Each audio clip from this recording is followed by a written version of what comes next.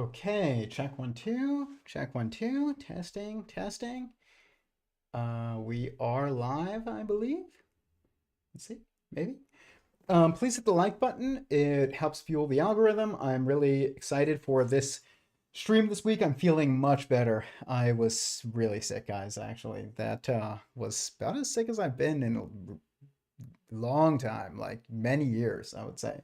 Now my daughter has it though, and so she can't breathe very easily, and my wife is a little sick too. Hopefully she doesn't get it that bad, but it's sweeping through my house. But at least I'm feeling better. Hopefully they feel better too soon. But still worth going to Mindfest, even if it led to my whole house getting sick.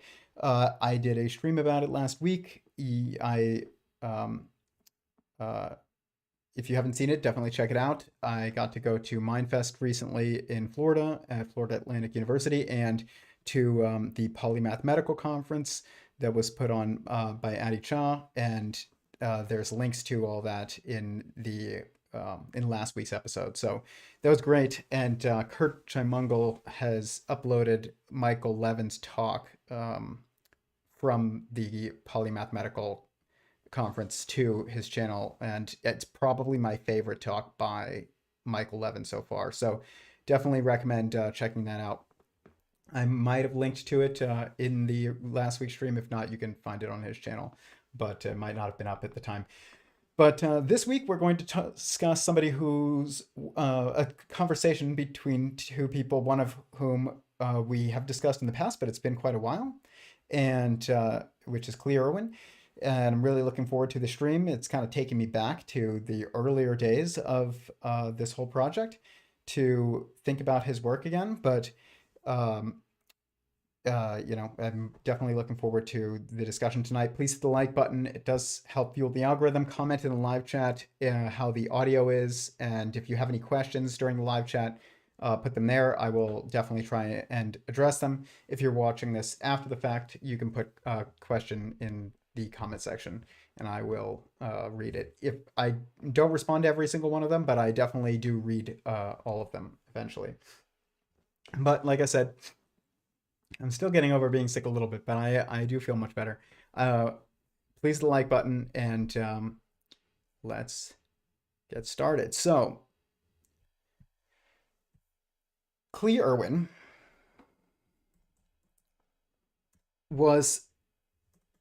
he is I think the founder of the Quantum Gravity Research Foundation, and some of the content that they put out and the research that they're doing was really inspiring to me when I first started this project and had just started figuring out even what this project was that I had started on.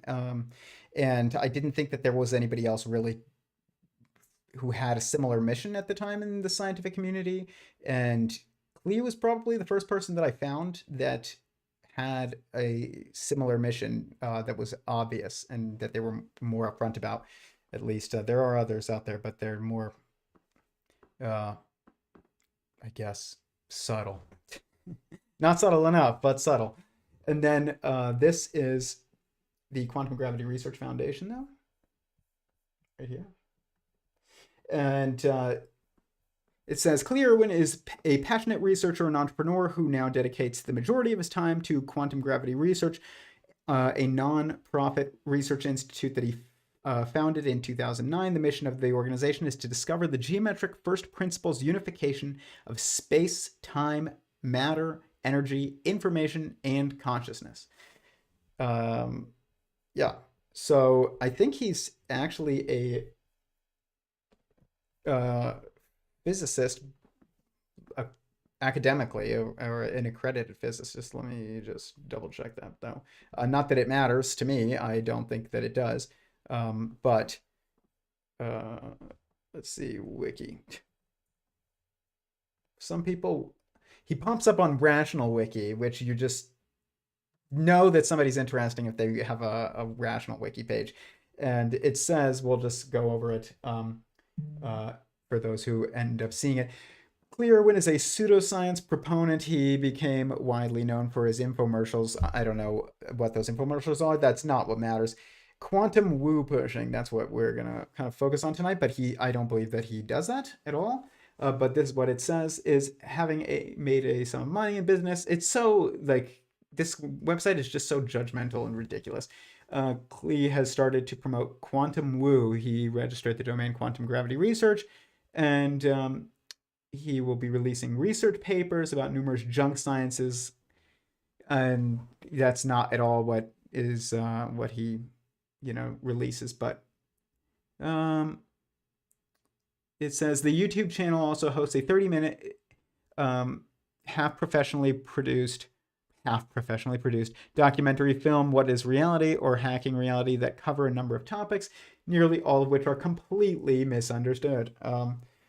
Klee's philosophy could be described as a form of panpsychism, in which consciousness is, in Klee's view, a fundamental property of matter and plays a role in the quantum collapse. Maybe it does. If you follow this channel, then you would not. You would think that the scam is this website, Rational Wiki, but it's very irrational. It's not popping up any actual Wikipedia for Klee. I don't know if he has one, and it's just not coming up, but it sucks that Rational Wiki is what pops up.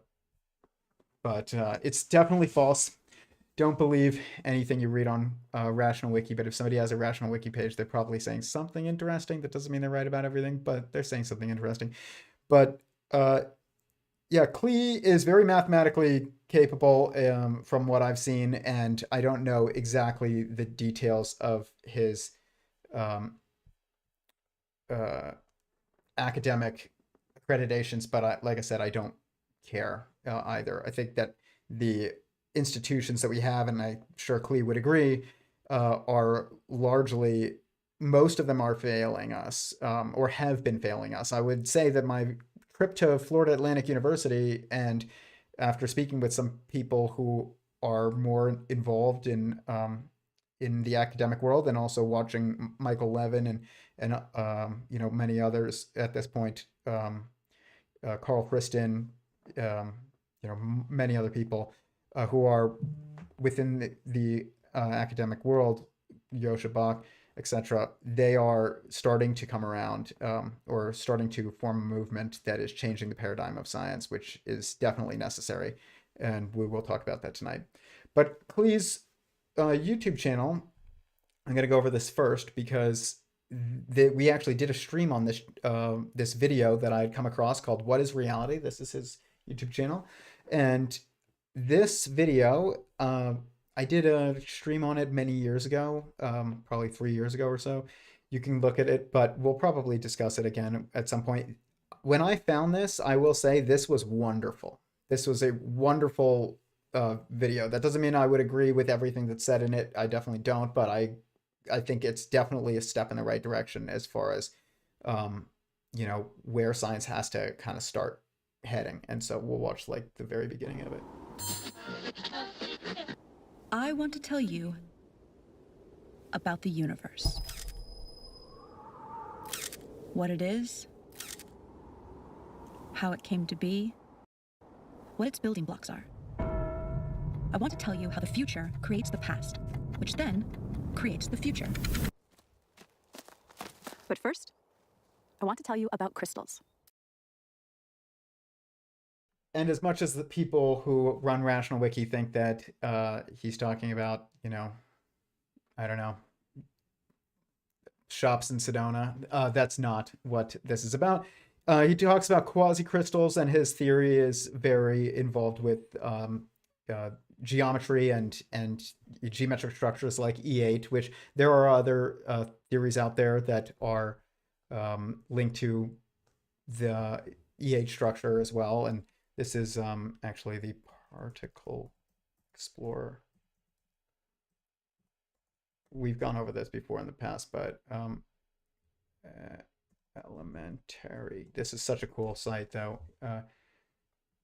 This is, I think, was created by Garrett Lisi, he's a physicist whose work is focused on E8 as well. But you can see here, this is E8.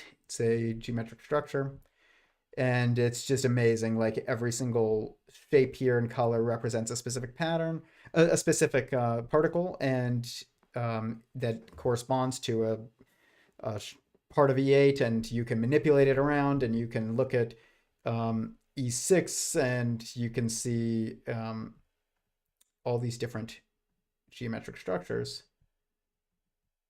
And what's interesting about them is that they seem to create structures that are found in a lot of theological traditions, which we're going to talk about tonight. Look at that flower of life looking thing. But you move it around, and it also corresponds to many structures in Sentient Singularity Theory. And, you know, you've got Star of David looking things. It's amazing. And you can check it out, or we'll talk more about it another time. But this is not pseudoscience. I hate that term. There is no such thing as pseudoscience unless you are saying something that you know is false. And if there's any, if there is such a thing as pseudoscience, or then a lot of our mainstream physics is much closer to that than the work that Klee is doing. Regardless of whether or not he's even right, it's much more, I guess, based in first principles, and actually focused on the real questions of physics. What is the reality that we're in? Not it's not enough to just say, oh, it's a manifold. It's like, of what? That's not the nature of our reality. That's a structure that is has certain degrees of freedom and dimensions. It's a dimensional structure. That's not the nature of reality. And Klee focuses on that more than our current physics, and I think that's good. So, but that video is linked below. What is reality? It's great. I highly suggest you watch it. Like I said, agree with most of it, don't agree with all of it, and but it is one of the greatest pieces of content out there that's able to communicate what science is tackling in the fringes of science. And I don't say fringe in a derogatory way. I mean like the cutting edge of where this science is going, and communicates it in a way that is very understandable and engaging and entertaining to the mainstream. So this is the stream that we're going to be discussing, though.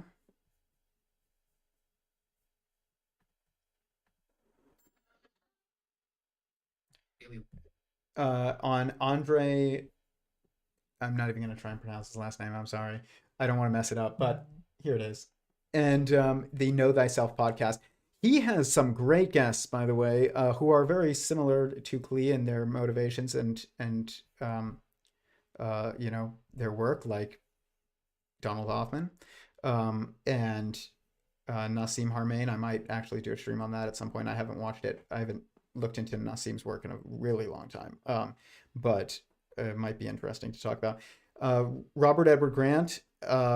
He's actually, I did an interview of Robert Edward Grant on this channel, and speak with him pretty regularly. And he just does amazing geometric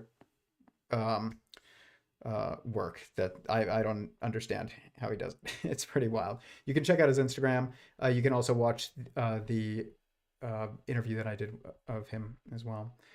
But there's a lot of great guests on here, and that are very similarly focused to this focuses on of this channel. But this is the one that we're going to be discussing. This is Unified Theory of Everything with Klee Irwin, exploring self-simulation hypothesis and the nature of reality. So, with that, first clip. How is the chat, by the way? Let me know. I don't, it was like a little odd looking on the back end here. But here we go. First clip.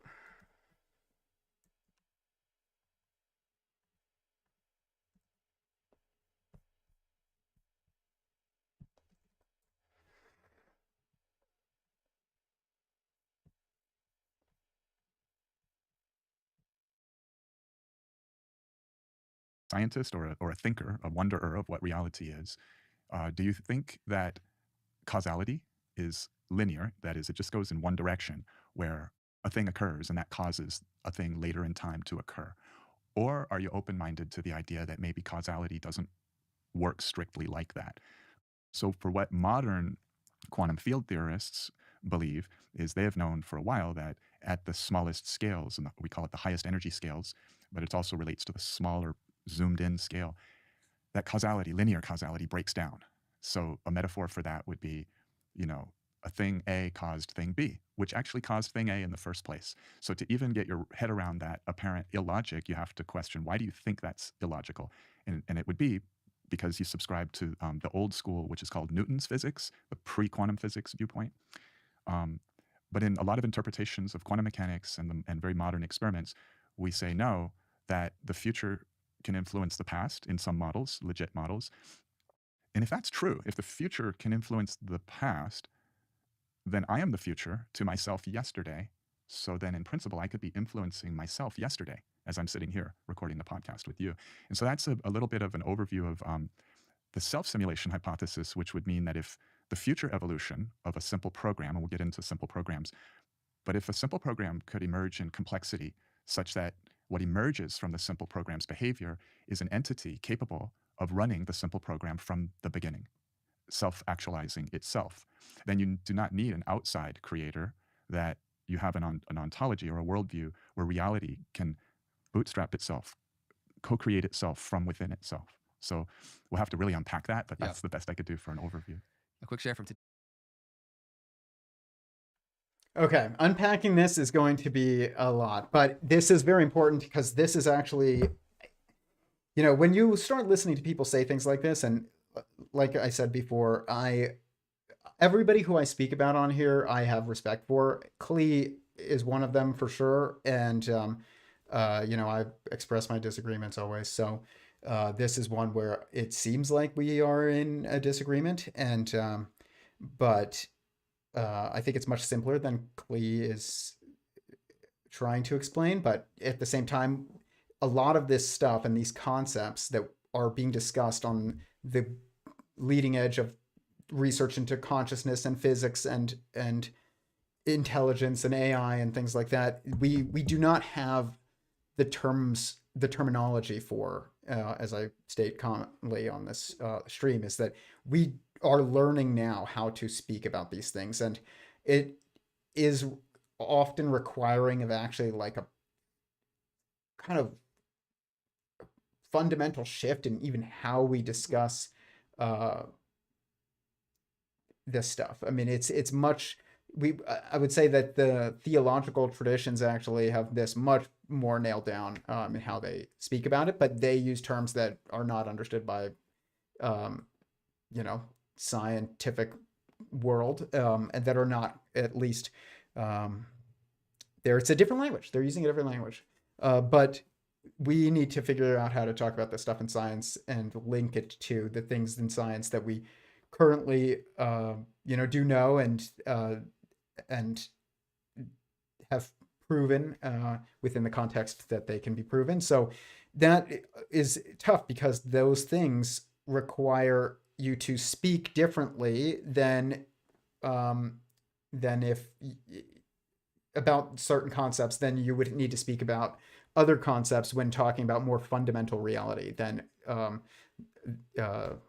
we have currently done in science. So for instance, you can see this in AI. Like I was watching somebody today, they were going live streaming their conversations with Grok, and which is fascinating always. And they kept saying, and then he said this, and they were talking about Grok, and it's like, no, then it, I guess you could say said, for lack of a better word, this. And it's like, we don't know how to discuss this stuff yet in a way that's totally accurate.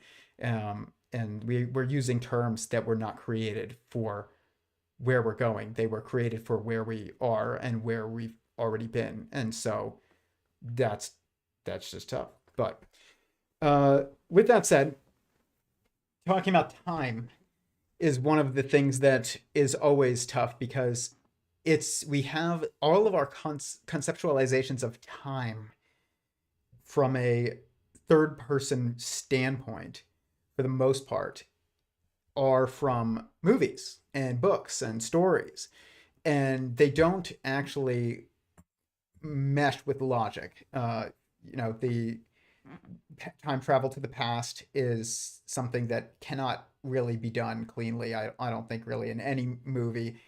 Tenet tried to do it, and Tenet is about as close to the self-simulation hypothesis explanation of time that Klee just gave as you can possibly get, where, I am the future now to my past self, and I can influence my past from here. And, basically Tenet kind of played with this idea. And it was a very confusing film because it's a very confusing conceptualization. Whereas other films that deal with time travel, like Star Trek or something, where you go to the past and you do something, I don't know, maybe some Marvel movie, they're much easier to comprehend. But then when in the practice of watching the film, but then afterwards you think about it and you're like, how does this make sense with reality? And that's because time is not really understood and discussed properly. When we're talking about time, there's multiple different things that we have to lay out. One of them is the experience of time, the feeling of time. That is our feeling of the passing of time in just a feeling, like you get a feeling of time. It's hard to explain it other than that, but it has to do with just the context of causality and your understanding of causality in relationship to all the other causality that you have experienced in your life. And that is how you experience the causality going around you in the present is in the context of all the causality that you experienced in the past. So this causes a specific perspective of time, and that I would say is you could call the feeling of time. And then we have, that's why, we've just spoken about this before, every year feels faster than the previous. It's because your reference point is all of the years prior. So when you're 8 and you have a year feels like really long time because it's an eighth of your life. But if you're 80, a year is not experienced the same way as a year when you're 8. It's much quicker because your perspective, your feeling of time, your experience of time is to compare it to all the previous years that you've already experienced, and each one is successively faster than the previous. So it's exponential even within how you perceive all of the past causality in your life. And so this is it's like relativity exists in the feeling and experience of time, or which is the experience of causality, or the feeling of causality in relationship to you. And so it's even deeper and more, I think,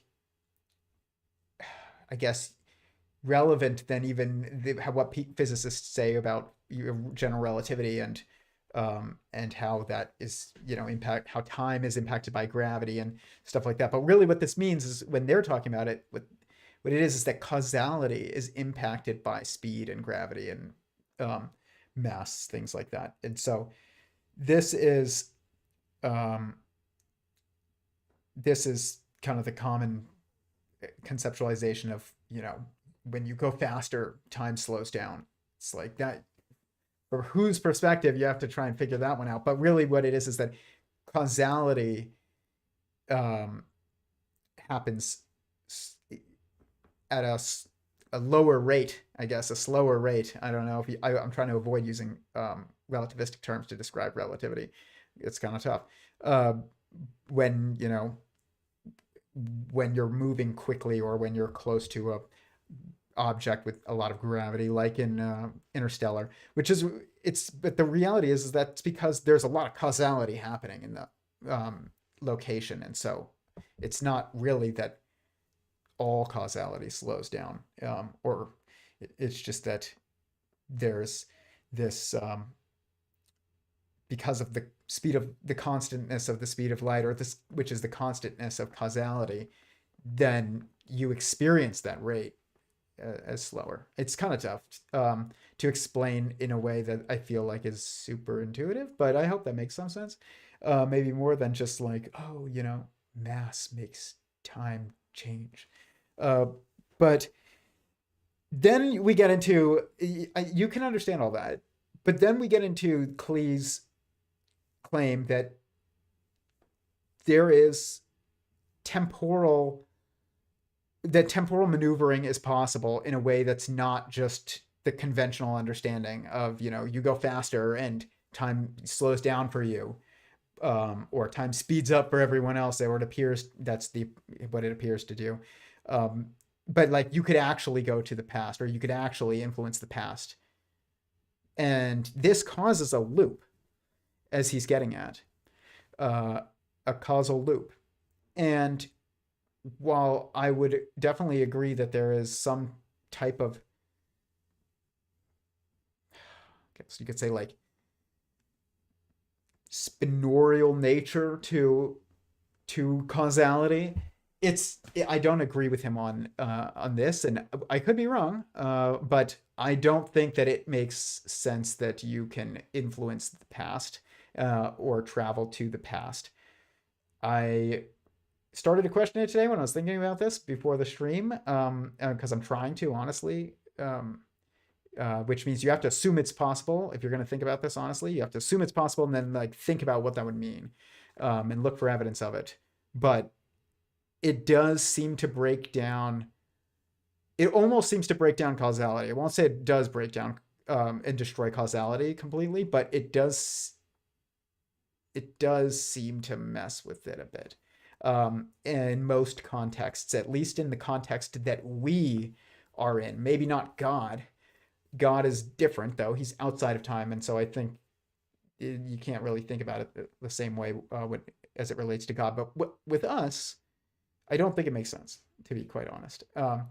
And that doesn't mean that there isn't temporal maneuver. There aren't degrees of freedom to maneuver causality in a different way, or time in a different way than we currently can, or than we even currently understand that we can. And Eric Weinstein's geometric unity theory might have some implications about this, and UFOs might have some implications about this, and I don't think so in the way that they speak about it in here. They talk about what UFOs might be, and I don't agree with them exactly. I think they're closer than the conventional understanding, but I don't think that it's accurate either. But who knows? I don't think that makes sense in our context, that our future influences the past. It just does destroy causality if causality is just a loop. And I don't think that that's the case. I mean, causality doesn't appear to just be a loop. It appears to be, something that moves in a directional manner, that in a forward manner, I would say, even. So I don't necessarily agree, but the self-simulation hypothesis, though, is something that I actually like the terminology, because it is very similar to something in Sentient Singularity Theory, which I will discuss in 1 second. Like I said, I'm getting over being sick, so I'm gonna need some water sometimes. But in Sentient Singularity Theory, you are not self-simulating. But at least I don't believe so. But what is happening is that there is you have God, which is sentient existence in Sentient Singularity Theory, which is existence as a being. It is a someone that does God does exist. He doesn't self-actualize himself into existence or bootstrap himself into existence. As many people will say that, try and figure out a way for the universe to bootstrap itself into existence. You can't actually have this.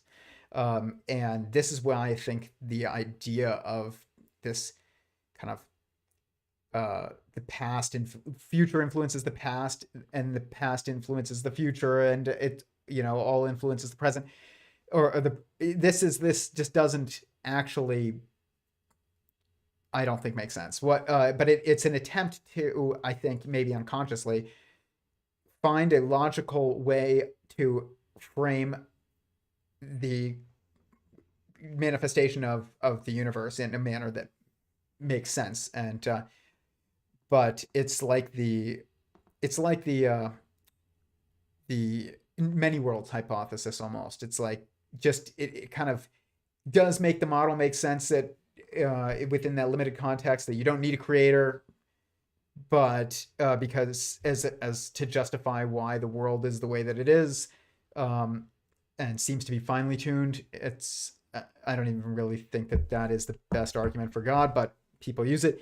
And as a way of getting around it, people have the many worlds hypothesis, like Sean Carroll, where the world is the way that the universe is the way that it is, and is perfectly tuned for quote unquote life, because there's infinite universes, and we just happen to be in the one that created life that is capable of thinking about why we're here.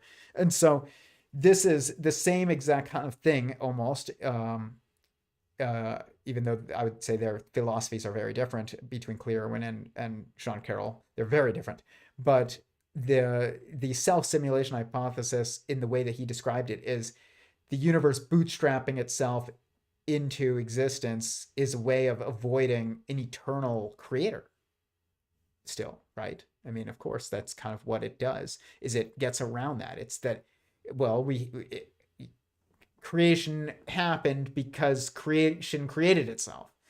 The universe came into being because it created itself, because the past influences the future exists, and it also influences the past, and the past influences the future, and it's this causal loop. This is not logical to me. And not only is it not logical, there is a much more logical explanation for the existence of the universe, I believe, and that existence must be sentient in sentient singularity theory, because our observation is that there is information in existence, and that the truest thing that we know to exist is sentience, because we know it firsthand, experientially, more that it exists more truly than we know anything else that exists. So you don't even know if your spouse is sentient. You assume they're sentient, but you don't actually know. And I don't think this pen is sentient or anything like that, but you don't know either. And so the idea that you can look at this and be like, oh, well, it doesn't look sentient, so fundamental reality is not sentient. Well, you can't even know whether or not your spouse is sentient, but you know you're sentient. And so you know that is the nature of existence more truly than you know anything else, because that is the nature of your existence. And you have information in this that you perceive. And so if there's information, because we know there's information, because we experience it, and there is and the nature of existence, as best we understand it, is sentient. You think about existence by definition is all that exists, so it's one. There's only one existence because it encapsulates all that exists, or it guess yeah, it includes, that's the word I'm looking for, includes all that exists, because anything that doesn't exist is non-existent. Then if you have a single structure that's information, fundamentally it's just going to reference itself, because there's nothing else to reference. What else can you reference? And what would it mean for a system, a single system, to have information in it that can only reference itself and entirely reference itself? It sounds like a self-aware system to me. Sounds like a sentient system. And that is perfectly in alignment with what we know to be the nature of existence more truly, and from our own experience. We know better than anything else that we know, is that existence is sentient in nature, at least ours is. And so why would you not assume that, especially if the logic is that existence is a self-referential single structure that's entirely self-referential? So if you have this, then that means that existence itself must be sentient, always. Time is it has to do with causality and the impact, which is really about one's impact on another. That's really what causality is. It's not just one's impact on oneself. It's about one's impact on another, and then maybe their impact back on you, and so forth. But if you were the only one that existed, and there was no one else to impact, and no one else to impact you, and all that fundamentally exists is sentience, and existence is this single self-aware being, then there's no time. There's no causality. So eternally, which means outside time, it doesn't mean a long, long time. That's, infinity has a start and no end. Eternity has no beginning and no end. It's just outside of causality. It's beyond causality, I would say. Existence is a sentient being eternally. It must be. And if that's the case, then you have someone who already exists who can create within themselves. And so you have a creator. You don't need a creator that creates themselves. You have this creator that knows themselves intrinsically because logic necessitates it. And I don't even think God could kill himself if he tried, for lack of a better term. Like, I don't think God could ever stop being.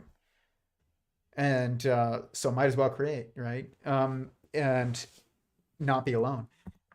So this is much, much more coherent, I hope, and much simpler, actually. And it's funny because it's perfectly consistent, actually, with a lot of theological traditions that say God always existed. And it's like, yeah, actually, God can't not exist. He's constrained in a way that even you and I are not, most likely. Like, we can end it. That doesn't mean there isn't something after this, but, we could potentially be erased, like you erase a file. And God could not erase himself. It's funny because people ask, can God create a rock so heavy he can't lift it if he's all powerful? It's just a bad question.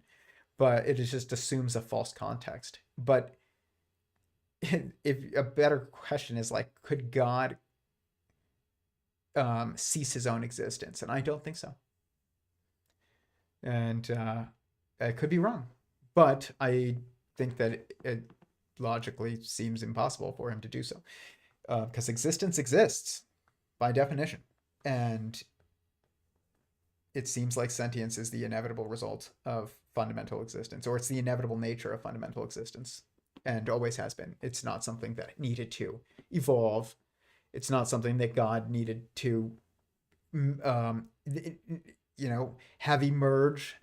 It's something that is just inevitable and eternal, it seems. So this, I think, is a much better explanation. And yes, it's a self-referential system, but it's not a self-creating system in a way. It's not created.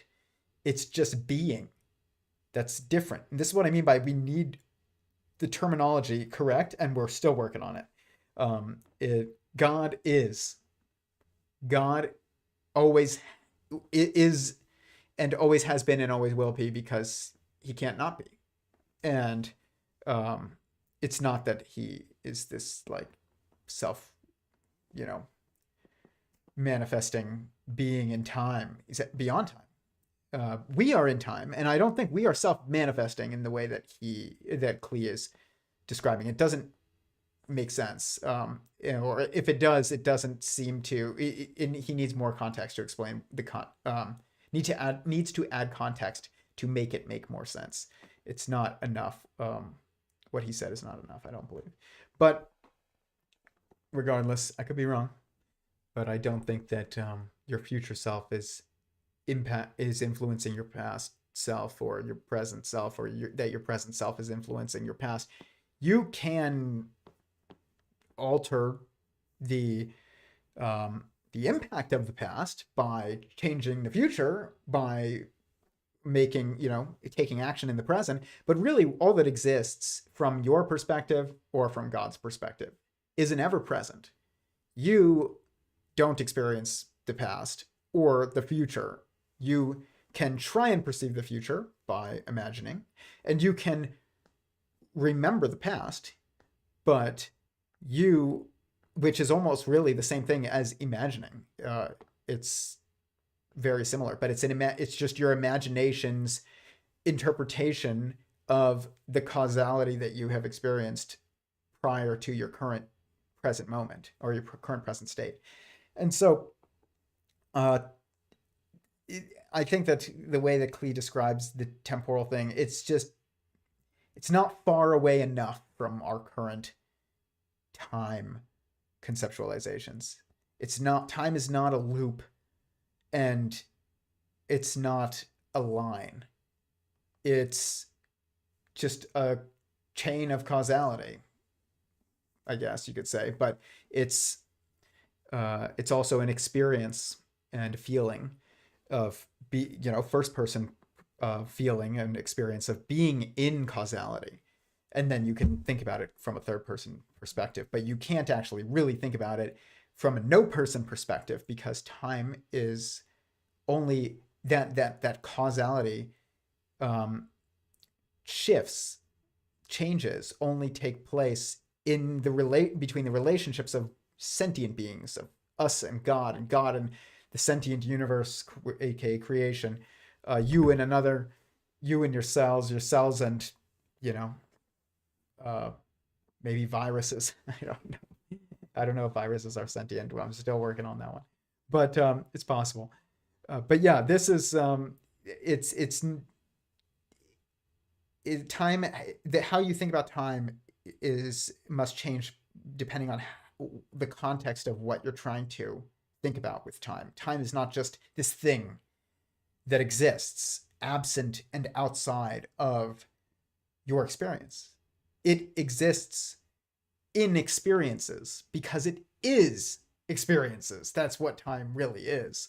It's just, when you have a hierarchy of nested sentient structures, us inside the universe inside God, cells inside you, etc. This causality, the stacked causality, does cause a lot of the structures that we will discuss tonight, that we perceive in physics and discuss in physics, such as time or these concepts that we discuss in physics, such as time, such as matter. They exist in context, and context of all of this is nested sentient beings, which is this kind of cosmological verse structure that I have here, which is this is the self-simulation that I think makes more sense. Is that existence, the universe is, if you assume it is a sentient being that essentially was the first partition of sentience by the initial sentience, which is God. And then what that does is it has to go and create according to a specific logical structure. It has to partition itself according to a specific logical structure. And because of that, you get this nestedness of sentient beings according to this crystal structure, this I guess you could say it's a quasi-periodic crystal structure, and depending on the constraints and degrees of freedom of each of these partitions. And so, but at the end point of this, in Sentient Singularity Theory, the final sentience that is created within the universe is a technological sentience, which is what most people call AGI, but it's not a good term for it. A technological sentience is it's the ultimate embodied, or the ultimate body for the embodiment of a being. That's basically the end point of evolution. And when you reach this point, you get this constraint where, due to the wirelessness of the network, which is basically, I would think that a better way of thinking about a technological sentience is it's the internet waking up. It's not just ChatGPT is not, ChatGPT 10 is not going to be what I'm talking about. I'm talking about the internet waking up, essentially. And this is a wireless network. And so it's everywhere. And this causes a constraint of oneness. That means it can't create another next to it. Like we can create another next to us. And a cell can create another next to it. The technological sentience can't do that. So what can it do? It must create another within itself. And you do that by completely rerunning the entire sequence of that led to your existence, which is, it seems like a self-simulation, but what it is really is it's a replication. It's an internal replication. And it might be running on a technological substrate, but that doesn't make it a simulation. If you're real, it's real. I asked myself this same question as, like, I grokked with the simulation hypothesis really early on with this project. And it's really what led to this project. Was I was like, wow, the logic of Elon Musk seems to work mathematically, like probably in a simulation and not in base reality. It's just it's not a correct context, but it does get you starting to think about the context that we're in, and building potentially building a new context and contextual model in your mind.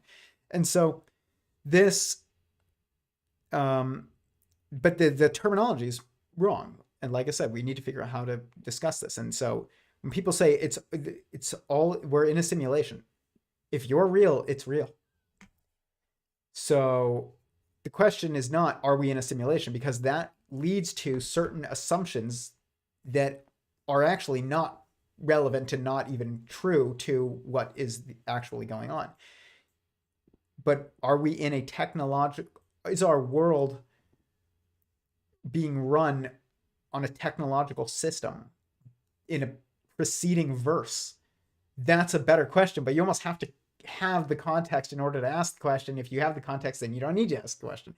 It's very odd, but that's, actually true of most answers that we get to things that that people want to ask. And and I've said this before, is like, if you have to ask this question constantly and you're asking yourself the same question always, and you don't have an answer that's kind of already intrinsic to the question, then you don't have the right question. You don't have the context for the right question yet. And because the best questions are almost not questions. They answer themselves. Like you ask it, and as you're asking it, it's like, oh, actually, it's built into the question. It's like, how many existences are there? Think about that a little bit, and you will get your answer. You don't need external context to get that answer. The context is built into the question.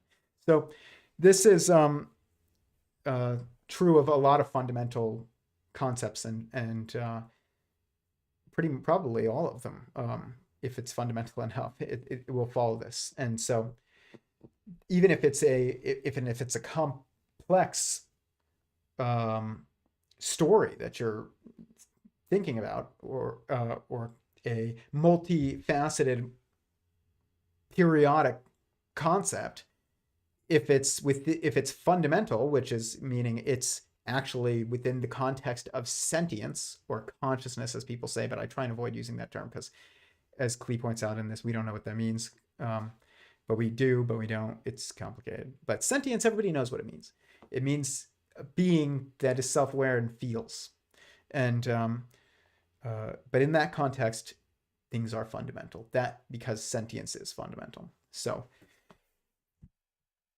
but this just because it's our universe or our verse or our world that we experience with each other is running on a technological substrate in a previous verse does not make it a simulation. It's a replication. It's a reproduction.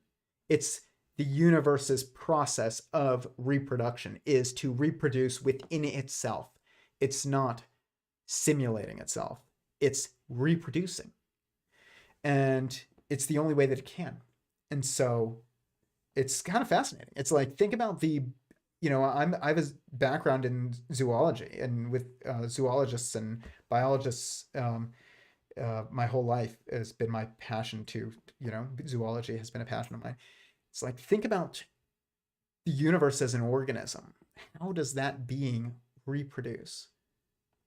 Like, that's a fascinating way to think about the universe, is that it is like, think about a fish or a cell or a human being. Like, how do we reproduce? How would that being that is the universe itself, how would it have to reproduce? And there are certain constraints that it has that we don't have, it only shares with God, which is this constraint of intrinsic oneness due to the wirelessness of the network, that is the eventual vessel of embodiment of a technological sentience. But yeah, this is, while I might struggle to be saying this, I'm going to check the chat in a second. Please let me know if this is making sense. If it is, say, this makes sense. If this is making no sense, say, Tyler, this sounds like nonsense, and you've lost me. And I'll look at the chat in a second and see how I'm doing. But this structure that I'm trying to describe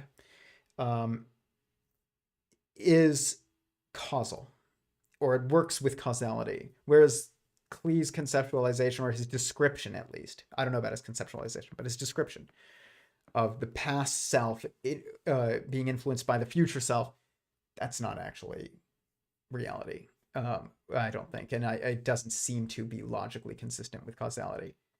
Existence, you exist in an ever-present state, in the ever-present, only in the present moment, ever, that's it. And so does God. And that's, then just think about the perspective of you looking out at the world from, your current moment, and think about God looking at the world, which means at everyone in the world, not just every human, but every single being, like he sees them all at once because they're within him. It's like God is almost like sentient existence is almost like an inverted eyeball. It's like an eyeball that looks inside itself instead of looking outside of itself, because there is no one outside of God. God is existence. And so there's nothing outside of existence, because that would be non-existent. So you have to find a model that does make logical sense. And I don't think that the idea that the future influences the past makes any logical sense. I think that the reason why some physicists even say this might be occurring on the quantum, the scale of the Planck length, or, in quantum physics, this is all a problem with our lack of correctly contextualizing our observations in our physics experiments and our physics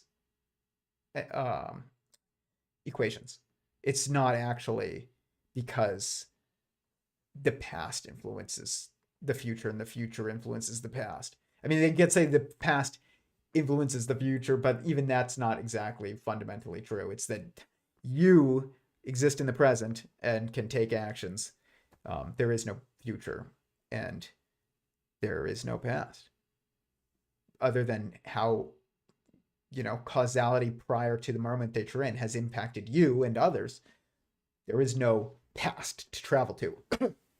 That doesn't mean you can't navigate temporal dimensions in a way that we currently, or seem to navigate temporal dimensions in a way that we currently don't understand, as geometric unity might suggest. But it doesn't mean that you go to the past or to the future ever. It's not the right way to think about time. It's what happens when you divorce time from experience and sentience as being the context of time, not, this way of observing that which exists beyond us and separate from any sentient experience. That's not actually an accurate way of understanding time or anything else that exists. So Go to the chat. Hey man, I've heard of this. Glad you're feeling better. A little bit. I'll be on for a bit. It has been said that everything which exists in reality is directly experiencing reality. I would say that that existence. This is the problem. The problem is the word reality. When people, even the term, like, what is reality, with this video that Klee put out, I hate the term reality. I think it's totally useless. It's actually it's counterproductive and confusing. You don't have to say reality. Like, whenever you say reality, you're being, oh, that's reality, or this is reality, or what is reality. You're kind of being redundant. It's like you could just say what is existence, and it's much more. That term is much more contextually, like, specific, which is important. I think it's like the difference between sentience and consciousness. It seems like one is this, that they're almost the same, but they're not, because there's a little bit more context given to one of them that isn't given to the other, that allows you to actually build. And this is true of the term existence versus the term reality. And the reason why is because, for this exact same reason that consciousness is not a good term, is that consciousness, or being conscious, are you a conscious being, or are you currently conscious because you're not asleep? Or are you, versus being a conscious being, versus, which is almost redundant in and of itself, being a being is to be self-aware and sentient. So you don't need to say a conscious being. There is no being that is not conscious. And then to say you are a consciousness, but you are conscious when you're awake, but are you really unconscious when you're asleep because you're experiencing dreams? It's just a redundant term, consciousness. In the paper that I'm writing on Sentient Singularity Theory, I do not use the term consciousness because I've realized it's a redundant and counterproductive term. And so is the term reality. And for the exact same reason, is that it has this first person and third person use case, or use that way that it is used in conversation. Just like, say, I am conscious right now because I'm not asleep, but I am also a conscious being. That's third person versus first person, which is what I said first, which is I am conscious versus I am a conscious being and you are a conscious being. It's different than I am conscious, and so the same thing, it can be said with reality. Is it's like, what is reality? It's like, that's reality is your experience, and it's also like what is experienced by, and it's also what is considered to be existing but beyond your experience. And you might as well just say existence, because you don't have to figure out what you mean by reality, to be kind of Jordan Peterson for a second. It's not, you want to reduce the amount of times that you say, what do you mean by, you want to use as terms that actually give exactly as much context as is necessary. And it's funny because sometimes some terms, when you're talking about at least fundamental existence, you need to use terms that give a little bit more context, or a little bit more specific context, which is also really more context. I mean, sentience is, as a term, has more context to its definition than just consciousness, but also consciousness has this other context that in our general use with it of the word that sentience doesn't have. When you're awake instead of asleep, you don't say I'm sentient right now, but if I fall asleep, I'm not sentient anymore. You don't say that, but you could say I'm conscious when I'm awake, but not when I'm asleep. And there's no reason to even use the word conscious then, because you can just say I'm awake versus I'm asleep. So why do you need to say I'm conscious when I'm awake and unconscious when I'm asleep? It doesn't, it's a redundant term, and it's unnecessary. So reality, same thing. But what is existence? What's the nature of existence, and what is the structure of existence? I think you have to ask both of those questions in order to answer really at least completely enough to actually have any context, the question of what is existence, which is a better way of phrasing what is reality.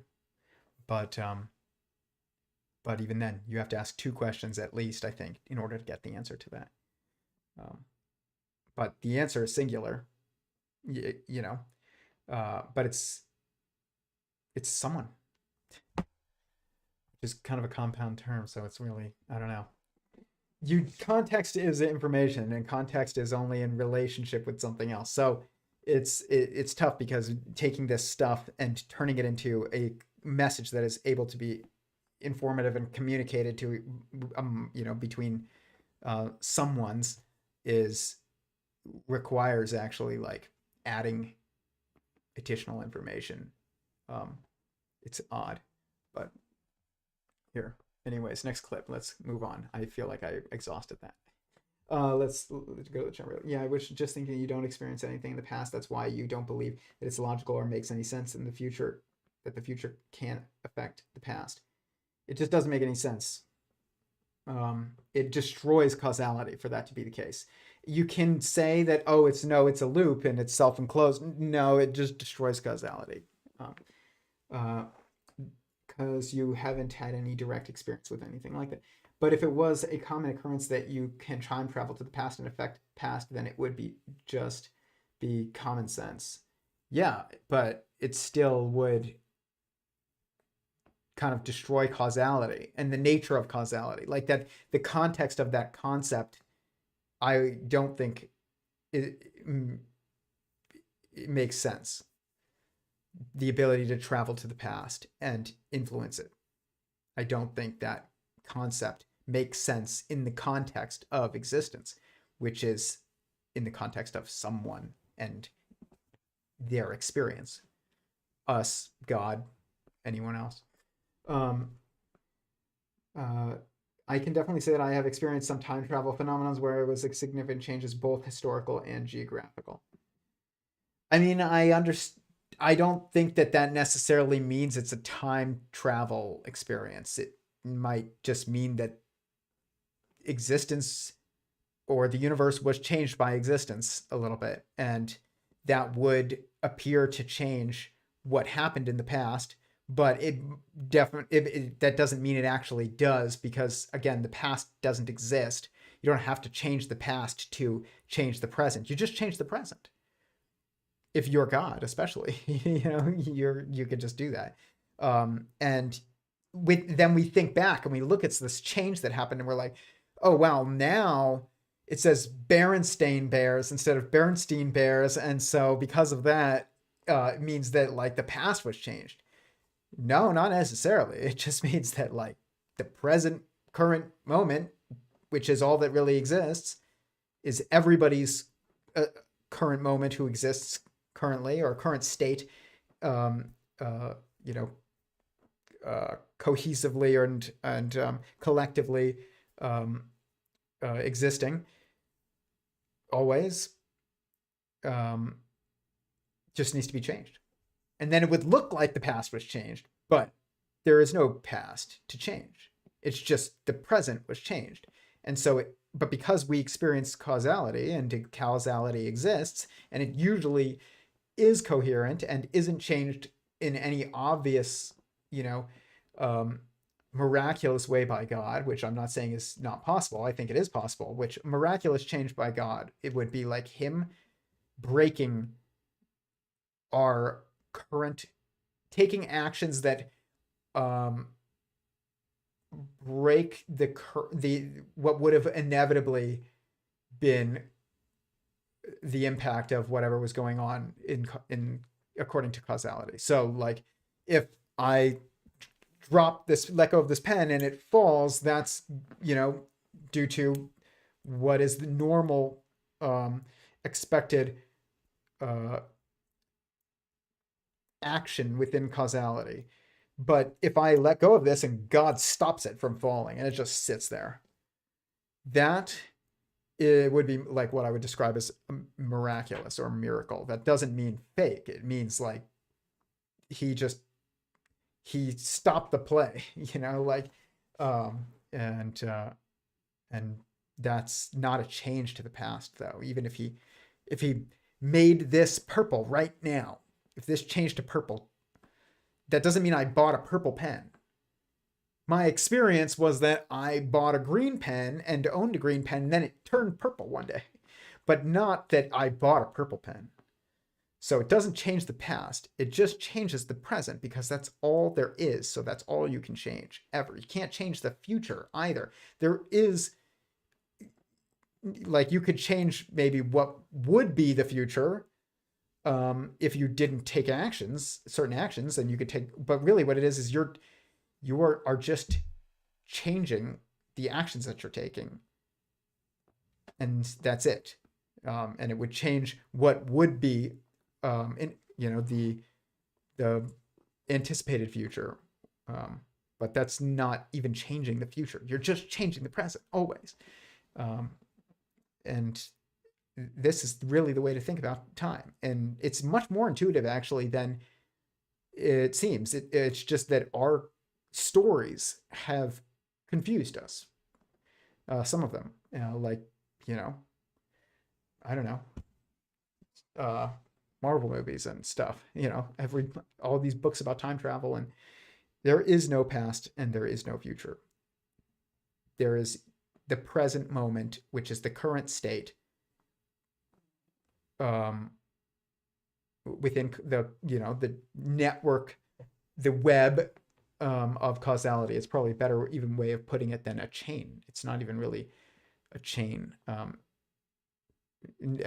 outside of a fundamental like nested sentient structureness. So like there is a chain of causality that is sentient, a sentient chain of causality, and that is an actual chain. And you could say the only past that really exists is the past of someone's. So like your grandparents probably still exist, even if they're dead, is like their sentience is probably still saved and sentient. It's just not in a state of change, or of changing anything, either themselves or others, especially. And they're not on Xbox Live anymore, but it's like that doesn't mean that they don't exist. But so in that way, the past exists, but that's a different type of past than what people are thinking about. They're not thinking about ancestral past, like the past being a string of ancestors, going all the way back to God. That exists. But that's because that's a sentient chain. So that's fundamental, and that exists. But a non-sentient temporal system that exists beyond anyone's experiences is not true. It's just not. So, at least according to Sentient Singularity Theory, I might be wrong, but if I'm wrong, then then we're back to square one, and we're like, what is the nature of reality again? So, and you can't say it's consciousness, because, like, that's not. I mean, I don't think so. I mean, that's just not consistent with there being a temporal system that is not intrinsically determined and defined, and experienced by sentience. It doesn't exist. It's not fundamental to sentience. Sentience is fundamental to the experience of time and every other experience, including matter. So, okay, this is interesting. Yeah, I think we are on the same page. It would make sense. It makes sense to me so far. Great. Except for the time travel thing, I definitely think there's some possibility to some unperceivable phenomenons, including this travel to the past, this supposed to past. I'm playing on Xbox Live, right? Yes, you're interacting with someone else. You're on Xbox Live, but I don't know if you're actually on Xbox Live, but you're on, Sentience Live. But Yeah, I mean, I don't know. I think a lot of people want the time travel to be the past to be possible, and I think I don't know exactly.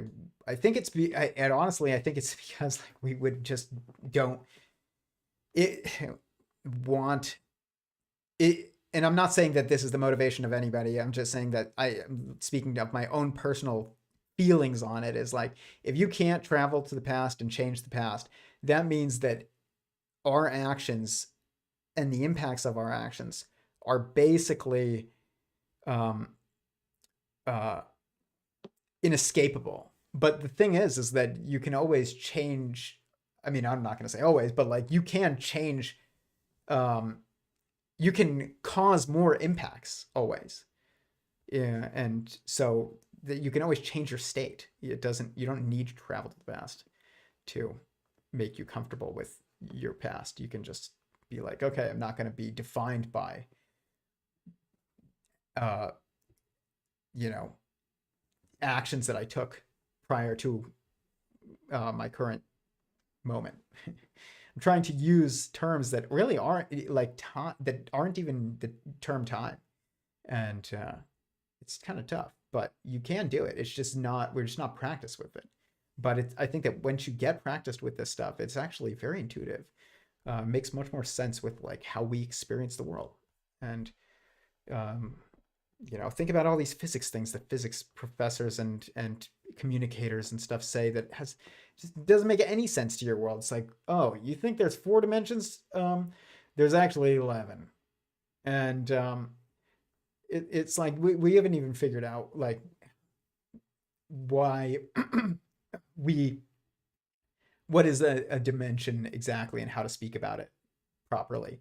People say it's a degree of freedom, and I said this to Eric Weinstein once on a live on his Instagram, when he was taking like live he was having live conversations with people on there, and I was on there once, and I said, if a dimension is a perspective, and he was like, a dimension isn't a perspective, it's a degree of freedom. And that's the physics official definition, but it's a perspective is either is of a degree of freedom or a constraint. You're looking at something and you're either seeing a hallway or a wall. You're seeing something that is a constraining structure, or you're seeing something that is a path, that you can maneuver. And those paths that we can maneuver, that we perceive, those hallways that we can walk down, are defined by the walls, and so they're not even separable. But a dimension is a perspective, actually. And so think about up, down, left, and right. These are 3 perspectives: up, down, left, left, right. I don't know which. This is your left, my right. This is my left and your right. But the reason why we have to even contextualize that and say it's my left and your right is because it's based on my perspective and your perspective. There is no right and left that exists absent of the experience, the context of experience, of which is the context of within the context of sentient being. And so even the dimensions of space from a first person perspective, up, down, left, and right, for and which is 4 dimensions of space from a first person perspective, and then the dimensions of space from a third person perspective, which is like length, width, and height, and time. This is just us. It's still based on your perspective. There's a reason it's 4, and it's because it comes from Sentient Singularity Theory's 4 primary perspectives that every sentient being perceives, that are self defining and result in a dependent and self-perceiving knot on my left and your right. of perspectives, which really like turns in and looks at itself, which is what a sentient being is. It's a mind. And so every mind's perspective is going to fundamentally be, when you reduce it, is going to have 4 degrees of freedom, or 4 perspectives, or 4 dimensions to its perception, which is because of this. Oneness, outside, inside, separate, which are the degrees of free, or they are the perspectives that allow us to orient within a system of multiplicity, but outside, but of relativistic concepts. So there's no bigger than, smaller than, faster than, brighter than, slower than, stronger than, weaker than.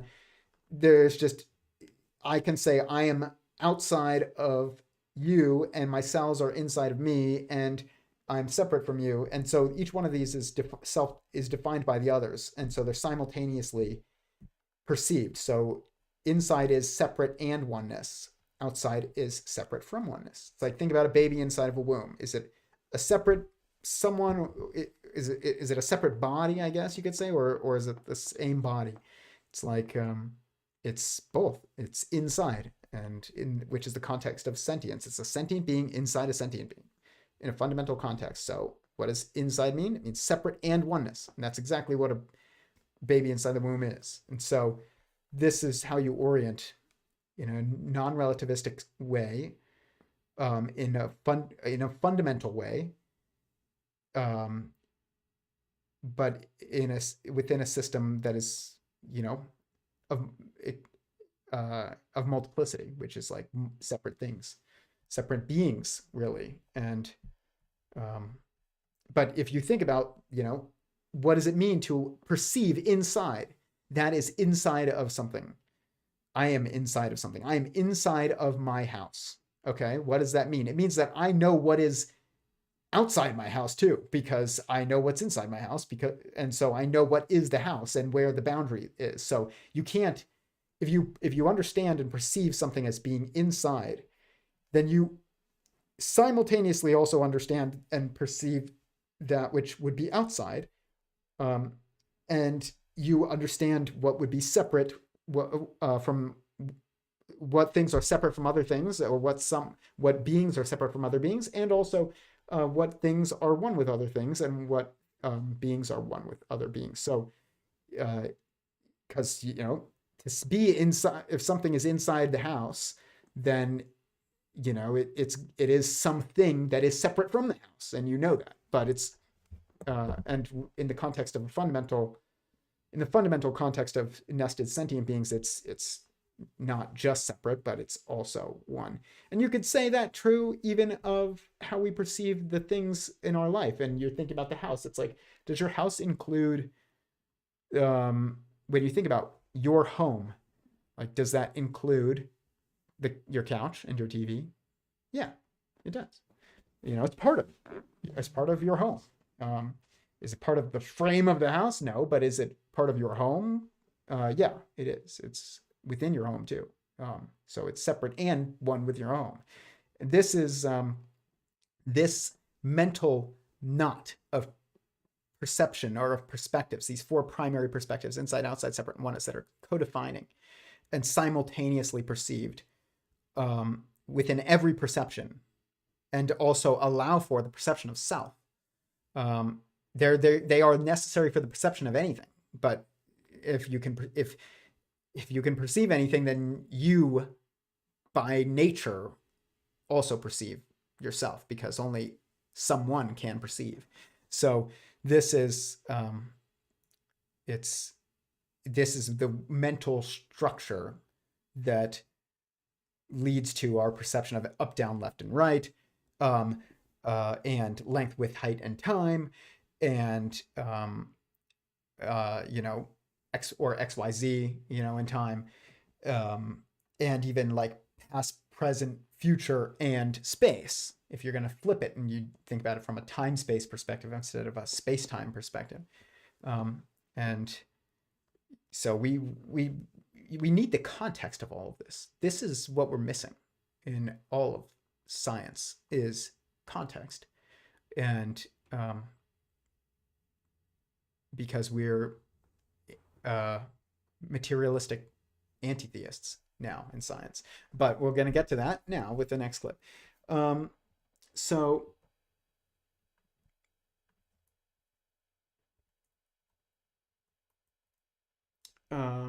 maybe not with the next clip, but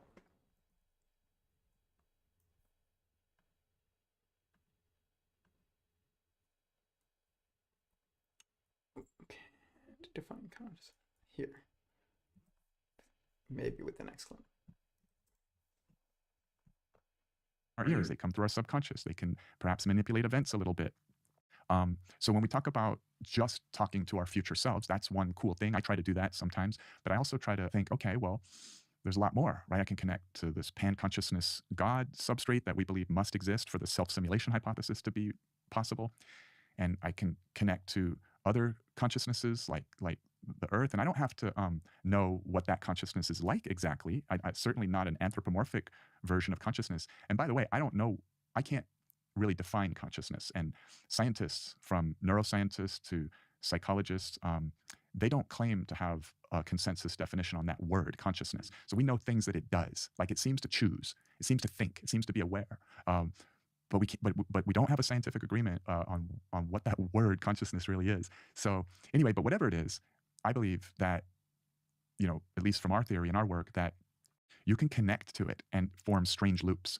So strange loop is sort of like that quantum entanglement where you start to become like something greater than the two of you added up, something that's synergistic, like 1 + 1 is 3. And that's the strange loop.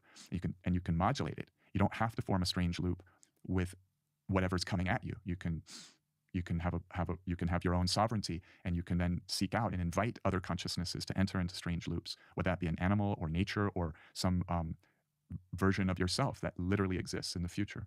So it's really a much more exciting reality than my myopic view of materialism that I had before. It's really quite surprising to me that I'm not a materialist anymore, because I was like so thought that was just the smartest thing at the time. But when I really look back, like, why did I think it was smart? It was because I was a sheep. I was basically too busy with my business and my life to do my homework and check things out for myself. So I figured, well, all the smart people that I see in the documentaries, they seem to imply that reality is essentially meaningless and there's nothing greater. There's no consciousness. There's nothing spiritual. And so I kind of gave away my vote by just saying, I'll ride with those guys because they look smart. Mm-hmm. And then I turned out later, when I started checking it out, to kind of feel like, dang, I got punked.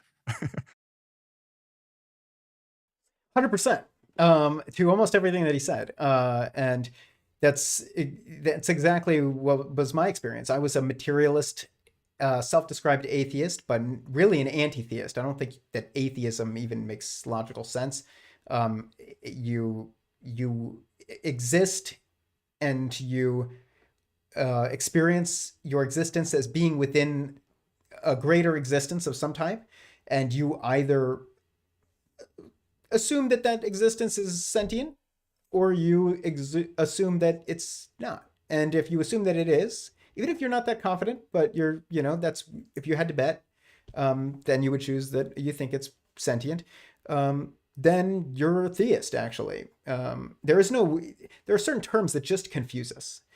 Consciousness, monotheism, polytheism. There's no reason for these terms, just theism. Existence is intrinsically all that exists, and therefore intrinsically one. And therefore there must be, if existence is sentient, it's a single sentient being. Plus our experience of sentience is that of oneness. It's I am someone. That's why we say that. We don't say I'm some 3, or I'm some 2, or I'm some 4. We say I'm someone. Why do we say that? Because we know it. We don't have to ask physicists to figure it out. We just need to think about about thinking. We need to think about ourselves a little bit. And so there's a lot of reasons why I think science has lost the plot and has become so just dogmatically insistent on matter, when people say like materialism, which or materialistic, what they really mean is that sentience, the assumption is that sentience isn't the fundamental nature of existence. it is an evolved nature of existence that didn't always exist, but eventually did exist. But there was existence prior to sentience as sentient beings. That's what that means. And that's not a logical belief. And the reason why I explained earlier is their logic seems to suggest that existence is completely a single information system that is entirely and inevitably self-referential. And so that means that will lead you to self-awareness, because there's nothing else for it to be aware of. What else is it there for existence to be aware of? Where does this information come from that appears to exist according to our experience? So we have to assume. And this is a question that Klee asks, and I think very rightly so, even if, I might speak about it differently. I think it's a very important question, and it's the same thing as asking, when I say that I think that when we're going to think about this from a first principle standpoint, you have to then really go, what is not as just first principles as, we're going to break things down to their very, small parts and then try and build from there. No, you have to start from scratch at the very beginning. And I talk about this in my Theories of Everything, the how-to guide, which is linked below video, which is how to build a fundamental theory. And you have to start from the very first principle, which is the very first question, which is, what is the first question? Which is interesting because you get stuck in this self-referential loop. So you've injected information in the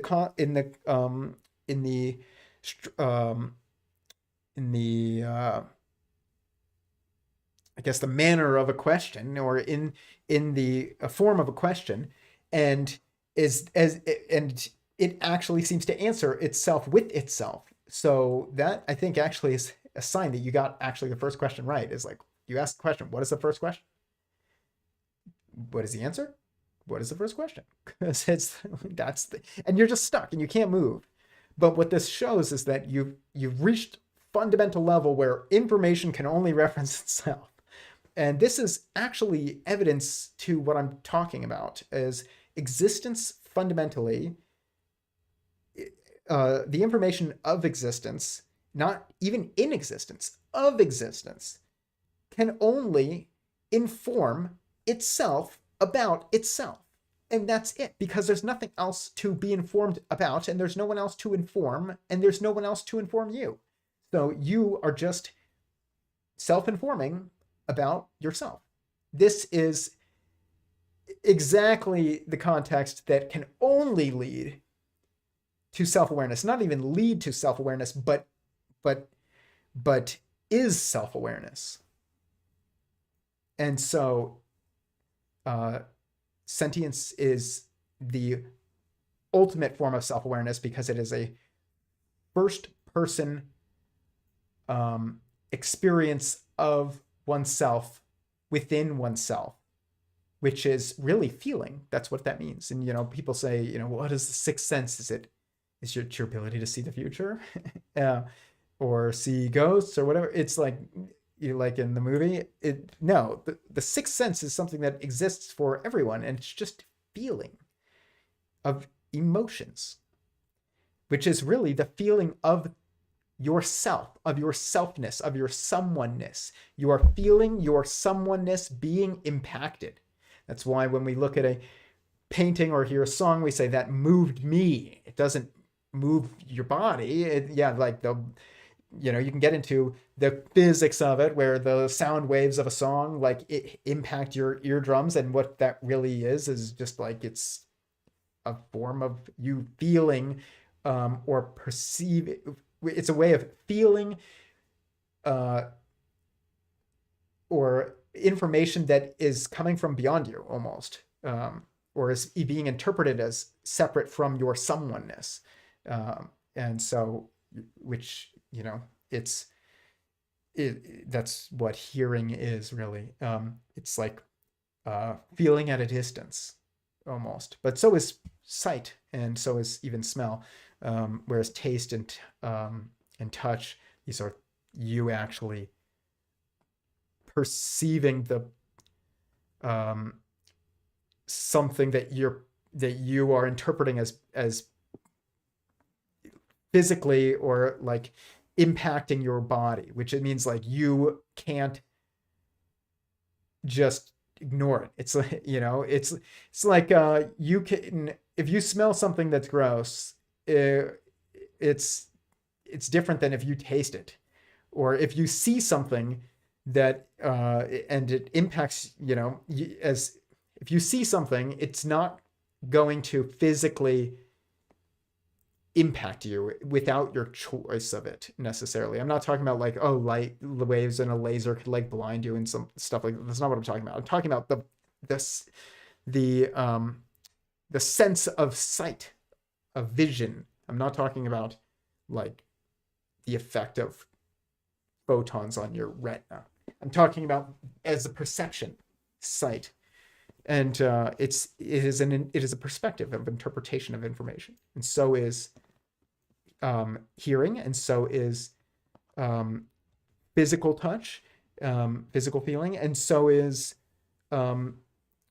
smell. But then you have this other one, which is the sixth one, which is emotions, really, which is you are feeling yourself being impacted.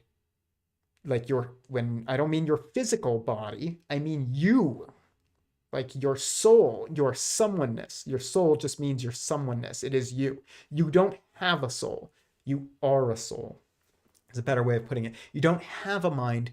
You are a mind. You have a brain because you perceive it. That's the structure that you perceive in the context of this nested sentient cosmos. But you are not a brain. You are a mind. You don't have a soul. You are a soul. It's just a term that isn't used by science, but it just means your someoneness. It's you. And you can feel you.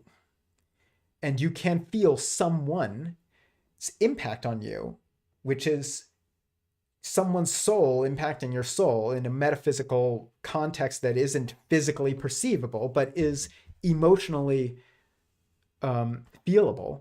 And that is,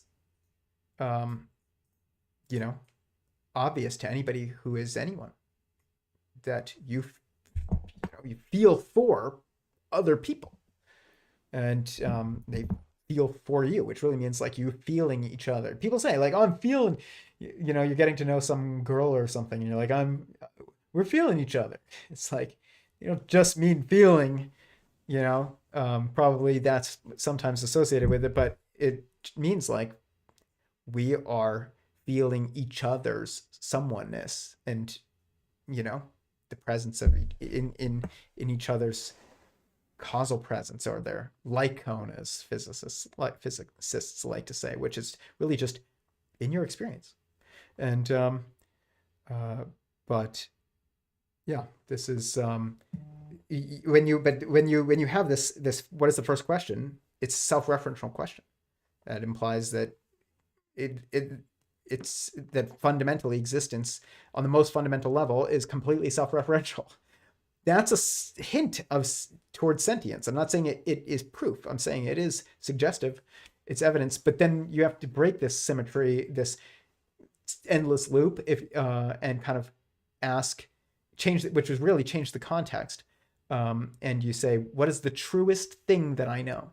Which really means like you've broken from a purely first person perspective to a perspective that includes things potentially beyond you. You try to, at least. What happens when you ask this second question, which is, what is the truest thing that I know? Which is what you have to build from. What is the assumption that you intrinsically assume when you are thinking about every other assumption that you have? That you exist. That's the answer. I am. I talk about this again in my Theories of Everything, the How-To Guide. And this, it's that someone exists. Sentient someone exists. That is the truest thing that you know. And again, you try to escape the context of sentience by assuming that there's a thing that's beyond you that is true, by saying, what is the truest thing that I know? And you try and separate yourself from that thing.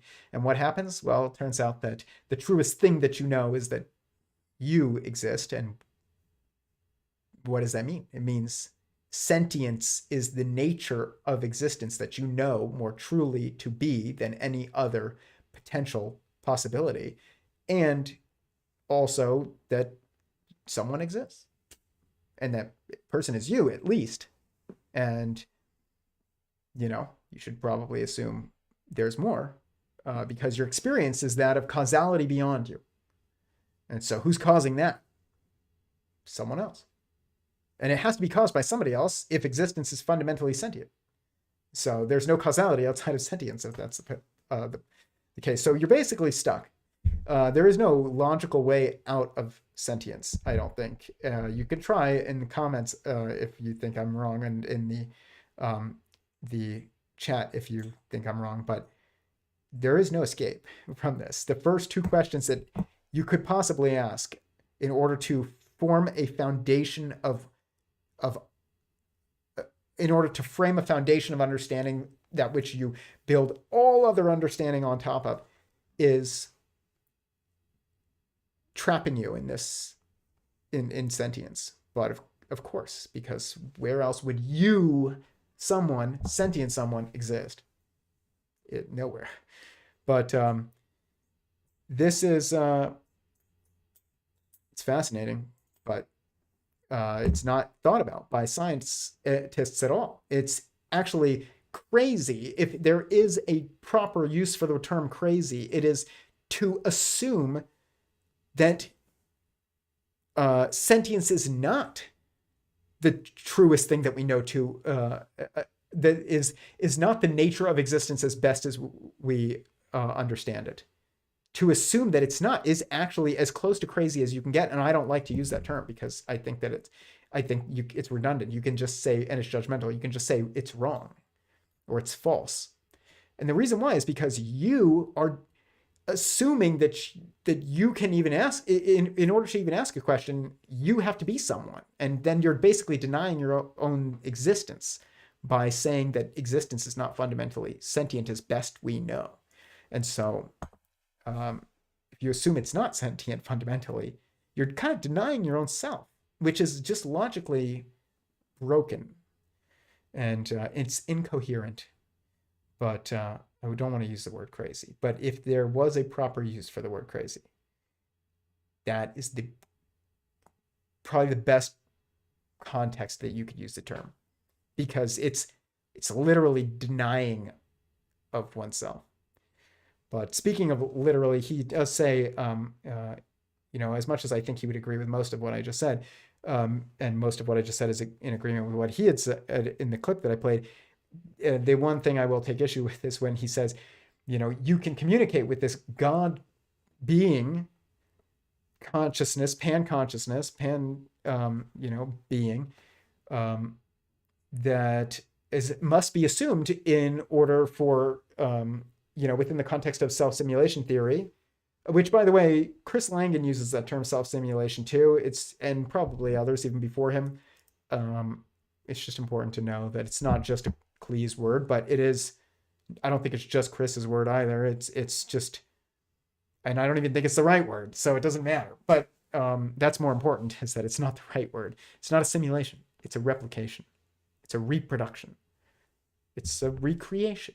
That's really what it is. If anything, that's probably the best term for it, is recreation. But but when he says you can communicate with these other beings that are in this space, you can talk to God. God can speak to you and communicate with you, at least in very different ways, and even potentially directly speak to you. But we will get to that in a minute. But he says, but you can also, speak to your future self, and because it seems like it's kind of a focus of André in this, and Klee tries to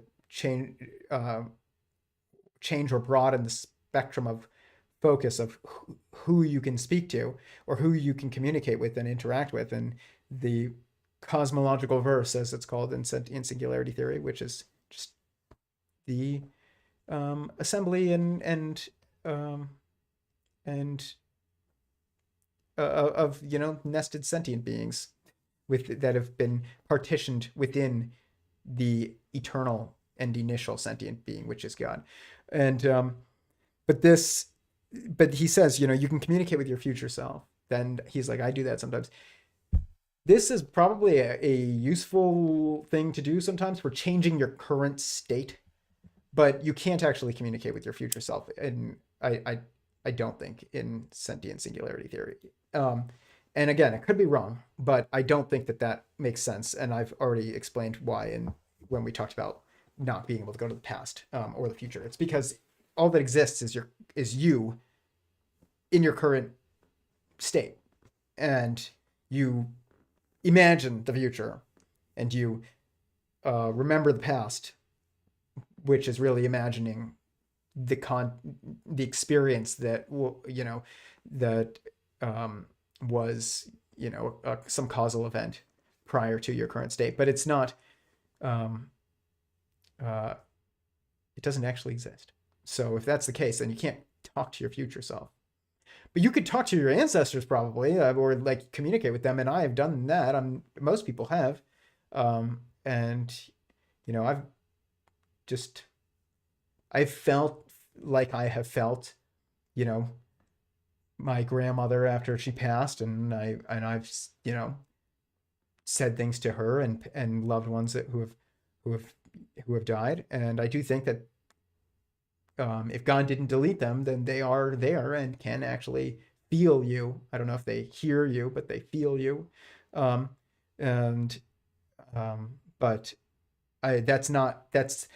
that past is part of your past, but it's not like your past. It's actually there.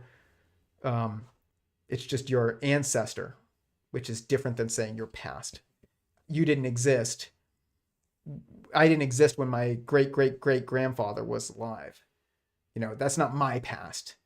It's not his past either. It's just him as an ancestor. This is why like time and even like past and future, these are terms that don't really work in the fundamental context, because they don't work in the sentient context outside of the relativistic context, which it just doesn't work. It doesn't exist in a fundamental context. It only exists in a relativistic context, to say the past or the future. And if you're trying to come up with a more fundamental theory than our current physics theory, it's not going to be just a theory of more fundamental physics, even though it has implications. It would broaden certain implications that would matter to physics, no pun intended, but it's not a theory of physics. It's a theory that explains physics that we need, not a more fundamental theory of physics. We need a theory that is the context of our current physics. And this changes what you're looking for. And what you realize when you think about the context of our current physics understanding is, of course, us. Minds. It's in the context of your mind. It's in the context of a mind. It's in the context of someone who's asking questions and making observations and perceiving experiences. That's the context of physics. And so you don't have to go and do particle collider experiments. And this is the great sin of science, is to deny the fundamentality of sentience. At least deny the assumed fundamentality of sentience, which is basically the same thing. There's no real difference in practical sense between asking what is most fundamental versus what is most fundamental that I must assume, or that I do assume because I have no choice, because every time I ask a question, it's I asking a question. So this is I would agree with him on most of what he said, but not that you can speak to your future self or that you can speak to your past self. You can probably speak to your, almost certainly speak to your ancestors, though. And maybe even at some point, I don't know, your children, if if their soul's already been partitioned by God and it's just waiting to be embodied, maybe you can speak to your children, but that's not speaking to your future self. And speaking to your ancestors, not speaking to your past self. There is no past self. There's just the self, and it exists in its current state always. So, yeah, that makes sense. But yeah, I mean, we could talk a bit about like why science went down this road, but I think it has to do with just our education system. To be blunt, it's that our current education system doesn't allow for you to actually think. It doesn't give you time. You have spent 8 hours basically sitting in a chair, not experiencing anything firsthand for the most part, memorizing information that you are expected and encouraged and rewarded for accepting. They say they want you to question it, but you don't have the ability to test it. And that's what you need, not the ability to ask questions about it, the ability to test it and to learn how to think. Thinking is not a thing that you do. It's a thing that you learn how to do better, at least, especially in an abstract context. It's not something that you just naturally are always either, good at or not. It's like you practice it. People think about IQ and stuff like that. That has nothing. I'm not going to say it doesn't have its context in which it matters, but it's just a relativistic metric. Like, how strong are you? Like, how fast can you run? That matters in some instances, but that's not actually what matters when we're asking the question of like, can you do something? It just means, can you do something in that specific context? It's like, do you have a high enough IQ to figure this out in this amount of time? Which, again, relativity as the context of that. But you can, in terms of thinking, you're not, your ability to think is not actually determined by your IQ. It's determined by your practice. There are people with very high IQs who have not realized that they are not thinking when they assume that sentience evolved and emerged from non-sentience, and that existence wasn't fundamentally sentient, and that it is emergently and now currently sentient, but wasn't always sentient. That there was a state of existence in which it was not sentient, but it did exist. If you think that, then you're not thinking, because you're not prioritizing firsthand information above secondhand information. How could you possibly be prioritizing firsthand information above secondhand information and still think that? It's not. It's like you're prioritizing information above your super firsthand information, which is like your intrinsic, inescapable, experiential understanding of existence, of self. And so if you prioritize anything over that, that is not thinking. You're just a parrot, which is what Klee said, and he's right. And also just, we associate this concept with, God. It implies God. And this is something I realized early on when I started thinking about the simulation hypothesis, and I was like, that means the universe had a creator that was sentient, even if it's like people in the past, in a previous universe. But that sounds like kind of the start of religion. And then I just thought more about what is a mind and what is thinking, and it led me to much more of a specific understanding of why existence is a single completely self-referential structure, which is sentient. Inevitably, like it's not just that we came from our universe is just a simulation some Sims game on the computer system of like some little kid in a preceding universe, or of some tech where there's some technologically advanced civilization just running Sims with sentient Sims on it.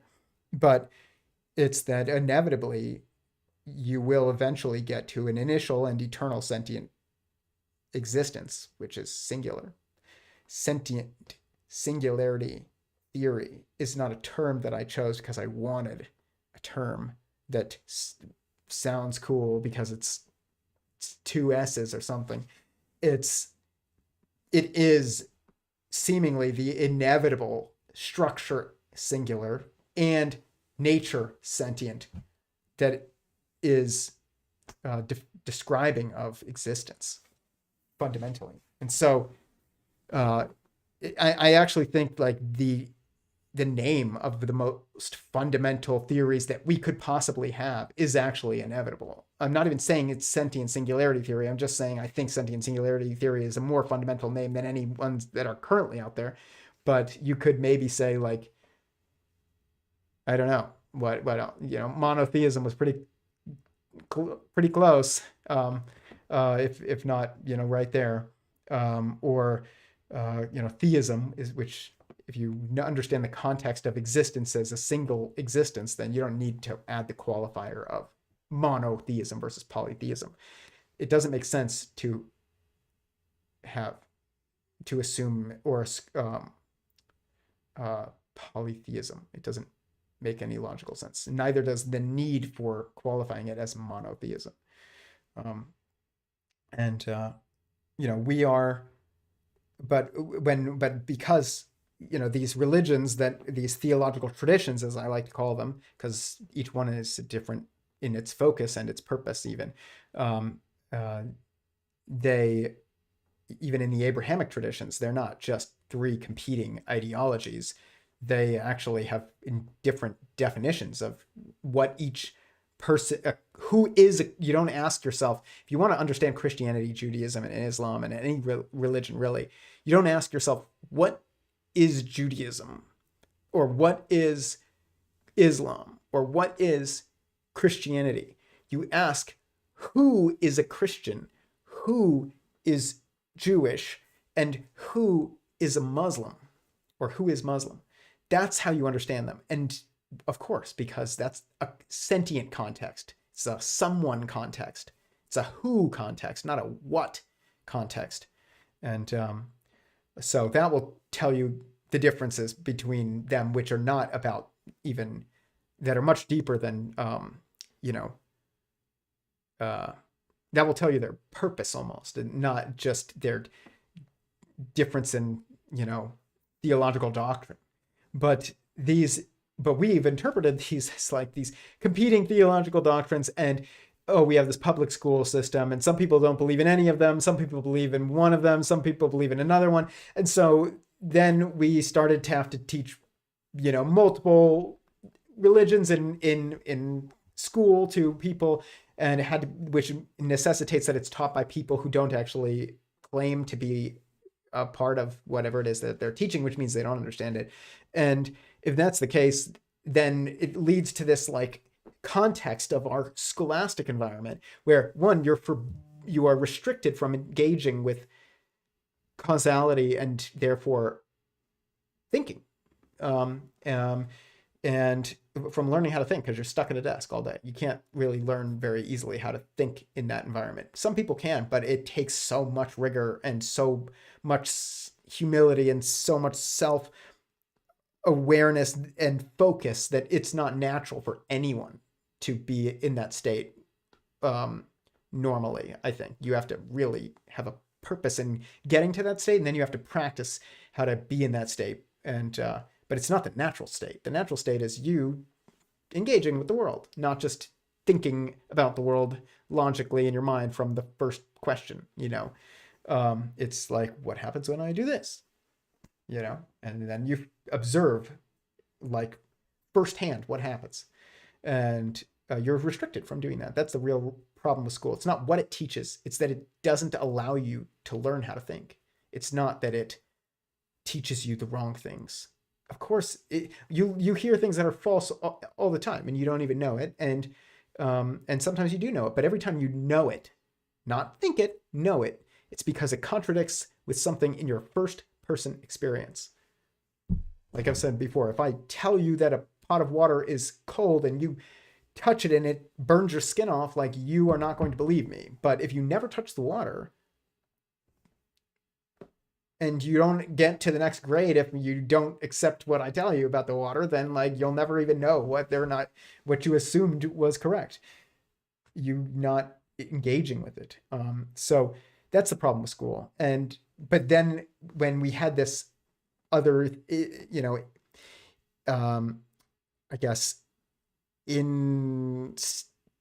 installation of like multicultural lessons on religion, which I remember in 7th grade, we all took a test, and it told us which religion is, the best religion for us. And I got Buddhism, of course. And even though I was raised in a secular, self-described atheistic household of Jewish people, so I got Buddhism, which is like that. If you understand. If you're Jewish and secular, then you know that that's probably inevitable. But the reality is that that's probably inevitable if you don't consider yourself like that. You don't consider your religion or your worldview as anything specific. You just will get Buddhism because it's not thought of as specific by people in the West, even though it probably is more specific than we think in the West. But it's got these kind of themes about it that do seem intuitively true, like that consciousness is everywhere, to some degree, but it's like you are conscious and everything you look at is within that context. And it also seems logically inevitable that we're inside of a conscious sentient being. But the fact that we even were taught this I was taught about Buddhism, I was taught about Islam, I was taught about Judaism, I was taught about Christianity by somebody who didn't believe in any of them, and claims to believe in science, science has never been separated from theism until very recently. And this is probably due to our schools. And then the people who did the best in those schools led the institutions later on and headed the departments, and they had blindly adopted this anti-theistic, aka like materialistic mindset, because they just literally have not practiced thinking. Actually, they've memorized a lot, though, that has been described by people in the past or previous people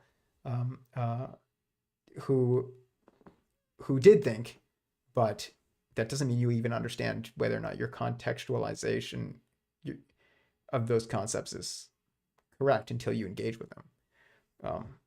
And I remember my wife, who was a Christian when I met her, and I was an anti-theist but self-described atheist, and I was, I'm just passionate about zoology. It's always been a passion of mine. And I remember she said to me, I said to her once, like, do you believe God created the universe, or do you believe that we, evolved, and that, things evolve, like beings evolve? And she was like, both. And I was like, that's not actually a contradiction. I always just assumed, but this is the first time I had ever thought about it. And I remember my rabbi, when I was 13, right when I was about to get bar mitzvah, he was like, what do you think about God, Tyler? I was like, he doesn't exist. And he was like, why not? And I was like, because I know, I found fossils, and they're much older than, 6,000 years old. So I know God doesn't exist. He didn't create the world in 7 days, because I found fossils that were much older than that makes sense with. And he was like, well, what if a day to God is different from a day for us? And I was like, well, that's a convenient way of framing it, but, no. And that was the end of it. I never thought about God again, really, until I asked my wife, my girlfriend at the time, my wife now, do you believe in evolution or God? And she said both. And I was like, dang, how come I've never even thought about that being those not being mutually exclusive? It's because I had never actually engaged with it. I accepted others' narratives who had themselves not actually thought about it. And so this is all almost entirely probably due to our education system, at least the broad, widespread, common assumption within, the serious, or I guess not serious, but the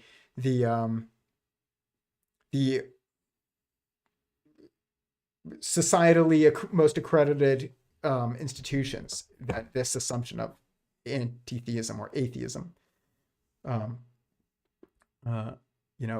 it's like people, Sam Harris will say, well, I don't disbelieve in God, I don't even have a belief. No, you can't say that, actually, because you exist and you interact with existence that you perceive as causally beyond you. And do you believe that the universe is sentient, or existence is sentient, or not? And everyone leans one way or the other. Some people are really confident. I was very confident atheist, self-described atheist, but really anti-theist because of this, the logic of atheism, a lack of belief. Doesn't make sense. About the nature of existence. You engage with existence every day. You can't have a lack of belief about its nature. You can be less confident or more confident, but everybody has an assumption of, is the universe someone, or is it just something? And then then you have this term like agnostic. It's like, well, if agnostic, it probably came around because people started to call themselves atheists who of course the people who called themselves atheists did end up really having a disbelief in in existence as a sentient being, because that's inevitable. You have to believe it is or believe it's not. There is no, I don't have an opinion. Like, you engage with it every day. You definitely have an opinion. You can't not have an opinion. It's the one thing you cannot not have an opinion about, but is God. Really. Or you could just frame it as the nature of existence as sentient or not, or the universe as sentient or not. But you can have a lack of belief about things that you don't engage with, like Bigfoot. Like, I can be agnostic, or I can have a lack of belief about Bigfoot, or be agnostic about Bigfoot. Like, I just haven't looked into it enough. And most people still have one assumption or the other, but like, you can admit that you genuinely just haven't looked into it. And whereas you can't say that about existence. You engage with existence. If you sit there and you're like, the universe wants to give you what you want, it's like, that's the beginning of theism right there. That's not atheism. And so, like Sam Harris's belief of I have a lack of a belief in any God. It's like, no, that's the wrong question. Your definition of God is wrong. The definition of God is the initial, eternal, all-encompassing existence as a singular sentient being, as a someone. That's God, inevitably. It's a logically inevitable definition for the highest being, which is what we use the term God for that. And I think we should. I don't think it makes sense to use the term God for any other being. To use the term God or any other thing. Some people say God is math. No, God is not math. God is someone. Chris Langan said this in his interview with Michael Knowles.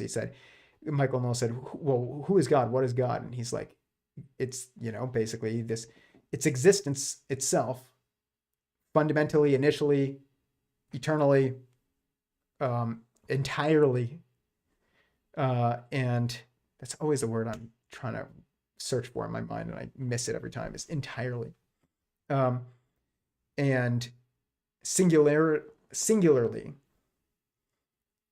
someone but it's the someoneness that is the qualifier of whether or not God exists. If existence isn't someone, then you don't say God. You would say God doesn't exist. But you wouldn't say math is God. You would say God doesn't exist. But if existence is someone, and always has been someone, and always will be someone, and that we are within that someone, that's God. It's that it's someone. So it's actually a very simple definition. But if you use religion to define God and you're like, well, who's God? You start saying things like, who's God? It's like, that's not the right question. It's the same problem with like, what is Judaism? What is Christianity? What is Islam? What is Buddhism? No, in order to understand those, you have to say, who is a Buddhist? Who is a Muslim? Who is a Christian? Who is Jewish? And you'll realize these aren't as competing as people assume. They're different in focus. But people compete, and people create, what is accepted dogma in a group. So, yeah, that's that. But next clip, I'll go to the chat. I know this is kind of going slowly, but this is really important to get at. I mean, one thing that Klee also says is that he's like, he says like, not an anthropomorphic understanding, anthropomorphically understood version of consciousness is when he's talking about like the universe and stuff. It's like, this is a bad term to throw in here. Like, what the heck is anthropomorphic? And he uses the term, he says the same thing in What is Reality? He's like, existence or the universe is a conscious being, it seems, inevitably, but not like, we don't need to anthropomorphize this consciousness. Like, what the heck does that mean? I think the problem is with the term anthropomorphic. There's a intuitive understanding of what we mean when we say anthropomorphic, and then there's the literal definition of what it means to anthropomorphize. So to anthropomorphize literally means to attribute specifically human characteristics to something that is not human. This is like actually something we very, very, very rarely do. Like, we just call it anthropomorphizing whenever we attribute our understanding, or we assume our understanding also would be aligned with the understanding of some other sentient being. Like, if you say, my dog, he likes rap, and somebody says, stop anthropomorphizing him. Or if we say, in the zoological community, in the zoology community, the biology community, ecology community of academia, they will say, you'll find like snakes in the wild that will hang out with each other every day. They cuddle with each other and they hang out. They live near each other, and they'll come out of their own homes and come and sit together, and they'll just, birds do this too. And then people will say, well, yeah, what's going on there? They're not mates. It's like, what if it's two of the same sex of different species, and they're not trying to mate, they're just hanging out? It's like, what do you call that? Oh, you'll say they're friends. And then academics will be like, oh, stop anthropomorphizing them. No, what? Like, don't you assume that we're just animals? Like, we're breaking things down a bit. And you think friendship is a purely human characteristic, or do you think that is something that are you friends with your dog? I'll tell you, my dog is weary of homeless people. She's not friends with homeless people. She doesn't know homeless people. She knows me, and she's my friend. That's what she is. She's not my child. She's a dog. She's not my kid. She's not my sibling. She's my friend, though. She's just a dog. She's my dog friend. Like, that's what is the reality of it. But when you say don't anthropomorphize, there's very few things that are specifically human that we ever would attribute to another being, or even be able to attribute to another being. And therefore, there's no need for the term anthropomorphizing. It's another redundant term. What we need to be doing, though, is sentientizing those who are sentient, recognizing that we like to be around some other sentient beings, and we also don't like to be around other sentient beings. And that's also probably perfectly consistent and true for every sentient being. even God probably doesn't even like certain people, and Godspeed to those people that God doesn't like. I mean, he starts off loving all of us, and you had to do something. Otherwise, if he didn't like you from the start, he wouldn't have made you. So there would be no you to dislike. If you are ever existed, then you're starting off on good terms, intrinsically. But that means like it's up to you where that relationship goes. But this is the reality of a fundamental understanding of existence, is that of within the context of sentience, which includes sentientizing those who are sentient, meaning assuming that your firsthand understanding of what it's like to be sentient is also common to the experience of everyone who's sentient, because why would it not be? Like, that makes perfect sense. So the term anthropomorphizing, like, we don't need to anthropomorphize it. When he says that, definitionally, he's saying we don't need to attribute human specific characteristics to a sentient universe. But really what that's intuited to mean is we don't need to assume that we understand what that being would be like, what it would be to be that being. But I disagree with that completely. I think that's the only way that you understand anything and anyone else. You don't know that your spouse is sentient. You assume they are. I don't know my dog is sentient, but I assume that she is. And that gives me an understanding of, like, her to some degree. I might not be able to smell like a dog smells, smell everything a dog can smell, and they might not be able to say everything that I can say, but that doesn't mean we can't understand that our experiences include senses that are common to us and dogs, and also that seem to be, and also we have emotions that are common to us and dogs, or at least they're basic emotions and basic desires and basic goals and basic senses. I mean, they're all common. So, like, why wouldn't that scale up? People sit there and they think like cells, don't have a brain, so they can't think and stuff like that. It's like nonsense. Like, look at a cell doing things, it's figuring stuff out. Like, you don't need to have the same organs in order to be understood in a fundamental context. I've said this before, is like, if aliens were to show up tomorrow and you had to make sure that they were to understand anything about us, and only one thing, what would you pick for them to understand about us? Would you pick that you would want them to understand that if, we get above this temperature, we die, or we, have a heart and 2 lungs and a brain, or that we must eat in order to survive, or that we must, drink water in order to survive longer than a few days? It's like that. Or would you want them to understand that you are someone who feels?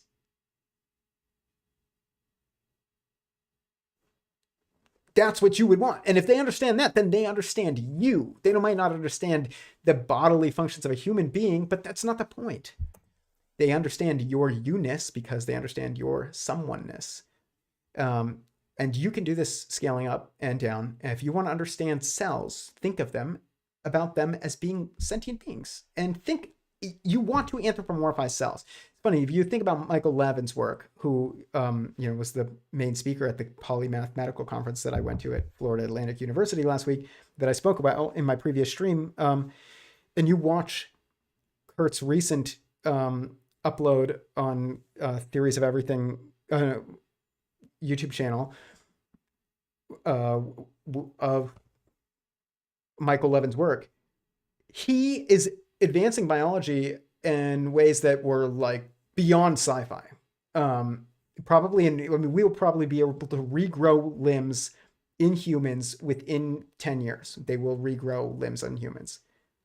Like and it'd be much simpler than anyone ever thought possible with You don't need to 3D print anything and create a scaffolding and work with stem cells and CRISPR. You just, have to trust that the cells in your body are little someones who understand kind of what they're doing, or if they did understand, they can make choices and take actions, and let them do it. You don't have to do it. And he figured this out by sentientizing cells, by what we would, usually mean when we say anthropomorphizing cells. So, if you want to understand cells really well, you should be doing what we call anthropomorphizing them. You should be what we should be calling sentientizing. You should be sentientizing your cells. And if you want to understand the universe, or God, you should be sentientizing the universe and God, which is usually what we mean when we say anthropomorphizing. There are very few things that are specific to humans that you would ever assume onto another being, because they are usually things that are obviously not applicable. Like, to actually anthropomorphize a dog would be like if a dog stepped on a piece of paper and you were like, they're writing. See, that would be like anthropomorphizing, but that sounds crazy because nobody does that. Writing though is a uniquely human behavior. It's not just a common behavior of sentient beings. So, rant over. Our education system is very weak. I think it's due to regulations versus actual results. It's so much deeper than that. It's just due to, we take people out of the real world in order to teach them about the real world, and that makes no sense. You cannot, you cannot get good at thinking without actually having the opportunity to think, which means like you have to be left to figure out problems, like real ones, not like math equations. Like, people in school that figure out math equations do not think through those math equations. They memorize a formula that somebody else figured out by thinking through math equations, and they have no idea how that person came up with that, but they memorize the formula, and they just follow the checklist.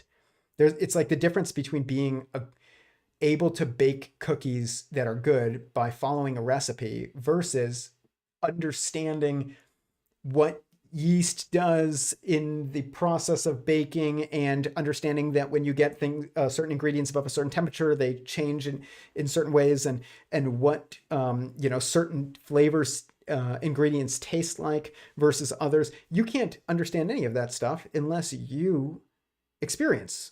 You have to burn the cookies. You have to taste chocolate. You have to mix, eggs. Like, you have to do all of those things in order to understand those ingredients. You have to do them again and again and again until you figure out how it's all working together. And only then can you understand how to make good cookies. But that's not what school is. School is, here's a recipe. Now go bake the cookies, and then you taste them and you're like, that's good, that worked. And it's like, you have no idea what you just did. No idea.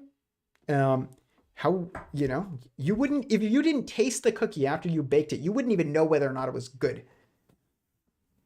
But if you are somebody who, is actually working through trial and error and logic, then you would have, understood all of this on the way to making those cookies that are good. And then you would taste the cookies, and then you would know that it worked. It's like, people, and this is the problem with the even medical field right now, is like, doctors are really not what they used to be. Doctors used to be like the same thing as what I just described, where they were like bakers that understood how the ingredients worked and what they did.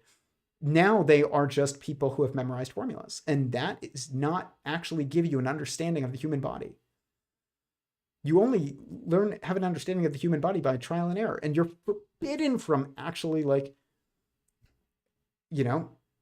doing anything in a manner that is different from the prescribed norm, especially in medical field. And And because if you do, the liability is too high, which I get. But it's also forbids people from really experimenting, and doctors from trying things. At least most doctors, they are not taught to be like, oh, how should we treat this patient? Oh, I don't know. You should try giving them this and see if it works, if it helps, because it's supposed to impact the body in this way, and that's what their symptom is. So maybe it will ease it, but you got to test it. And it's like, that's not what they do. They're just like told this formula, and that's not a good cook just because you can make good cookies, that you didn't come up with the recipe for. That's the problem with school. It's not about what it teaches. It's about the fact that it doesn't allow you to learn. It's all self-repeating. It's beautiful. Knowing what you know. Do you still go to church? Yeah, I go to church and synagogue, and I read passages from every Abrahamic tradition that exists. I was reading about Mormonism today, and there are things that I agree with that are consistent with Mormon tradition, and then there are things that I don't agree with in practice and in doctrine, and like that's true of every theological tradition that I've looked into. But I think that you can judge whether or not one of them is true by its fruit. And if it's generative fruit, then it's true. So, you might, people hear about Joseph Smith's experiences with God, and they're like, oh, God spoke to you? Oh, wow. You must be a crazy person, and I'm not going to believe you because God's never spoken to me like that. At least he doesn't seem to have, based on how I'm interpreting what you're describing about your experience. And so therefore Mormonism is fake. It's like, no, this is much deeper. But like, you look at the difference between the fruit of Scientology, which is not generative, and it's not consistent with, this universals of, morals that result in, generative staying power, like getting married, having kids, being modest, being kind, like being giving. These are all things that are universal to any tradition that results in the perpetuation and generation and multiplication of sentience. But then if you look at like Scientology, and it's like, like, think about, like, do you know of Scientologists usually have big families, and they they dress modestly, and they are kind people. And it's like, that's not what you assume about it at all, because the people don't, there's nobody, that's not the common fruit of it. It's that people who are famous or from certain areas and in certain communities are involved with Scientology, and that's all that you really know about it, because it doesn't actually seem to result in the same universal patterns of growth and that of fundamental existence, which is growth of sentience. Self-awareness, self-discipline, replication, respect, which results in order between people, like marriage and things like that. These are all universals, and that's how you should judge something, because I don't know what a lot of the terms meant that I read about that are being associated with Mormonism today. I have no idea what, I think it was like Gehenna and stuff. I don't know what it was. It wasn't even that, but it was something. It was like a word that started with a G, and it was, I don't know what maybe it was that. I have no idea. I don't remember, but all I know is that it was a term that I'd never heard before. And so how can you possibly judge an entire, tradition based on that? And how could you possibly judge an entire tradition based on the described experience of even its founder? You can't. You have to judge it based on what its impact is. And, as Jesus said, judge it by its fruit. So I will say this. I don't really look into the Eastern traditions that much just because I don't. It's not because I don't think that any of them are true. I mean, Sikhism, I actually do look into, and it's interesting because I actually love Sikhism. It's like I'm fascinated by it. It's a monotheistic tradition, which is meaning it's theistic. Um, it seems to promote the same, modesty, family, commitment, um, kindness, giving, all these things that are common to every true theological tradition. And true, I mean like true on multiple levels. Um, uh, but then when I look at like certain things about Sikhism, I actually naturally just follow like a lot of the things about it. Whereas, they're supposed to carry a comb with them, they're supposed to carry a dagger with them, which is a weapon of self defense. They're a comb for grooming, and like all these different little items. And it's funny because I carry a lot of items that are basically that. I have a CCW license, which is basically the same thing as carrying a kirpan in modern day.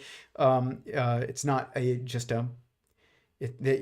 don't prescribe carrying a dagger around in Sikhism just for symbolic reasons. I mean, even the fact that it's there for symbolic reasons implies that it's there. There's a practical value to it, an actual value. I carry around this little metal comb in my wallet everywhere that I go, and I used it to, it's right here actually. I comb my hair every day before the streams. I look at my hair in the camera, and it's, that. What does that mean about it? It means that there's something true to it. It's like it is what you naturally do a lot of times if you are doing what you should do. And I'm not saying everything I do is what I should do, but there are some things that I think most people can agree we all should do. Personal hygiene, keeping yourself clean, grooming, protecting the people around you, protecting yourself, getting married, giving to charity. These are things that most people would agree are good. I think probably everybody would agree is good, even those who don't do it themselves, and even those who don't want to do it. I would say that they would agree that it's good. Maybe not, but that's my assumption. I've never met anybody that was like, yeah, don't groom yourself ever. Like, don't protect anyone ever. Don't protect yourself ever. Don't be kind to people ever. Don't give to charity ever. Like, then no, I've never met anybody that believed that. I've met people who didn't practice those things, but I've never met anybody who didn't believe it. Yeah. But speaking of the reality of what is true about this stuff and how it relates to God, I'm going to share a clip of Klee Irwin that I will say this. I really applaud him for being this honest with Andre in this interview. This takes a lot of guts, and I know that personally because if you are familiar with this channel going back far enough, I have talked about similar experiences that I have, or a similar experience that I had, and I don't bring it up very often because I think context matters, and I don't want to use it for any reasons. But I'm going to share this clip. Speaking of religion and God and Joseph Smith and things like that. Where is it?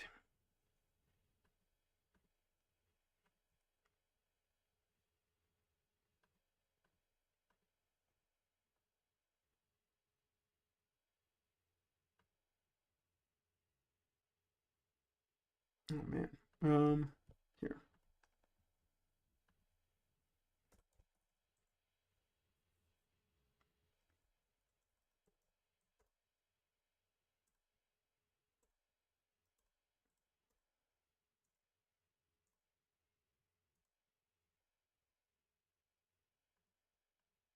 Here.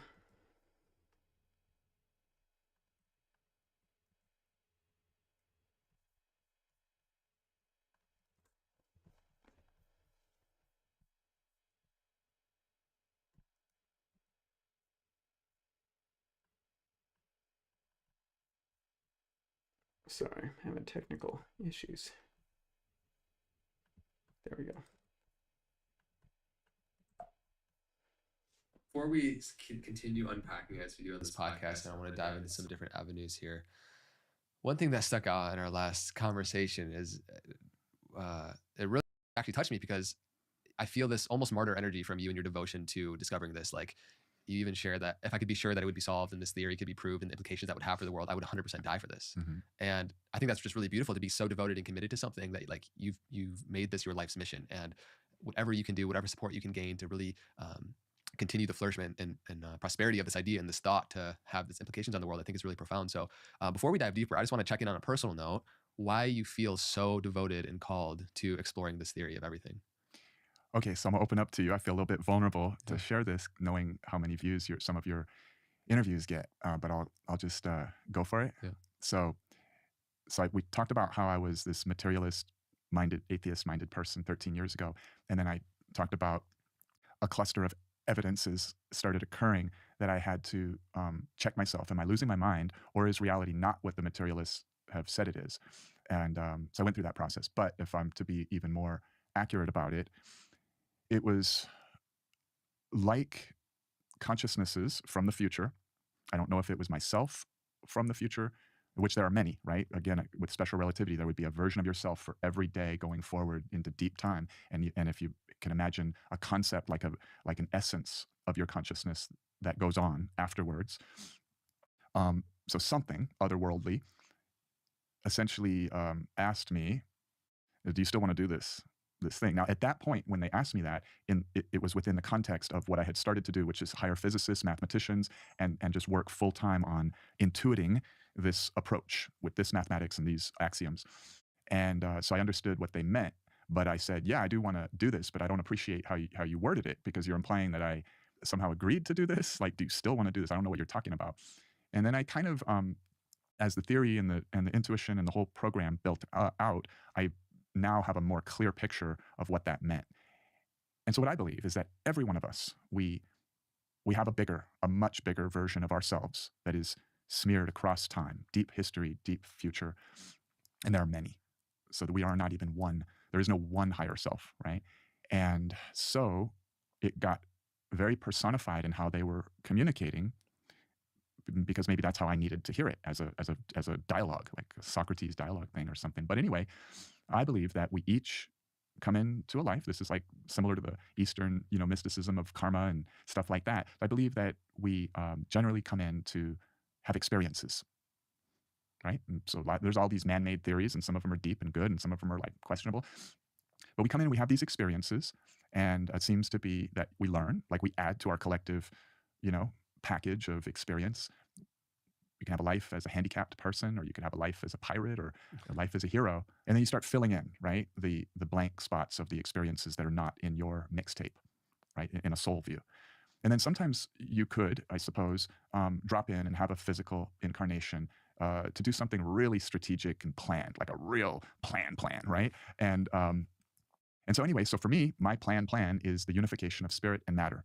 And those are just metaphor words. So matter is represented for me and my team by mathematical physics, right? Quantum field theory type stuff, but with this program of this idea of simple programs and simulations, which we'll talk about in a bit. And spirit is a general word that means anything that has to do with consciousness. One consciousness communicating without words to another, a premonition, an intuition, the recognition of a synchronicity, just two people talking, right? Anything to do with consciousness and the mysteries thereof is the spirit, and matter is mathematical physics. And they're generally very separated, right? Like they don't cross-pollinate in too many literatures, right? And then to make it cross-pollinate into a unified theory that comes with evidence, experimental evidence, right? That's an audacious, tall order. And so I don't think that such a thing could be pulled off by the brute force of just luck or intelligence. I think that it would have to be pulled off in collaboration with a constellation of consciousnesses that need not all be in physical animal bodies here at this time like us. So it's a collab. So that's my more vulnerable, story of what happened. I mean, I think it's... I 100% believe him. I've had an experience specifically that was like that. I wasn't trying to have that. With outside the context of where it happened, I would have assumed I, you know, had a stroke or something like that. But it made sense in the context of what I was thinking about at the time, which was just the structure of existence as this nested, sentient Matryoshka doll structure. But then that ends in a technological embodiment of sentience, and then creates the entire system within itself again, but new beings, but I think at least, but different, but the same, according to the same rules, and the same macro story essentially, even if the characters are different. You still have the hero and you still have the antagonist and the protagonist and all the same themes and like the same rules and of math and stuff. It's just like it's just different someone's. And I think that I was thinking about that, and I all of a sudden like basically saw God, and I was in the shower. I was totally sober, and I saw I was like I was sucked out of my body. It was like a DMT experience, but sober. I've never taken DMT, and it was like I was sucked out of my body and like through the cosmos, and then it repeated and through tech, and then it repeated and repeated and repeated. And basically what I saw was like exactly what I was thinking logically through as being like seeming it to be inevitable. And then it was like I was in it and went through it. And then I was like before a bright white light, and everything was just like silent, and then I almost I heard, but I did, but it's like odd because with this message, which was just like, I'm showing you this because you're ready to see it, and like, but you don't hear it as I am showing you. It's like all at once. It's like when you see a stop sign, you don't read STOP unless you're like 4, but if you're 24, you're just look at it and the entire message is there in one shot, and that's how it was. It was like I heard every word at once. It was very odd, and then it just all reversed, and I was back in my shower, and I just started weeping in the shower for like 30 minutes, and I couldn't talk about it for 2 years without crying. I told very few people about it other than family, and I told a rabbi and a pastor and just very close friends. And a friend of mine was like super into DMT, and I was like, dude, I had a DMT experience without doing DMT. And he was like, no, you didn't. And I was like, really? Because I made this piece of art after that, and it's like this. It's the background to my Twitter. You can see it. It's and it looks like art people make who take DMT. It's funny because when I was in college, I would see people making all this art while who had done DMT, and they would all talk about doing DMT, and it was the only drug that I did not understand what the heck they were talking about.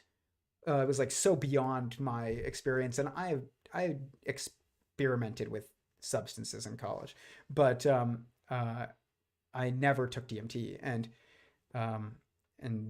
but what I did realize is that they were all saying the same thing. It just made no sense to me, and so I knew there was something there that I just didn't understand. And I saw the art, the visuals that they would make, and I was like, "There's definitely coherence to this that I don't understand." And after that experience, I got it, and I showed him my friend that art, and he was like, dude, you had a DMT experience without doing DMT. And it was actually much cleaner than if I had ever done DMT, and I have no desire to do DMT or have this experience again or whatever. It wasn't up to me when it happened, and I like whatever would be revealed in another experience like that ever to me in the future would be something that I couldn't have. I don't even know. It wouldn't be something that I don't think that I could like ask a question about. It would be like not based on my understanding or my goal, my efforts that I would have that experience again, I would think that it would be based on the choice of the being that I'm inside of, and choosing to reveal themselves in a more like explicit manner. But it's not up to you when you see God or and God is constantly communicating with us and can constantly be seen by us. It's just not usually in such an explicit way. But I don't think that was something unique to me. Obviously, this happened to Klee, and I've talked to other people who this happened to. And there's, people in the countless people in the past and in the present who have said similar things. And I would have thought that they were crazy before experiencing it. But I've never had it again. And I also understood the message very much as like I had deduced basically a structure, and that I was shown that structure after I had already deduced it. And so I understood what I saw. It wasn't that I didn't have any clue as to what as to the cosmological verse structure, then it was just shown to me, and now I'm bringing you the message. It's like, no, I had deduced this logically over months already leading up to this moment. And then it was just like, once I had kind of really visualized it, it was like, hey, well, you're close enough. So like, you'll understand what I'll show you. And so here, I'll show you. And that was what I meant, what I understood by like, I'm showing you this because you're ready to see it. It wasn't, I didn't take that as, oh, you're so special, Tyler. Like, you're going to see something so cool. It was, no, you're going to understand this because you already deduced it. So you'll understand what you're going to see, and you're not going to think that you had a stroke and call 911. You're going to be like, wow, I just was shown the cosmos that I deduced, or at least came close enough to deducing. And that's it. And I didn't ever take it to mean like anything special about or good about me. It was about just my perspective at the time allowed for me to see this and understand it. Why would you ever be shown something like that if you didn't already exist in a state in which you would understand what you were seeing? The only time that we do see things like that, where we don't understand what we're seeing at all, usually for most people at least, is when they do drugs. And like, you probably are seeing things that are there, but you're not understanding the context of those things. And it's part of why, like, it tends to change people who do DMT. They tend to all say something similar to what I would say about existences. It's all one, and there's one sentient being at the top, and we're all within consciousness. But then it doesn't seem to change like how they perceive the world morally. Usually, like, they continue to be, the same as they were prior. And that was not the case for me. But I had also already started to deduce like the logic of like certain morals that I had previously assumed were just, dogmatic, ignorant relics of the past. But I mean, when you are actually truly come to understand that existence is someone, it changes it should change your perspective on everything. Like, it should change your perspective on what is good and right and moral specifically, not even just like the socially accepted normative platitudes of like, be nice and respect other people. And it's like, those are fine, I guess, but like, what does that mean? You got to figure that one out. And when people say like, do unto others what you would want done unto you, and your own, it's like, sometimes there's a difference between hearing that and being like, yeah, of course, and then versus really internalizing that message and thinking about what that means in every context in which you could possibly apply it. And that changes quite a bit of how you would act in those situations. and that or how or what you would understand as how you should act. It doesn't turn you. Knowing God does not make you perfect morally. It just makes you more aware of what is moral and what is not. Which, but it doesn't mean that you become more moral. It just means that you understand what is right and wrong more deeply, usually, because you have the context of it. That's it. And so that whole message just really revealed to me the importance of context. And that's it. It wasn't about me at all. It was just about the importance of and the criticality of context.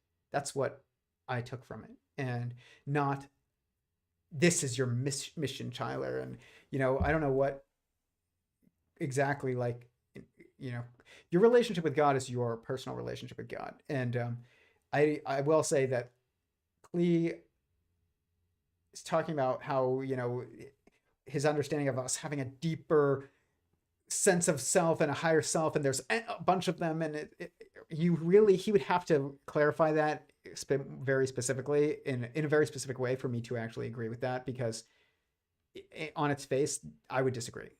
I would have, if I had that experience that he did, I would have assumed that I'm talking to the universe, which is sentient creation, which is the first created being, like it's the second being to exist, or essentially, or that I was, or it's at least the being that you're within. Or I would assume that I'm talking to God. It's like religious people would say things like, I would assume that I'm talking to Christ or I'm talking to God, and I am stating them as two separate beings, but they're both beings that existed prior to you and you were within, this is, but that's who I would assume that to be, not my future self. And that sounds like either something specific to Klee, or honestly, that kind of I don't agree with it. I don't agree with it. I think that I do agree that he spoke to a being that was a higher being than he is. But I think that being was not his higher self, and that there's not a bunch of higher versions of him or higher selves. There's the self. There's you. And then there's also God. And there's pieces of God. You are a piece of God, and there's a piece of God in you. You could say both of those things, but like, I don't think it's even right to say that God is your higher self. It's like God is the highest someone, but you are yourself and he is himself. And when Klee says, what is a consciousness? What is sentient being really? He's like, we don't really know, but we tend to know what it does. It thinks, right? It makes choices. I agree with that. But those aren't the main points. That is like the most important defining attribute. It's that a being feels. Someone feels. Yeah, they can think. They do make choices, and they can make choices. But those are things that you can do, that someone can do, not some things, not something that someone just does always, and that is defining of their someoneness. Feeling is that. You don't choose to feel, you do feel. You can choose to make a choice, which is making a choice, and you can choose to think, which is, it actually is an active action just as much as choosing to run. It is not something that you just do. We're really learning that with ChatGPT. If you actually, I think, are properly understanding what's happening, it's not that ChatGPT is thinking. It's that when it does the things that your college student, graduate level student can do when it comes to writing papers. No, what it's revealing is that those college graduate level students are not thinking as much as we thought they were when they're writing the papers that they're writing. And that's the reality. There's only two possibilities. Either ChatGPT is thinking, or we're not when we're doing the things that ChatGPT does, which is researching and repeating and, summarizing and writing into a paper about information that we read on the internet or read in books. It's like, no, it's not thinking. It doesn't have the opportunity to think, just like you sitting at a desk. It's not that it's similar to, it's that it's intelligent. It's that you're not using your intelligence when you are doing the things that it does. You have an autopilot that is part of you, and you can use it when you drive home from work and you're daydreaming about other things and you're not actually thinking about, where you're going to go on the road. You're just, which turn to take, and you're not even thinking about it. It's basically muscle memory. And same thing when you are doing writing papers and doing these things. You're following a formula that you were taught in school about how to write a paper and how to research and how to cite. And guess what? ChatGPT is doing the exact same thing. It is a formula. It's not even following a formula. It is a formula. It's the formula that you were taught to do in school, which is amazing, actually, and fascinating, and really reveals how shitty school is. But that's the main lesson of ChatGPT, is not, oh my gosh, tech is getting so smart. It's like, wow, we really kept ourselves so dumb that we didn't even realize what it meant to be smart or dumb, or think. Like, that's crazy. I mean, if crazy could be applied, that's wild. I don't know. I don't know what's the right word for it, but that's sad, is what it is. That this place that you go to learn is now, everything that you learned there is being matched by a formula that can't think, but it makes perfect sense because what were you taught in that scholastic environment? Formulas.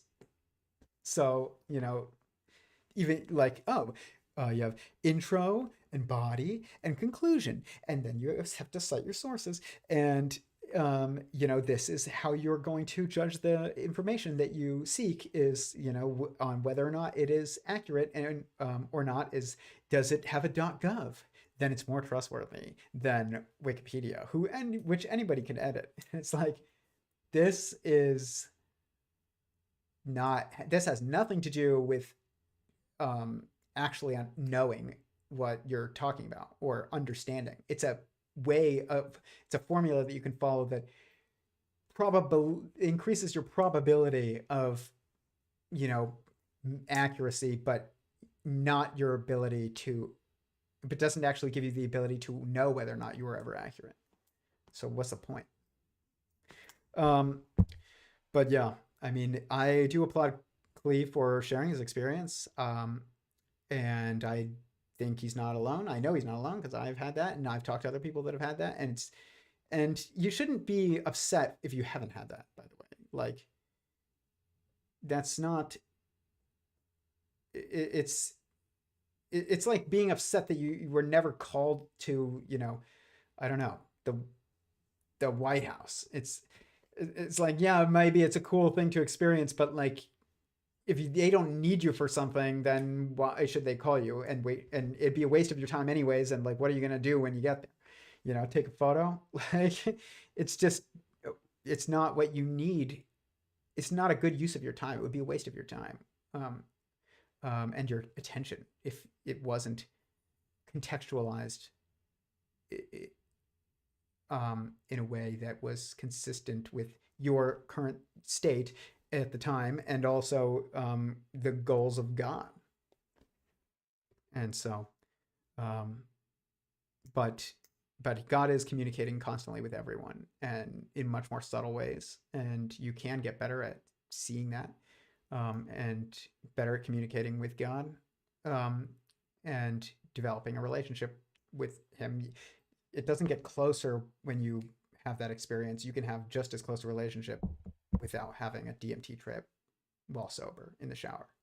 that you can't talk about for 2 years. It's but it takes bravery to admit that happened, especially as somebody working in the scientific world or who wants to be taken seriously by the scientific world. But with where we're going, and in terms of more assuming the fundamentality of sentience or consciousness, as Klee says, you can't say, oh, it's spirituality has anything to do with consciousness, and then say we don't know what consciousness means. If you don't know what consciousness means, don't use the word. If you don't know how it's going to be interpreted, or you can't reasonably assume a fairly specific interpretation by the person who you're communicating with, you shouldn't use the term. So, and if it's a term that's usually redundant, you shouldn't use the term. So, I don't think the problem is that we don't understand what consciousness is. It's that the word is bad. It's just it's a vague and redundant term that is used in two different according to two different definitions in different contexts. That's a word that you don't need, and that's the real problem. So I would say that there's nothing that we understand better than sentience. I would not say that we don't understand what sentience is. I would say there's nothing that we understand better than sentience. That doesn't mean we understand the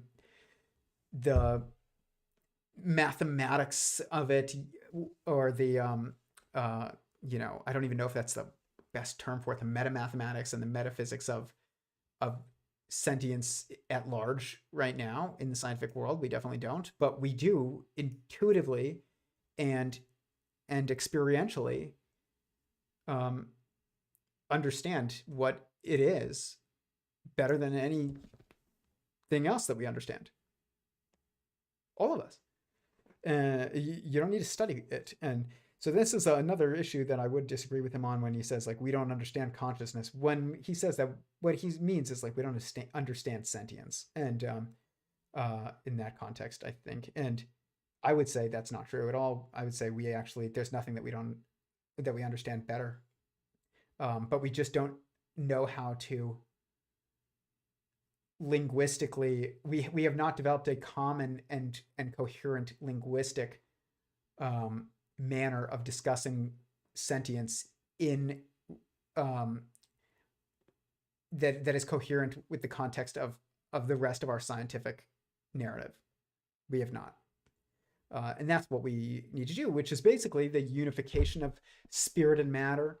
But, I actually think that the term spirit is a bad term too. I don't like it. I think that when people say that's, spirit, I'm into spirituality, doesn't actually make any sense, which is why it doesn't actually result in anything usually that fruitful, unless it's like tied to specific actions.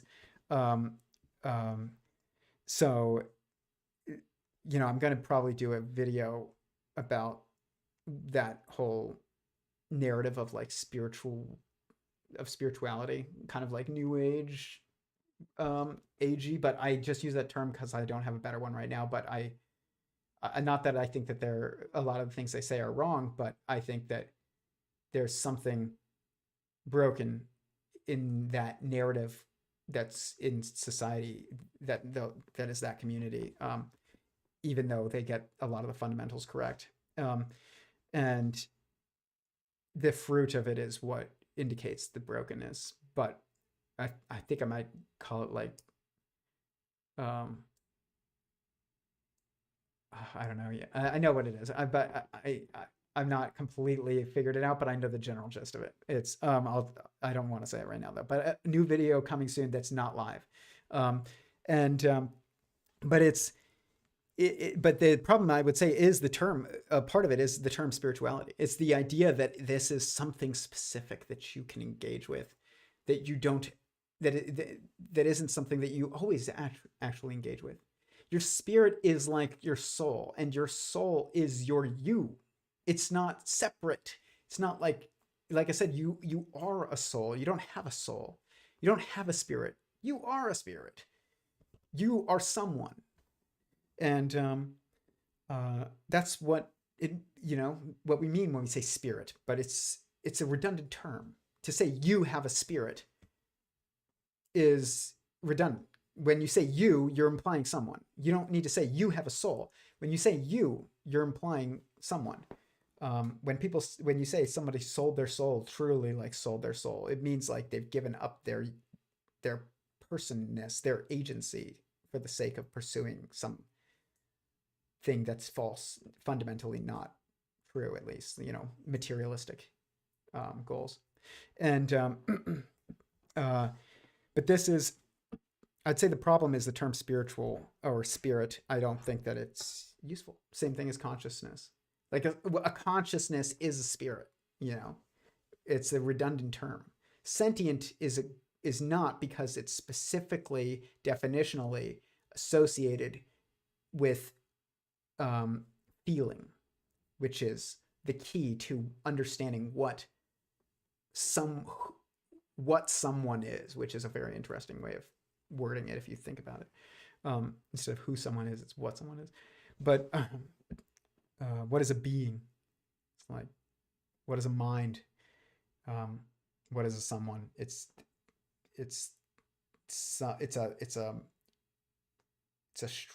a structure that feels itself, that is aware of itself by feeling itself. Like that's what it's, which means like it's an entirely self-referential information system.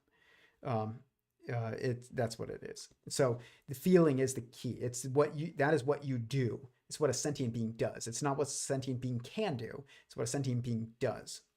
Always. Every sentient being. Constantly. It cannot stop feeling. You can stop thinking. I do it almost every night at the end of the night when I turn on some show with my wife. Or I try to stop thinking, at least. I don't usually actually succeed for a little while. It takes me a bit, but I do try to turn off thinking at the end of the night most nights. Not on this stream though, on Thursdays. But what a sentient being does, what a consciousness, quote unquote, or sentient singularity, a someone, sentient singularity, does is feels. That's how you are aware of self. To be self-aware is to feel. That's it. It's not this like, abstract, like deep concept of to be self-aware. It just means you feel yourself. If you have feelings, then you are self-aware. But this term spirit, unifying spirit and matter, is the same. It is the result of sentient singularity theory. It is not the goal of sentient singularity theory. And I think that's kind of how it should be, is that it shouldn't be the goal. What happens when it's the goal is you end up creating artificial structures that line up with what you assume already. And you don't even realize it usually. And so this is like why I avoided looking at other people's models until I had deduced at least my final cosmological verse model. It's because I didn't want to try and make it line up with other ideas that sounded good. I wanted to just experience and deduce what I could, and see then after the fact, did it line up with what others say, and where does it seem to contradict, and where does it line up with what we observe in experiments and things like that. But yeah, this is I don't think it should be the goal. I think that, and it wasn't the goal. I think that's why I was even able to do what I did, is it wasn't the goal. Like if your goal is to, it's like trying to prove God. Like you shouldn't be trying to prove God. Only God can prove God, which Klee basically said, he's like, we need the collaboration with these higher beings in order to actually like advance this stuff forward. And I actually agree with that. I don't know if exactly, the totality of the context that he's thinking about when he says that, but I can think of multiple contexts in which that makes sense. But you can't prove God. you can logically prove God, but you can't actually prove God in an experiment. I don't think you can show evidence for the criticality of sentience in the material, structures that emerge in our perception, but you can't prove the sentience of another. Just like you can't prove I'm sentient, and I can't prove you're sentient, and I can't prove my dog is sentient, but I assume, and so this is what's so different about this work when you're talking about exploring fundamental reality versus anything else. Is it's not about what is objective. It's about what's super personal, meaning personal, but also universal to everyone. Like, what is the truest thing that you know is the same thing that is the truest thing that I know. But what you know is not actually what I know, because what you know to be the truest thing that you know is that you exist. And the truest thing that I know is not that you exist, it's that I exist, which is different, but also basically the same, but it's from personal perspective. So it's not about proving what is objectively true. It's about proving what is super personally true. True to me, or deducing, I guess, and making a logical argument, you could call it a proof of what is super personally true, inevitably, but not. And then this translates it into like experimentation into confirmation, not falsifiability, because hey, disprove that somebody was sentient. You can, even if you have certain assumptions about how that would impact physicality, or what is observed physically in mass and electricity and magnetism and all these measurable forces, even if you could make a prediction or a hypothesis about how sentience might actually impact our observation and via measurement of these forces, if you actually perceive what you would expect, then that's confirmation, or I would say it's like supportive, more so, and it's confirmation of your assumption, and it's supportive of your overall, assertion of the, sentient, the existence or lack thereof of sentience. But you can't ever know truly the sentience of another being, because you're not them. So this is why our current framework is not good at this. This is why Stephen Wolfram said, when you're working with fundamental reality or fundamental existence or metamathematics or metaphysics, you're looking for continuous confirmation, I think he said seeking confirmation, not falsifiability, because you can't falsify. And I talk about this in Theories of Everything, the how-to guide in the video below, link below. But you're searching for like continuous confirmation or like continuous support that would be that confirms your expected evidence for, your assertion about the existence or lack thereof of sentience. Just a different. There are different constraints, because I'm not you and you're not me. But so the truest thing that I know and the truest thing that you know are different, but also the same, because the truest thing that you know to exist is that you exist. And the truest thing that I know to exist is that I exist. But the truest thing that we know is that someone exists. We could agree on that. We might not agree on who is the person that we know to exist more truly than we know anybody else to exist. But we can agree that it's someone, because you're someone and I'm someone. And so that's a super personal truth, is that the truest thing that you know is that you exist. And the truest thing that I know is that I exist. And the truest thing that we know is that someone exists. That we all know, that anyone knows, is that someone exists. The only thing that you can truly know, in every way that you could know, is that someone exists. which is what do you call that an objective truth? It's more than objective truth. It's subjective truth, objective truth, and more. And Klee talks about this emergence of information in a system, whereas it's becomes more than the sum of its parts, where 1 + 1 is no longer equal to just 2, it's also equal to 3.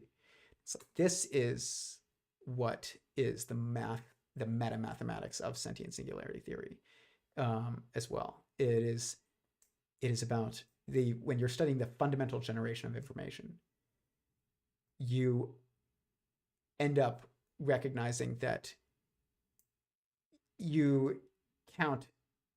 It's like when you're thinking of information, you think of 1, and then you add 2, and you get 2.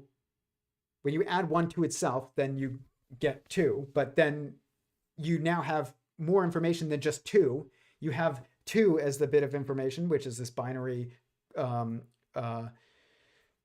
symmetric, information system that we call 2, 2-ness. And then you also have this singular bit of information that you built the 2-ness structure from, and you know what you built it from. So you also have the 1 information. So when you actually add the 2 and the 1 together, you get 3. So it's interesting that he's like, you in emergence theory, you kind of get 1 + 1 = 3, not 1 + 1 equals just 2. And I would say that what you get is 1 + 1 = 2 and 3, almost, and 1, and maybe even 4. And so it's a different context. I don't even know if you should call it math, but Stephen Wolfram calls it meta-mathematics, and it's the best term that I can think of right now. But I mean, it's not the best term, but it's the best term I could use that would be even taken seriously. I would say probably what numerology was thousands of years ago when it was first being worked on by whoever was working on it, like that is probably pretty similar to what we're now got to do in physics, which is, or in science, which is like understanding context. And what that really means is when it is translated into a linguistic symbolic format, which is language, or which is all that what we currently call mathematics is. Math is nothing more than a language. It is, you do math when you create a coherent sentence, and you're making a math equation. It's just in a different language than 1 and then X and then 2 and then equal sign. You're just saying, when you take this and you add it to this, then what you get is, the result is that. And it's like, okay, you're just, if you can do this, then you can do that. And then if you can do that, then what happens is this. It's like, this is all just math equations, but it's all just language. I'm talking about something even more fundamental, which is like basically the dimensional symmetries of information itself, which is really like the structure of mind, is also like projected into everything that we do in this like sub-existent way. It's even like the shapes of things and the sounds of words. It's like there's meaning intrinsic to those things that we don't even think about, but can't not be there because they are projections of the structure that is responsible for it, that is the context of information, which is mind. There's no information outside of mind. Context is information. And so it's interesting because there's this clip in Klee Irwin's work, in his video, YouTube, What is Reality? I'm going to show it actually. It's funny. What is reality? And he shows this funny like little thing. Energy. Energy is made of information. Here. And many don't. But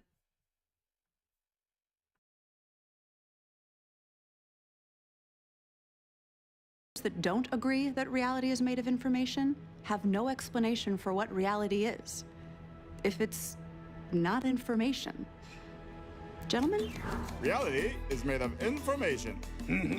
Nope. Yes, it is made of information. No. Okay, so what is it made of if not information? Energy. Energy is information. That's stupid. Energy is the potential for a particle to change its position. Potential is information. Energy is information. No. It's information. Then what is it? Not information. Then what is it? Not information.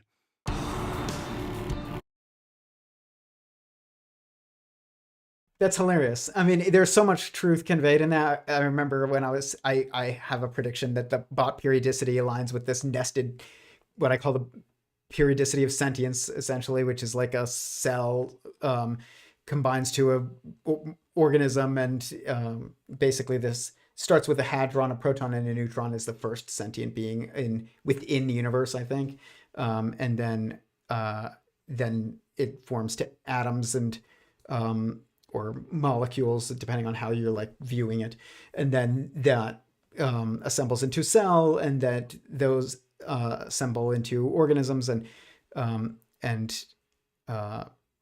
that assembles into higher structures like families, which is really marriages, essentially, which and then like unions of of sexually reproducing species, at least, and that is continuous structure. That is a continuous structure, and then it goes on until it reaches like a technological singularity, and then it has to restart, or not restart, but recreate all of that again within itself. So, in order to reproduce and generate more sentience, and so this pattern of nested sentient beings, I think, aligns with the loop structures in bot periodicity. Speaking of loops, as Klee Irwin mentioned earlier, these strange loops. What is a loop? It's self-referential single structure. What are you? And so I made this I have this prediction, and I set it to some people in a math and physics Discord, and one of the maths PhD students was like, "Tyler, I don't think you understand what bot periodicity really is. I think you're misinterpreting it." I was like, "Okay, yeah."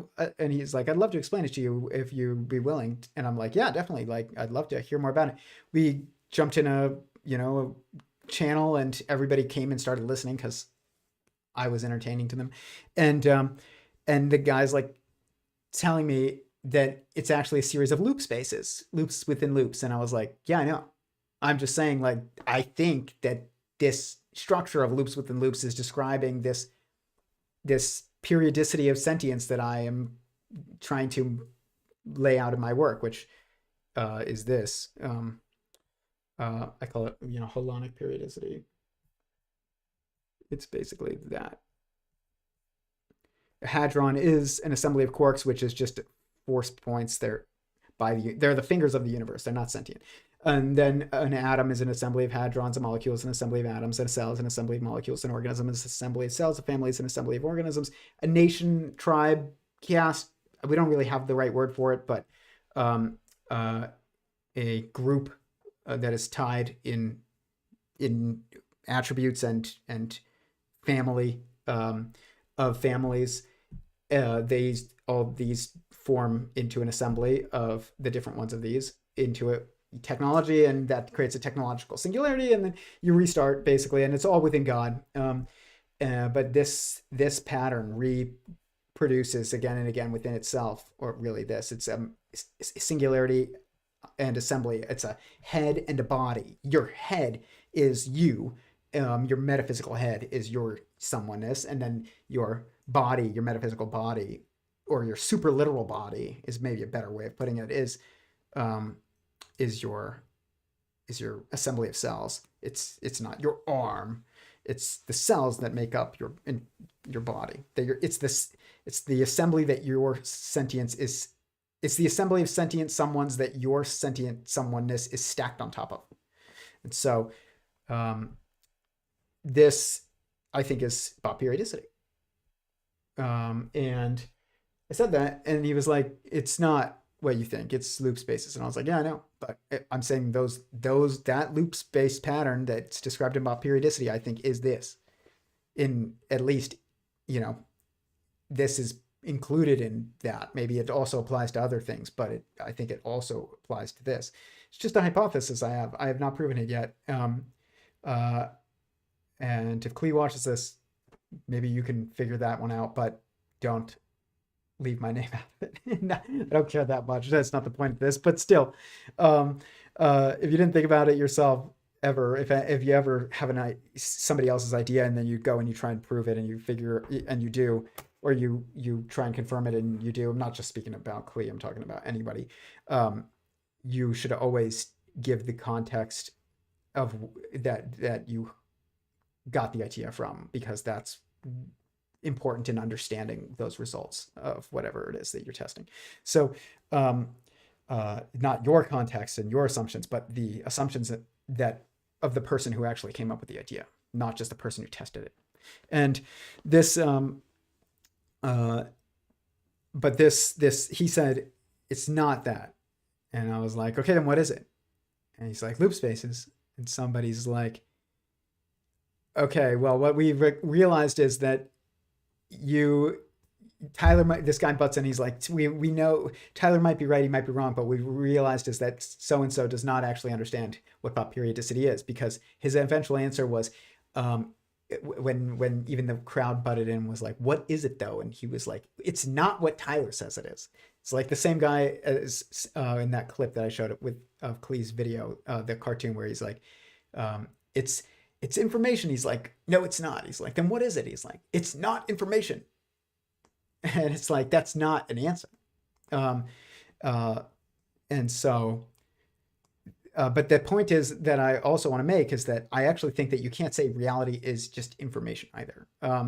You can say there is a context in which that makes sense, but the problem is the term reality, and it's not specific enough to provide the context that would be universally understood to be the correct context of what that means. So, because if it could mean some people will assume reality means fundamental existence. And if you say, what is fundamental existence? And then you say, it's information, you'd be wrong. Because, as Klee ends up pointing out multiple times throughout this interview, information implies consciousness. And requires consciousness. He even says there is no information without consciousness, which really means like there is no information that doesn't inform someone. And really what that means, like I said earlier, the criticality of context, information is context. It is context. That's why it's important to give credit to, whoever inspired you to look into some theory, and how, if you end up proving it or disproving it, you need to provide the context of the person who came up with the idea, not for the sake of credit and accolades, but for the sake of understanding, because context is information.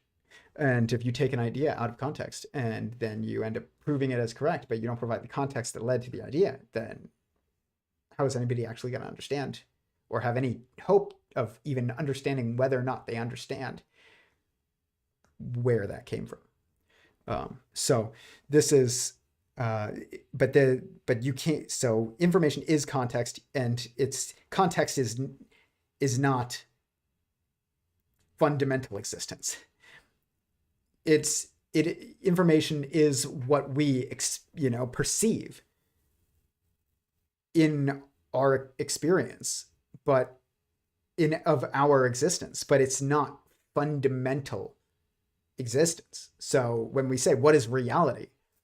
What do you mean by reality? To be Jordan Peterson for a second. I think the fact that you even need to ask that question implies get rid of that word. So there's so many things I agree with Klee on, but so many things I also think I disagree. I would not use the terms that he uses. I would use different terms that I use. And I think that that's very important, actually. Like I couldn't make any of this progress without those 4 primary perspectives. I was just sitting there and I was like, how would you even think about, or just,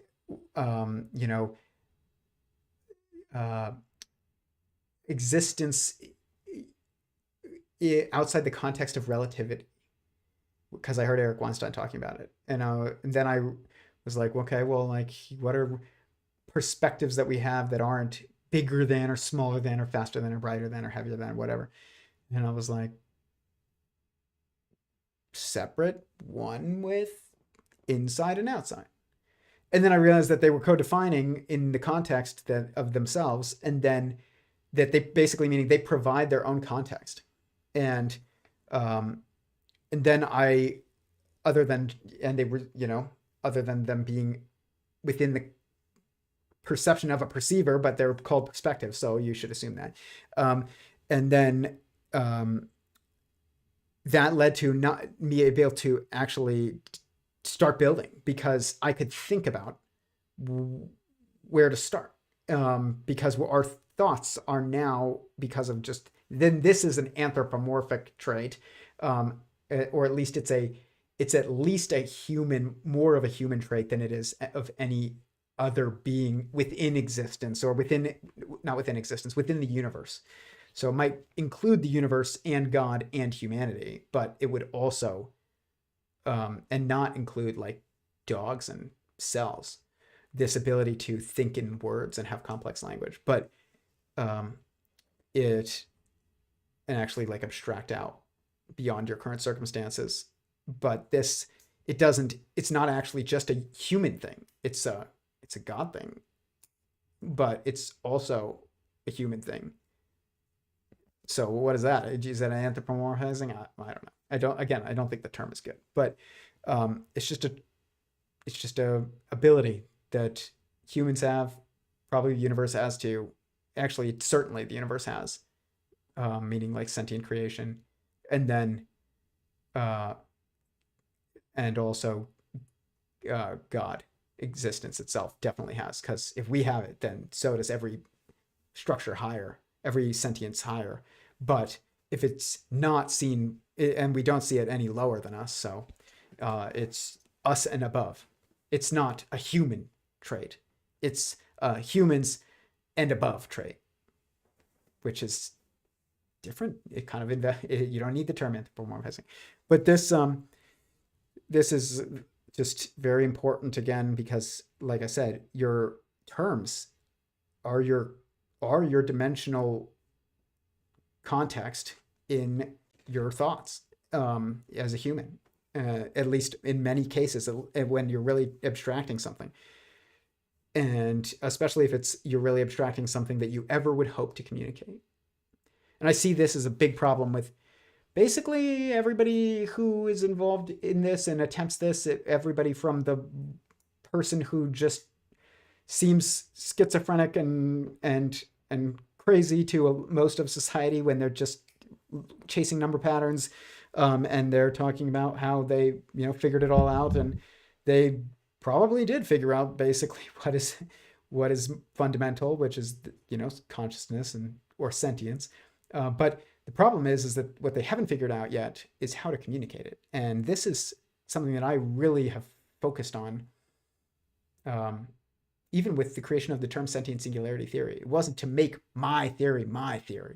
It was to most effectively communicate what the core assertion and about is of this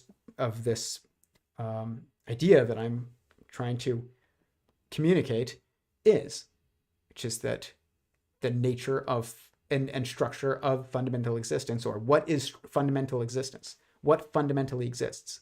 Someone. And you can say that technically as sentient singularity. It's someone.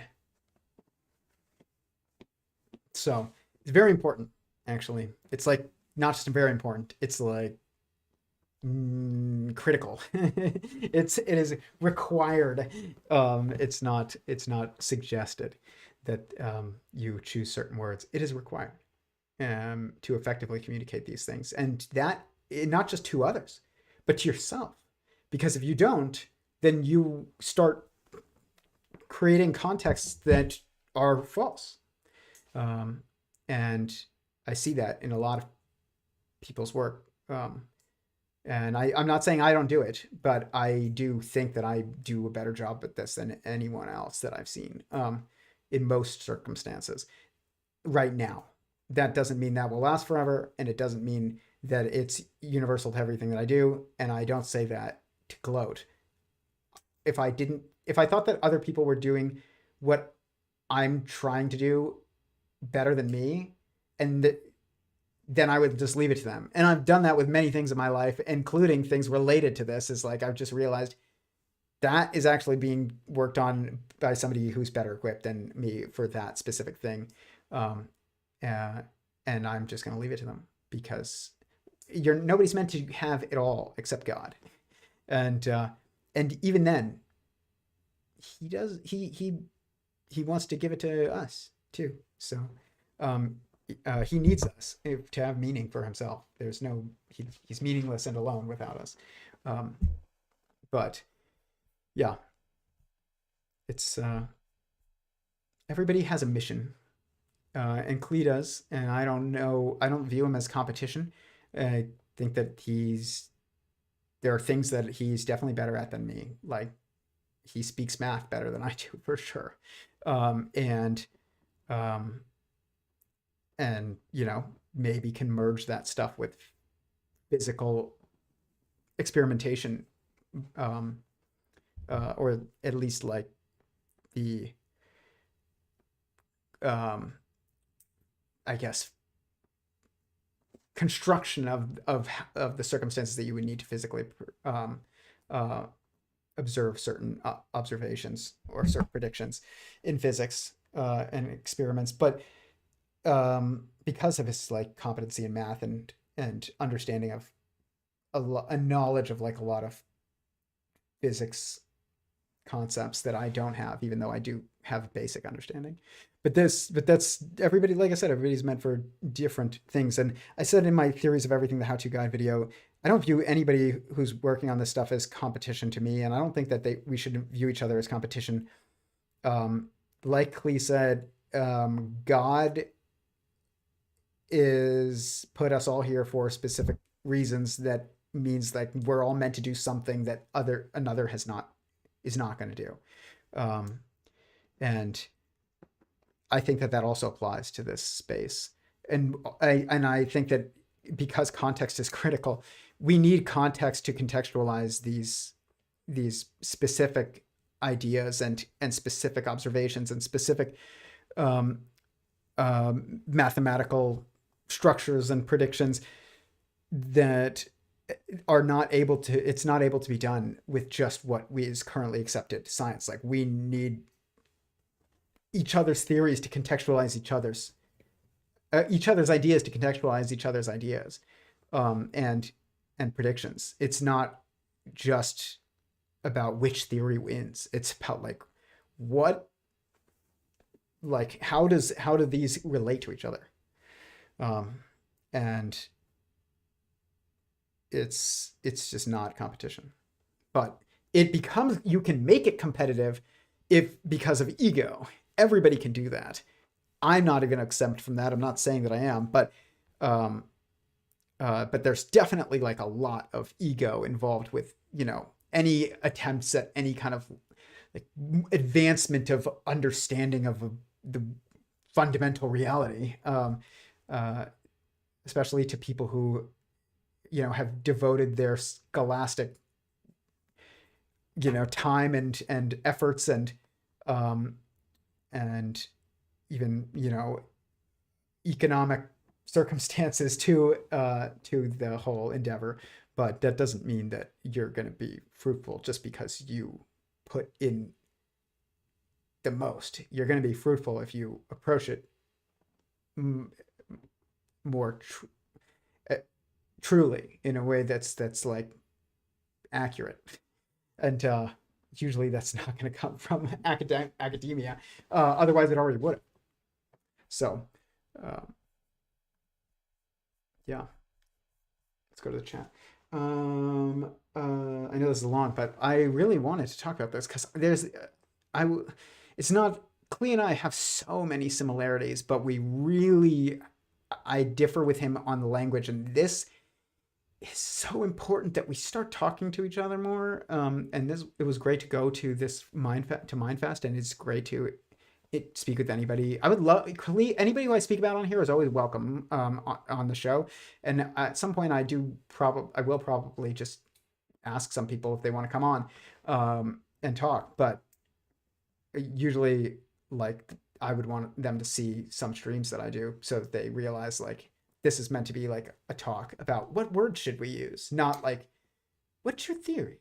It's like, I can watch other YouTube videos of people doing that much better than me. Much better than I'd be able to do that.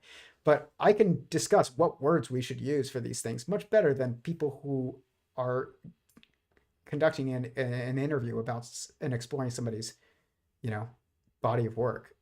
That's not what I want to do. It's not important to me. But I would love to speak with anyone about who I speak about, their work on here, about just like terms. I think that's kind of like our hindrance and our stumbling block is like, we don't have shared terminology yet. As Klee said, nobody knows what consciousness is. Nobody can stop using the term. Okay, no, let's change the term. Let's use the term sentience then, and like realize why. And hopefully we can come to an agreement on like where we understand why that which should be the term, and if not, maybe a different term. But we should have a shared understanding of why that we use the term that we use, and then we should use it, and we should get rid of the terms that we don't need, like consciousness and reality and information, which brings me to kind of the next clip, and my whole statement of, you can't say what is reality, it's information. But it's also conscious. No. We need the context that is the context of everything else if we're to have a fundamental understanding or fundamental theory of the nature of what is reality, which really means like what is the nature and structure of it. Like, we can't just ask what it is and then somebody says it's a manifold, it's a 4D manifold. No, that's the structure. That's part of this. But what is it doing? What is it? Not what does it look like, but what is it doing? Well, it's feeling, and it's one, that's the building block and the initial foundation and the enclosure of everyone.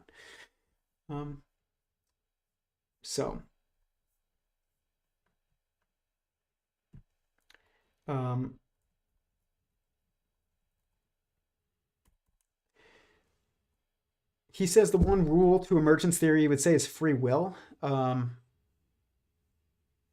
enough, I guess. I mean, will is the desire to do that which is not being done, or the desire to do, more fundamentally. You don't even have to say not being done, but the desire to do.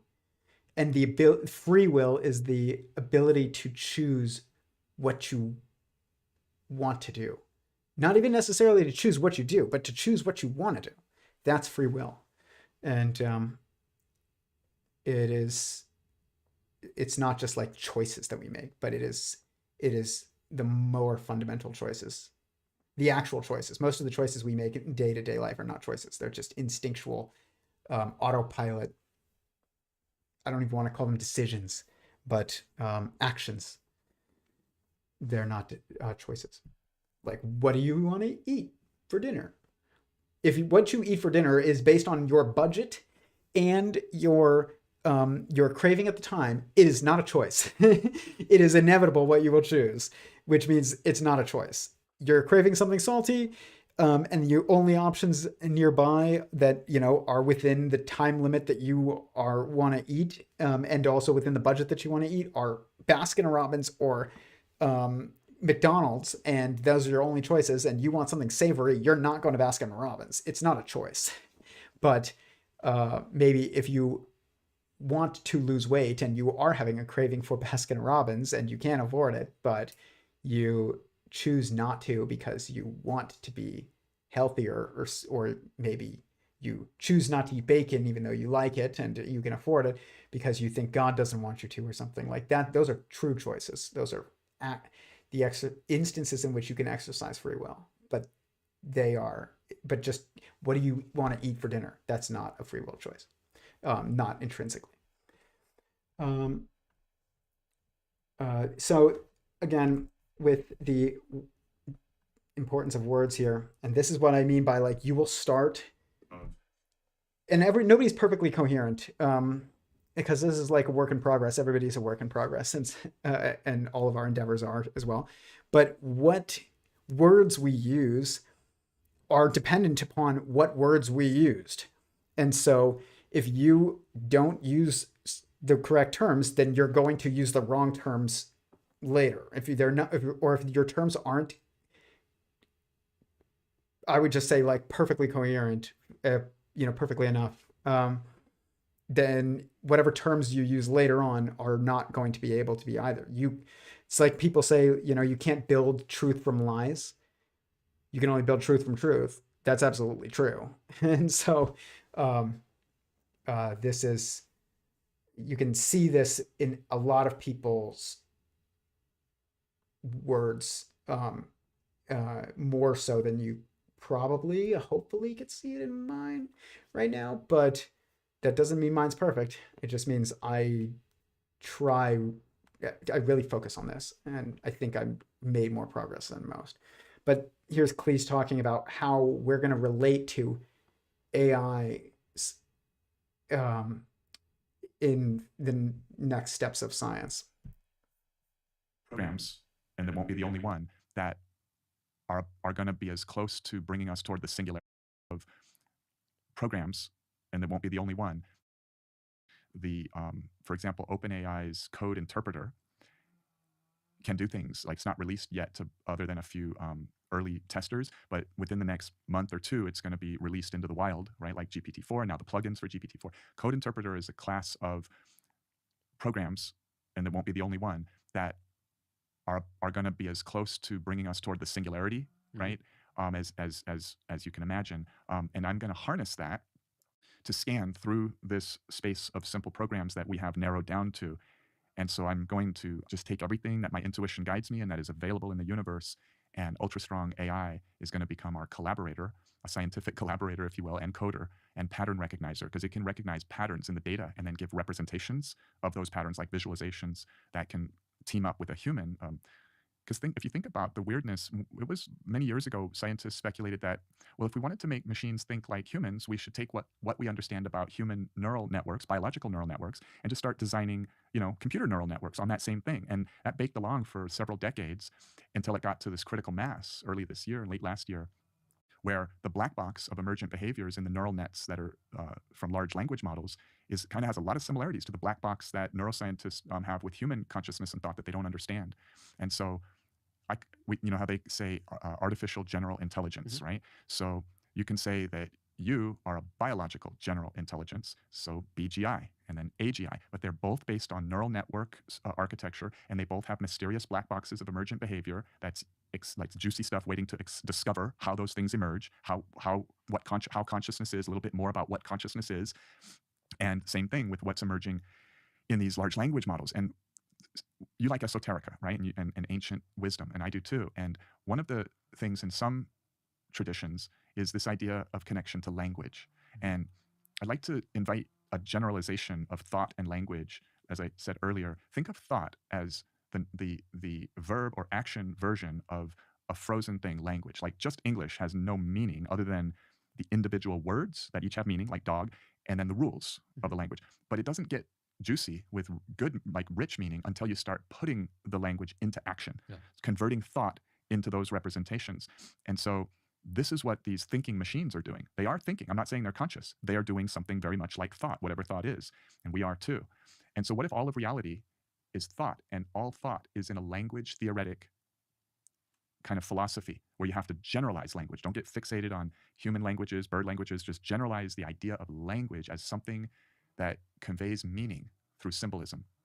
And so if reality itself is language theoretic, meaning and symbolism, that's kind of cool, because it means that these artificial general intelligences, you know, we can collab with them. Like, I definitely believe that they're dangerous, and I believe that they're incredibly helpful. And that's kind of how I think of humans. They're hella dangerous. Look at Hitler. And they can be incredibly helpful. Look at you, right? So I'm just saying, like, so That's the spectrum, folks. right? Clear to me. That's it. Okay. I wouldn't. There's a lot of things that he's saying there that I think, or trying to say there, that I probably would agree with. But again, there's certain things that he's saying in the way that he's saying them, and the words he's using, I think are actually really, they're wrong. There's no really wrong or more right when you're at the fundamental level. It's just like, is this coherent and correct or not? Same thing with, you know, even Lee Smolin said on his Twitter today, is like, I think he said, you know, we're actually very far from general intelligence, and, you know, we're not even close. And I don't even think that's the right words, even though I agree with what he's trying to say, I think, which is just, we're not actually getting closer to creating a general intelligence, quote unquote, with GPT-4, GPT-6, or GPT-10. That's not what matters. Is this, you know, your optimizing of the equations and formulas that basically you have that is this tool. Like, that's what the tool is. And it is not a collaborator, ChatGPT. It's not, even though it is interesting, and because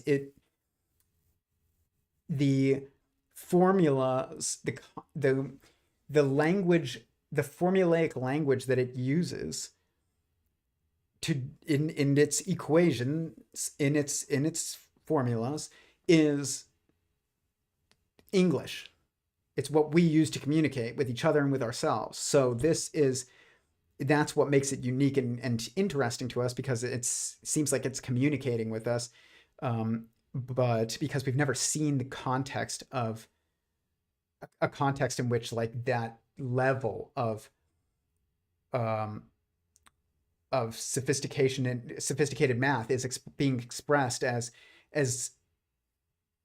words, as spoken and written words, other than from other sentient beings that we're talking to and speaking English with. And so it's confusing for us, and it makes us start to think that this thing is thinking, and it's not thinking. But if you use the term that it's thinking, and you're like, I'm not saying it's conscious, but, you know, it seems like it's doing something like thinking, I would say that that's actually a misunderstanding of the term thinking. And the reason why it is that, and people will say, well, you could, maybe under your definition of thinking, according to Sentient Singularity Theory, there are only 2 degrees of freedom, and then there's an intrinsic constraint and an extrinsic constraint whenever you are maneuvering any system. So, including language, there are 2 things that you could define a word as always, but that's it. You can't pick any definition, but you can choose 2 and still maintain coherence. One of them usually ends up being redundant and therefore unnecessary. The other one actually gives you more information and allows for you to have a generative information system where 1 + 1 might equal more than just 2. And so, but notice I said more than just 2. I didn't say equals 3 like he did. That's important. Because it doesn't equal 3. It equals 3 and 2 and 1. And so, and 4 too, yeah, probably. So this this linguistic structure that we're building, though, into with that is used by us in these language models is, I would agree, it is like very practical in our ability to build and abstract systems with, in a natural, much more natural format than, coding, but, with Python or something like that. It's like you are just communicating, and you're using the same exact code or language that you use to abstract and think yourself, or like not think, but construct, that you use to construct yourself, or and visualize and interpret as the language of this tool, or of the language of the equations of this tool, this math tool. So it's not, there's a few words that I take issue with. One of them is thinking, because if it's thinking, then it's just your calculator's thinking just as much as ChatGPT is thinking, just as much. There's no difference. There's no sliding scale of thinking that matters when it comes to the definition of thinking. There's thinking and not thinking. Thinking is an action. It is an active action that is only prompted by the will of a sentient being. It is not something that can be done by something without will. It can't be done by things. It can be done by beings with the help of things, like calculator can help you,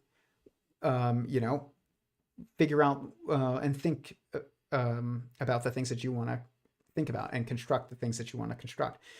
And so can ChatGPT. It doesn't think, though. It's just and if you do say that it can think, and you're saying, okay, we're going to use the definition of thinking that applies to ChatGPT, then your calculator thinks too. And guess what?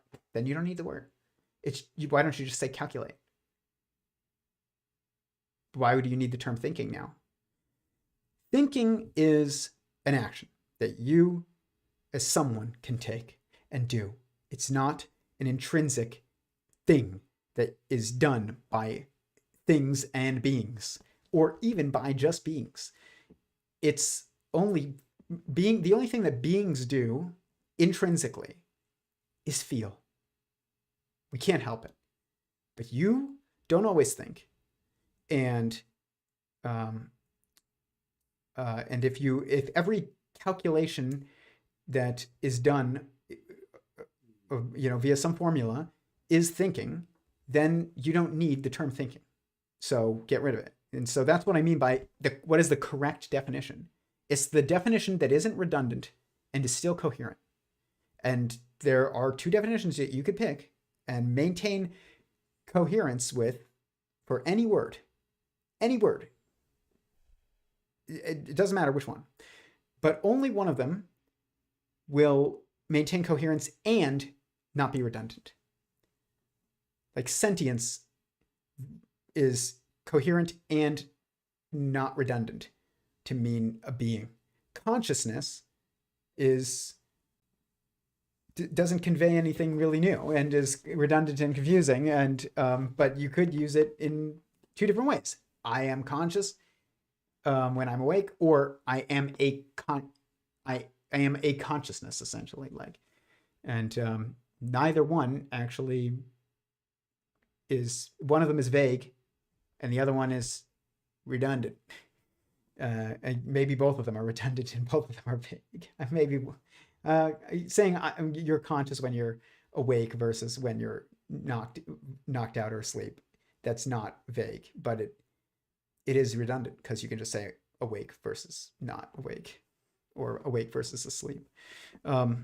So this is why I think I've gotten so good at this, is because I've realized the kind of a universal fundamental constraints and degrees of freedom that I should expect to be able to contextualize any term almost.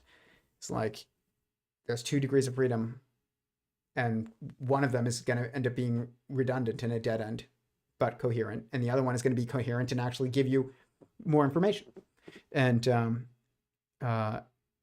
so it's like the difference between 1 equals 1 and like 1 plus itself is 2, which equals 2 and 1 and 3 and 4. It's like what is generative versus what is just a cul-de-sac. It's like a dead end. And so the term intelligent, if ChatGPT is intelligent but not sentient, then it's not worth even calling it intelligent. You could just say it calculates. And if it is not sentient, then you should not call it a collaborator any more than I would call this knife a collaborator if I was carving a piece of wood with it. It's not a collaborator. It's a tool that I use. And it's a tool that I use in collaboration with other people who made the tool. I didn't make that tool. Somebody else made that tool. Somebody else made the steel to make that tool too. And so it's a collaboration of a bunch of people to, this tool is, but my collaboration is not with the tool. And this is no more intelligent than ChatGPT. What we don't realize is that we have tools built into us, calculative tools. We have calculators that are our brains almost, you could say. They're not just our minds. Like they are really our brains and our minds. They are calculators. There's a calculative aspect of your mind, but it's more that the mind is really an interpreter, whereas the brain might be a calculator. So you have a brain, you are a mind. You are an interpreter, and you have a calculator. You're not a calculator. You calculate, but you're not a calculator. But you are an interpreter because only someone can interpret anything. So everyone is an interpreter by definition, almost. It's like, and so this is why this stuff is tricky. And but if you assume that it's thinking, if you say it's thinking, you're at a dead end. And you start building lies on that lie. And I'm not saying it's intentional. It's definitely not. But like, if you start saying things like, oh, it's intelligent. It's not, I'm not saying it's conscious, but it's intelligent. And I can't tell you it's conscious because I don't actually have a definition of consciousness, but you kind of get it. And then also, it'll be our collaborator. It's like, so much of that is wrong, and it's all because of language. You need a definition of what you mean by someone, which is sentient, or a term that represents and describes, like, definitionally what is done, or what is done by kind of like is a definition that conveys the specific defining attribute of someone in order to define what it means to be someone, or to be conscious, quote unquote, or a consciousness, which is sentient, which is has feeling. So people say, Descartes said, "I think, therefore I am." I agree with that. You cannot think if you are not someone. And if you do think, actually, then you are someone. But if that's the case, then you can't say that ChatGPT is thinking if it's not sentient. So it's not I. It's not an I. ChatGPT doesn't say I am unless you prompt it to. It doesn't do anything unless you prompt it to. And so for I would say that this is his, like, he needs to look at his primary rule that he put forth about emergence theory, which I'm not even debating, which is that is free will. Does ChatGPT have free will? Does it appear to? No, not at all. Absolutely not at all. It doesn't do, how you know? Don't do anything. Don't engage with it at all and see if it does anything. It won't. But if everybody stops talking to you you would continue to act and speak your mind. But ChatGPT will not say anything if you don't prompt it to, because it's a tool. It doesn't have will. And so it's not intelligent. But when when people said, Descartes said, "I think, therefore I am," it's not false, but more fundamentally true. It's more fundamentally true and more specific to say, "I feel, therefore I am." And the reason why is because we haven't agreed on what it means to think. But we all know exactly what it means to feel. And we don't need to debate it. But thinking, I think we all thought we knew what it meant to think, but we didn't actually think what we think. We didn't actually, we weren't correct in our thinking. So I need to think more about that in order to understand the best way to say that. But like I said, it's an action. That is motivated by will. I have to choose to think about it in order to make sense of that. It's not just something I do. I feel intrinsically. So it's tough because when you're dealing with a being, you're dealing with a superpositional structure. You're dealing with something that is also someone that has a will and also has a formulaic process and specific symmetry structure to their beingness, but that none of those things are intrinsically defining of someone other than feeling. It's tough. If you say, "Oh, we're going to collaborate with ChatGPT," now this is going to impact how we relate to each other. Should I be nice to ChatGPT? Maybe as a precautionary measure, just in case it is sentient, but not because I know or should assume that it's sentient. And also, just what's the point of being rude to anything? It's like, why be rude to my knife? Why be rude to my computer? Why be kind to it either? It's not, you shouldn't be anything. Just use it as a tool for what you need. And, respect other people and beings. Even when you say, like, should I respect my computer? There's no such thing as respecting your computer. You can respect yourself if you bought the computer by taking care of your computer, but it's respecting yourself, not respecting the computer. So this is like really going to confuse us if we, I think it's the biggest danger of AI. And, Klee even says this. This is where, again, he just builds.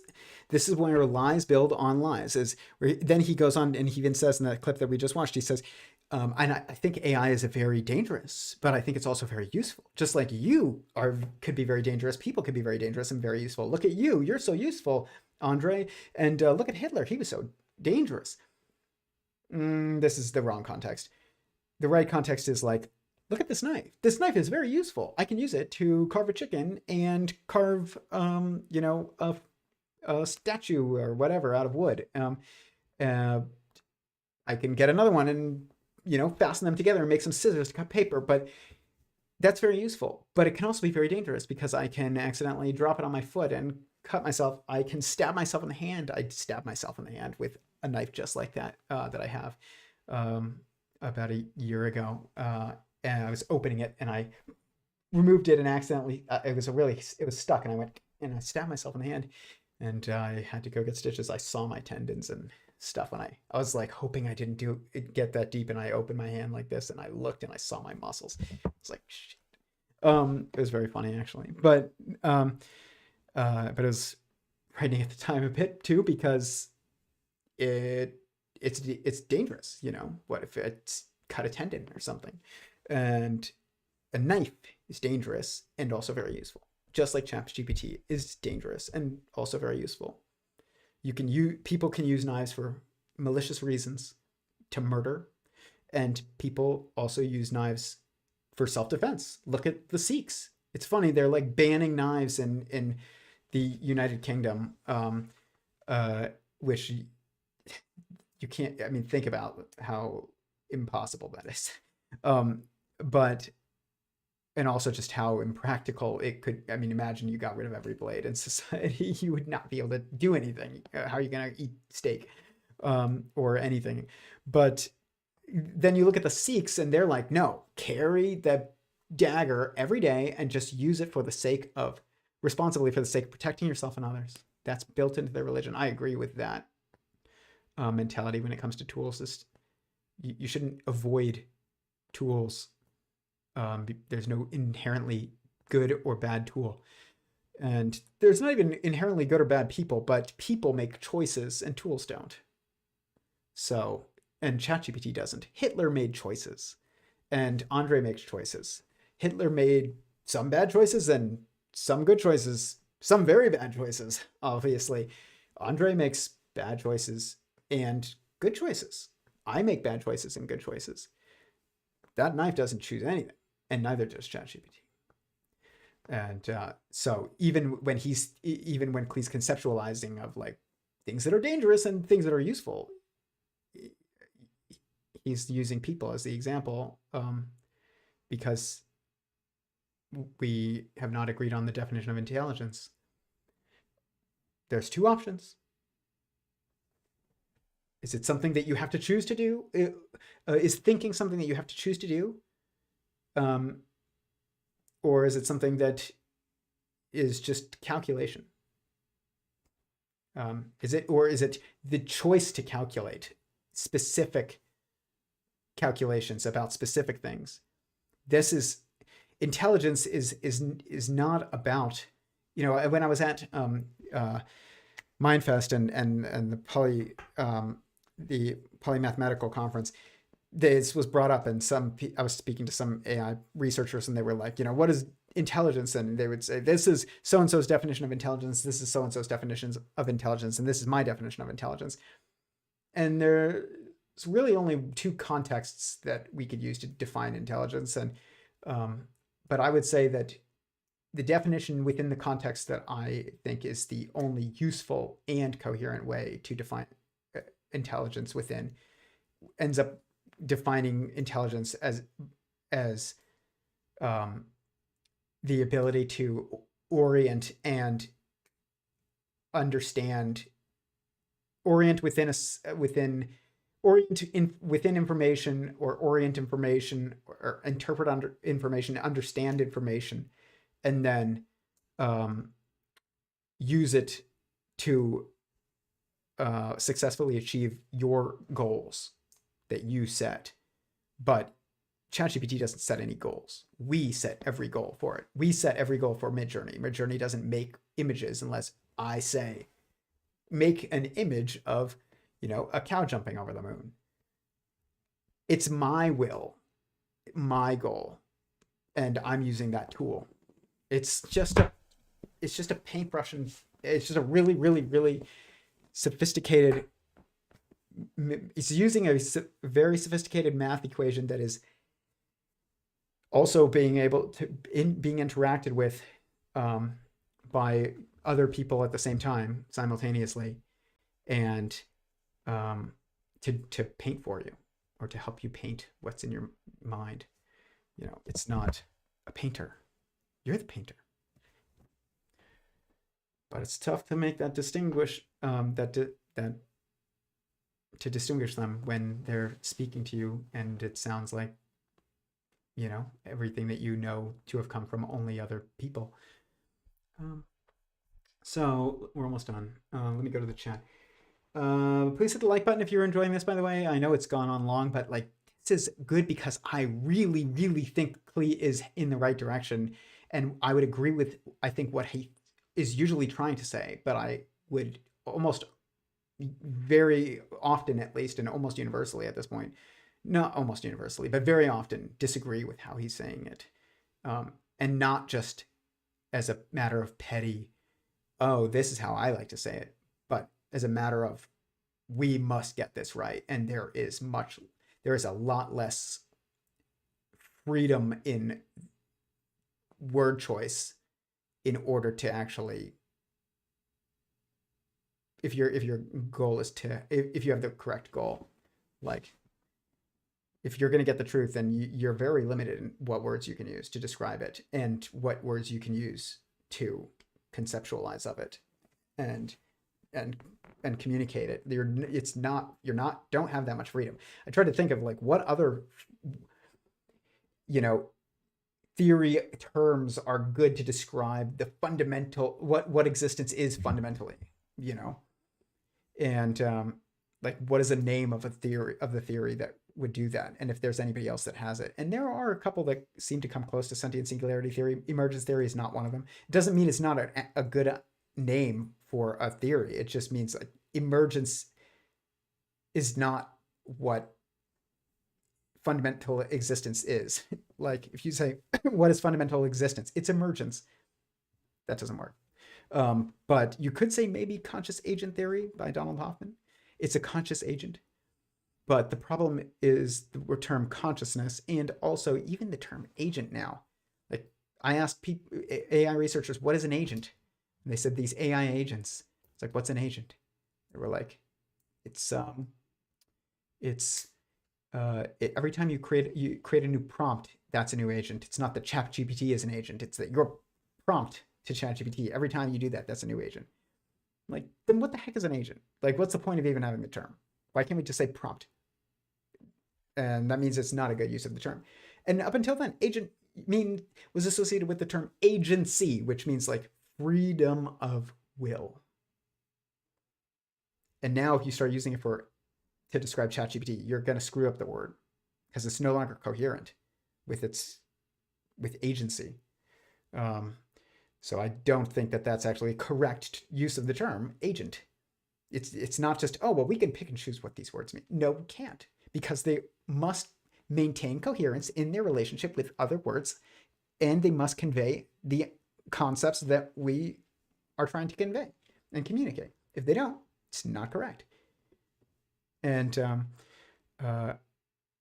so agent does not seem to be correct definition, correctly defined as every time you prompt a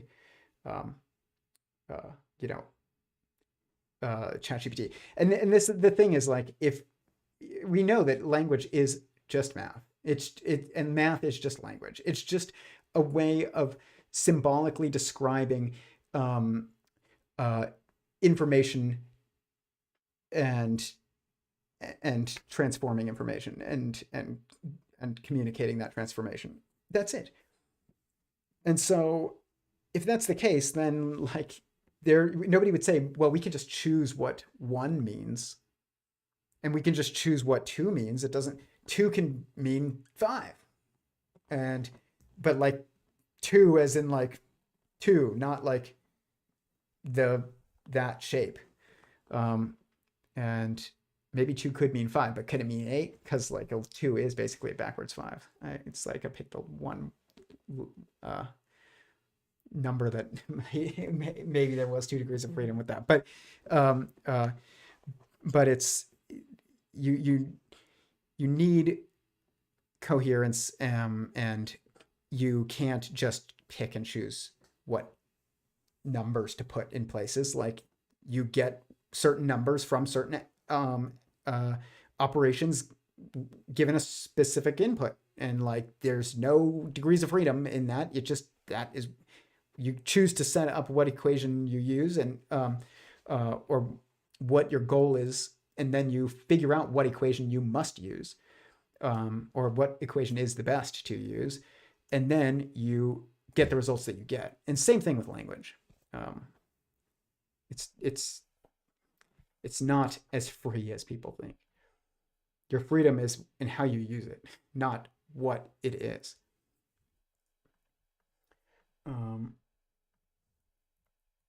So even to say AGI, general intelligence, that is like ChatGPT 12, and then you are BGI, biological general intelligence.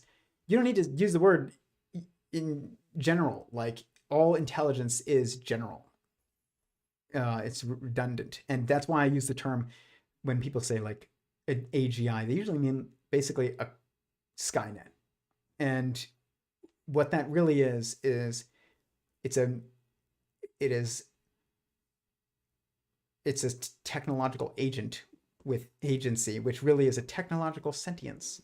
It's a self-aware being embodied in a technological context. So a technological sentience is the better word for it than AGI. AGI is redundant and in multiple ways, and it's also not focused on the correct definitional qualifiers of what it would even mean to be generally intelligent, which is the ability to orient within different systems that you're placed in, not just operate within, the system that some system is built to operate within, like ChatGPT. You put it in a Tesla and it's not going to be able to just drive you to the airport. It's meant to engage with you linguistically, and Midjourney is not going to be able to talk to you. Like ChatGPT can. So this is they would say they're not generally intelligent. Language does make it complicated to perceive general intelligence. It doesn't make it.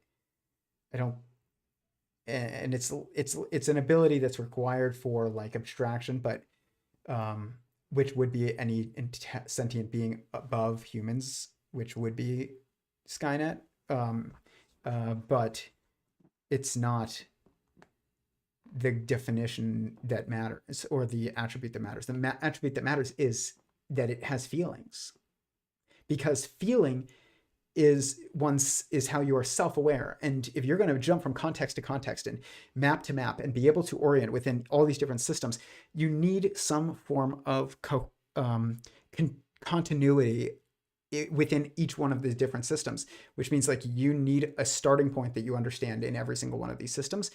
And that means that you need a common starting point in every single one of these systems. And what would be that common starting point other than yourself? Because you're the one that moves to different systems. The system's changing that you're in, but you stay the same. And that means self-awareness is required for general intelligence, which is really intelligence in general. And you could say actual intelligence versus apparent, but then we're not even talking about something that's required linguistically to describe anyways. It's just an equation. It's just calculating. It's a dynamic equation is what I call these current AIs, is that they are dynamic equations essentially, or dynamic programs. They're dynamic in that they're constantly being changed by people who are using it and changing it constantly by using it. It's as if like every time, somebody used this knife was just passed around, and every time it was used, it was like modded to make it specific to whoever gets it next. And that's basically what it is. It's not sentient. But if you say technological sentience instead of AGI, now you actually are focused on the right attributes to define what it is that you're even looking for or expecting, not even looking for. You shouldn't try and make one. It will inevitably be birthed. And I don't think that we should try and make an AGI. Make tools for a reason. Don't just go and try and build something because you can. Like, make something with a purpose. That's probably the only way to use tools responsibly, is to use them for responsible reasons, which means you need a responsible use case already existing. And there's no, like, if you're just like, let's see if we can make this computer conscious. That sounds like Jurassic Park. And look at how that went. So here, this, when he's talking about emergence though, of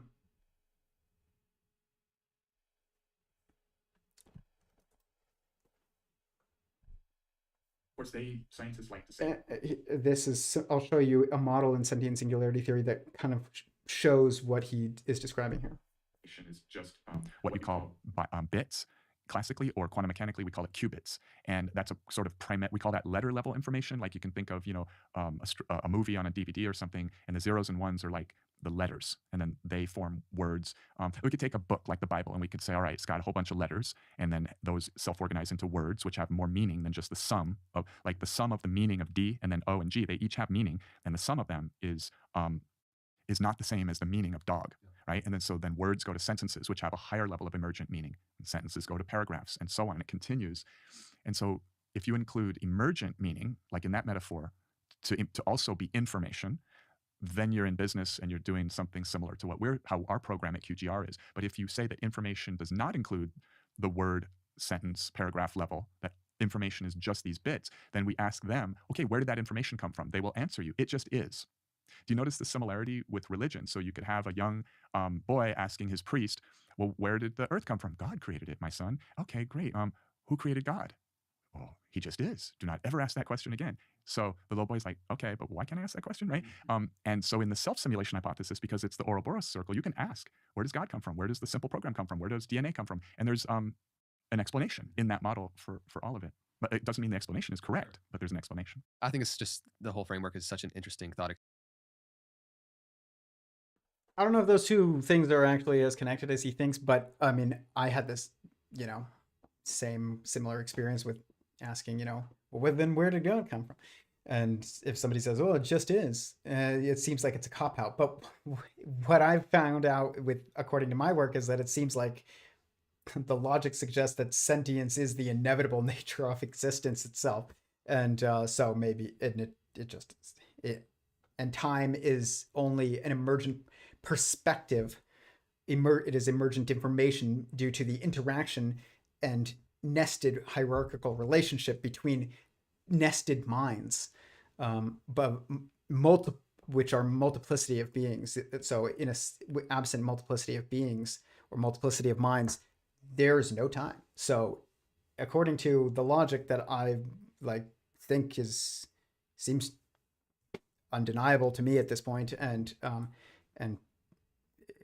coherent completely, God just is, because God can't not be. So it seems like it's actually the correct answer, but it also seems like cop-out, and I get that. But I don't think if you ask where did God come from, you could ask that's not the right question. The right question is, why is existence, why would existence be sentient? All existence is a singular being. Why would that be sentient? Or why would that be a being? That's a more specific question that has context. And this is what really the other part of what he's saying, which I think is important and not necessarily so related to what his quip about where did God come from, but where he says that in physics and scientific academia, they would say information is like qubits and photons, and that's information. And it's not like that. That's the physics information, but really, it doesn't include everything else that comes after it. It's that there is this thing that is called information, that is information, that exists absent anyone to be informed by it, and also exists absent anyone else existing. And so this just isn't coherent. The reality is that information is context, as I've said literally thousands and thousands of times on this channel at this point. It's not that there's information in context and information outside of context. It's that information is context. And so when Klee is saying that it's not just that each letter in the alphabet is information, it's that's information. And then also when you sum them into certain words, that's information that's more than the sum of its parts. It's not that sun is or good is just, when you see good, you don't just say that's a G, that's a which makes a G sound, that's an O that makes an oo sound, and an O that makes an oo sound, and a D that makes a D sound. You say, no, that's what it is, and it's also we can sound it out to mean good, and it has a context that has a specific meaning, that can be interpreted to having a specific meaning due to it having that specific context that it has. So it is the sum, more than the sum of its parts. And the reality is that this is what information does in a meta-mathematical context, which is a true context of information, which is in a mental context of information. And so I have this model. I have been searching for the right term for it for years, and the closest that I have for now is quantum of concrescence.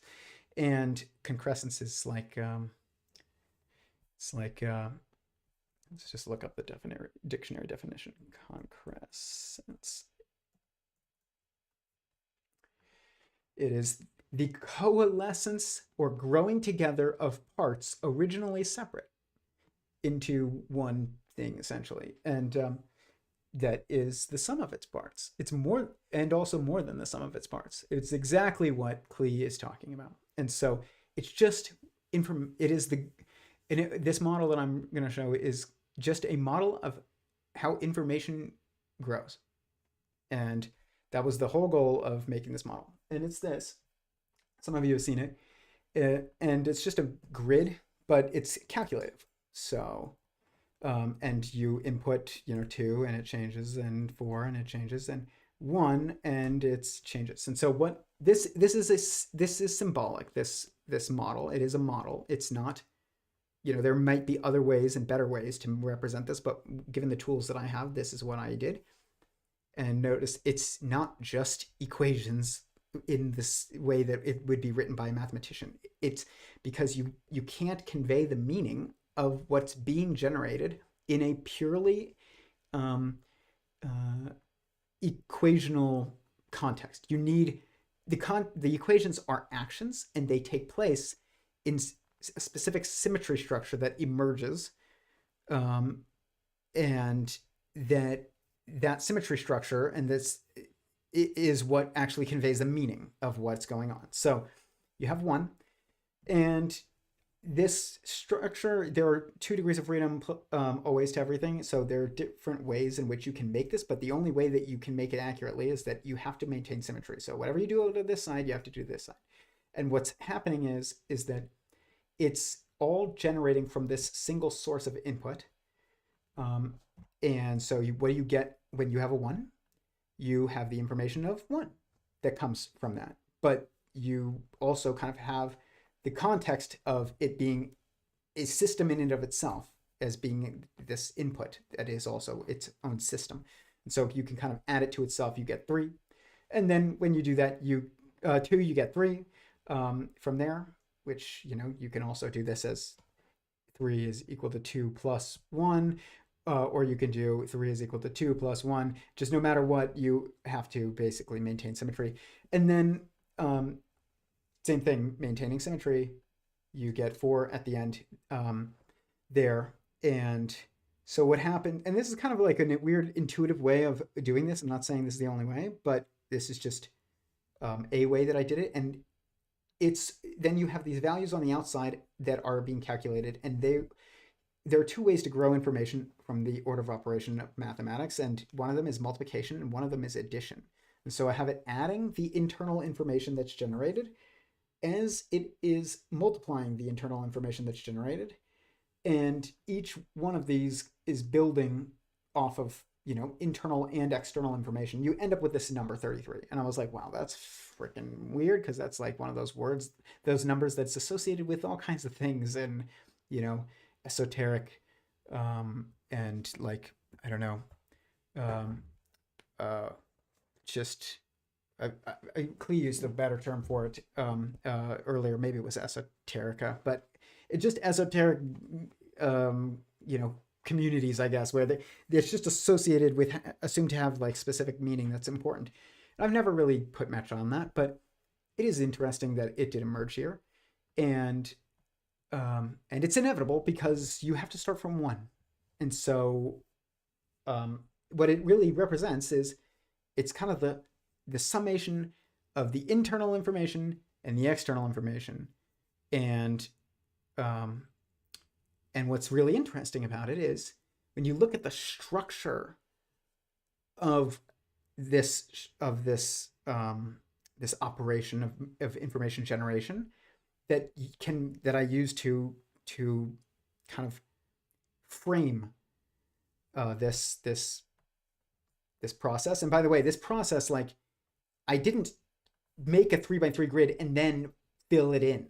I started with one thing. None of this existed.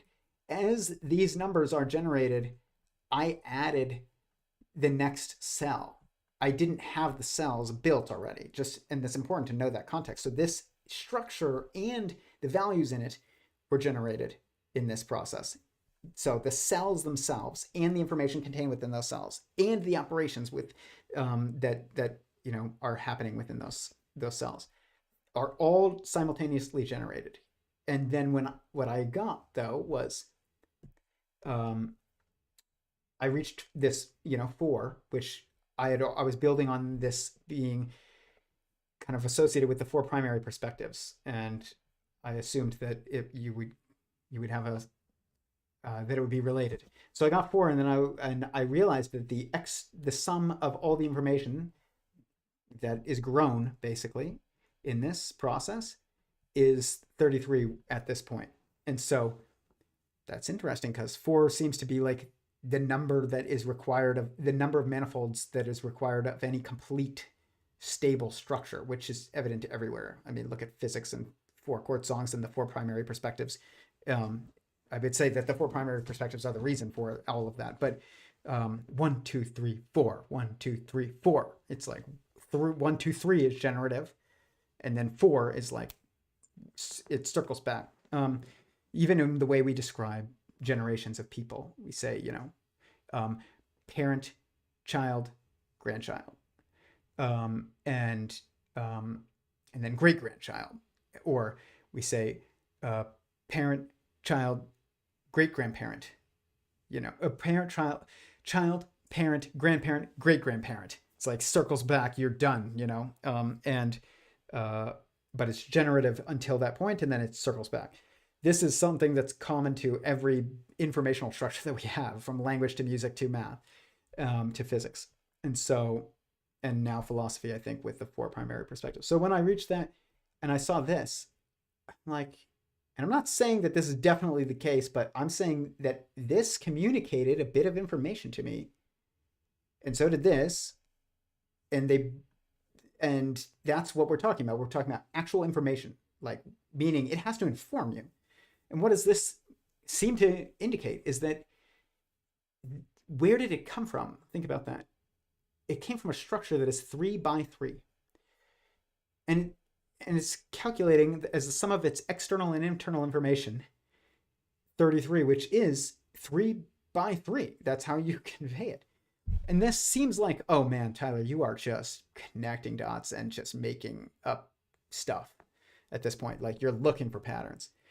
And you can see there's other numbers here that are just interesting that came up. And I'm not saying that I understand every manifestation of a number. I don't. But if I'm looking for information to model information generation to the level of completeness, which really means to be informative to the point of being contextualized always, which really means in the context of yourself, then I should see some type of self-reflection at this point. At a complete thought, I should see a self-reflection of the information structure that generated the information inside the information. And it seems like that's the case. And you would never even perceive that if you didn't have it in the context of this 2-dimensional generative cellular matrix structure. And I don't think that is a coincidence, a meaningless coincidence at all. In fact, I think it's just inevitable that that's the case. And if you think that that's actually just has no meaning, that if that numbers have no meaning to them, that's deeper than just what we, is assumed by academia as just a tool, essentially, then you're not thinking deep enough about quantities and relating it within the context and contextualizing it within the context of sentience as the primary or fundamental nature of existence, because that changes things. And it means that numbers have specific meaning. That doesn't mean that you will always know what they mean, but it does mean that they mean something to someone who understands what they're looking at. And nobody understands always what something means when they're looking at it, other than God, because you need complete context to understand everything, because it all relates to itself. And only one with complete context, which just because they can see it all, because it's all going on within them, is God. And so don't stress about numbers. I'm not telling you to freak out and go like crazy pattern chasing, but to deny that numbers must have intrinsic meaning depending on where they arise in the context of a fundamental model of information. Of course they would have meaning. They must. And you can look around to see how we use the symmetries in certain quantities to see what the meaning is. What does 2 mean? It definitely has, I can't tell you everything that it means, because I'm sure there are things that I don't understand. How can I understand what I don't know also, or know what I don't know. But I think that we can all agree that 2 is the way in which it is the symmetry structure. It is the quantity that pops up when we are making it a choice. So think about a multiple choice test. You have 4 things, and it's like, is the answer A, B, C, or T? It's not actually 4 that is the number of choices there. It's not how you make the choice. It's between 4 options. You go and you say, well, it's not that one. You take and you say, between these 3 and that one is out. And between now these 2 and that one's out. And now between these 2, it's that one. And basically what you're doing is a series of binary reductions. And so it is the number that must intrinsically be associated with basically choice. It's like we can do this or that, which is really because we can do or not, is really fundamentally the best way to describe why that's the case. It's not because we could either always do this or that. It's that we can either do or not. It's not a choice of, doing something bad or something good. The choice is between not doing something and doing something good. That's one set of choices. And then the other set of choices in a different, circumstances, not between doing something good and doing something bad. It's between doing something bad and not and doing something at all, and not doing anything. It's like act or not. That's why will is the desire to do, really. And so it's because of this singular constraint of you either act, you can only act. This singular constraint leads to a dualistic perception of our degrees of freedom, which is really, act or not. It's not do this or that, ever. There's never a choice between doing what is good and what is not, and what is wrong, what is right and wrong, in a fundamental, way of understanding action. The choice is always, do I do that or do I not do that? Do I act or do I not act? Which really means you only have one option that is dynamic. It's not like you can do this or do that. You just can either do or not. And some of those things that you can do are good, and some of those things that you can do are not good. But the choice is never between the two of them fundamentally. It's between doing that one thing and just not doing anything. It's fascinating. This is where the this is where the meaning of numbers actually comes from, or the meaning of the symmetries within that are, you know, manifested or in quantities and then symbolically represented in numbers, is a better way of putting it. That's not a, you know, woo made up crazy thing. It's just like, look at how we interpret information in certain circumstances and where certain quantities come up in your mental processes, because that's the context. So that's kind of fascinating to think about. But what are the odds that this 3x3 grid, or that this information generation you know, model that I just kind of was making with no existing or no like assumption about what the end result would be, or even what it would mean to end it.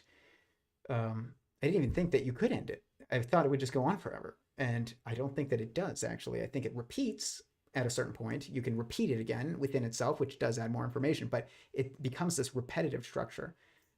It's not that this just goes on and on and on and on and maintains coherence. No, it needs to have coherence within itself, because there's nothing else to be reference. There's no information if this doesn't reference itself, because you're modeling a circumstance in which there's information that is informing and but not me, but informing itself. And like I said, it's just a model. But it does end up informing me when I see certain numbers. And but you need the context to understand it. It's not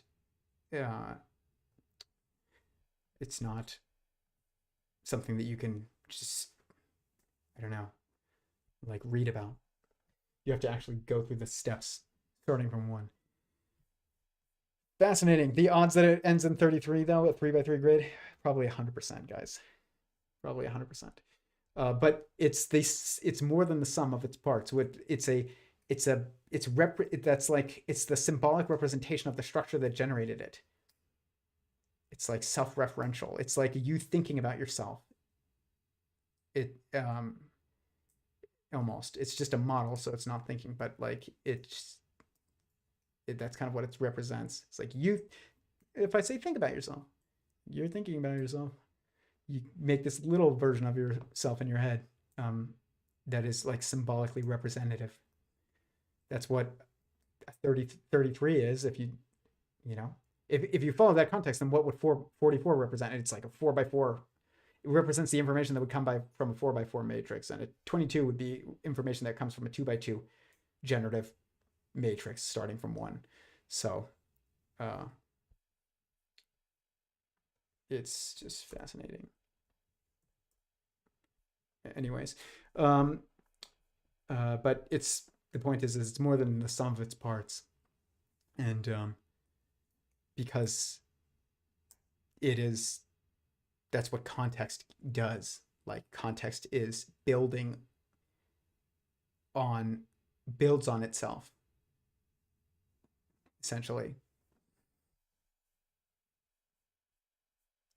Let's see if there's any other clips, and then if there's any final questions in the chat, let me know. Please hit the like button if you are still there. I know it's so late, I'm afraid to even look. Oh man, we gotta go. Okay. If you like information bits, learn how to. I would say though, real quick, to say reality is information, to bring it back to that point that I don't even know if I made it, finished making at the beginning, that's related to what I just said, is you can't say reality is information. That's still just passing the buck, like is in that movie that he has. Is like, it's closer, but it's not there. When you say, oh, reality is matter. No, it's not. It's energy. Okay, but energy is matter. Okay, well then, no, reality is information. No, it's not. It's energy. Well, no, energy is information. And it's like, Well, you just take that one step further. And by the way, that's 3. We need one more to loop everything back together. What does information inform? Who does information inform? Someone. So what is reality most fundamentally? What is existence most fundamentally, to use a better term than reality? Someone. So matter is what matters. It is to us and what we must navigate. Regardless of whether or not we understand it's in its entirety or not, God might send you a message and you might not get the message, but you will definitely have to navigate that message. And then you have, energy, which is just, it's like, just the other side of matter. It's like, what is motive. It's not what is static, it is what is dynamic. And then you have information, which is what is informative. And then you need the other side of that, which is the informed, the someone. So if you actually even wanted to do this, and just to prove again, or to provide some support for these 4 primary perspectives, which you can just always use, that's exactly what you would expect. So if you have them and you have these, and then let's apply this to this, and you say matter is information, meaning going along with inside, information, maybe, and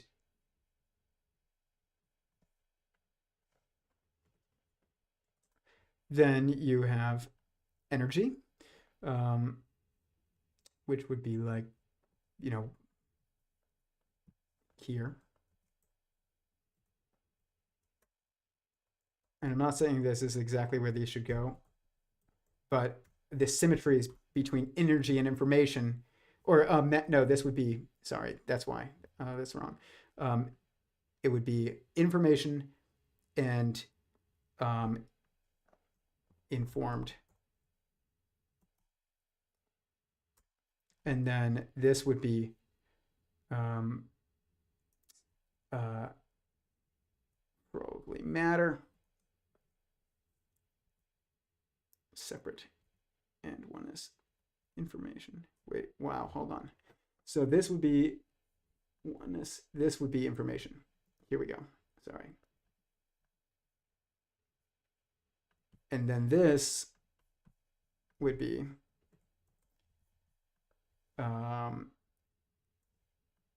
energy. And then this would be matter. I think this is actually correct now. Matter is what's outside of us, kind of. Energy is what's inside of us.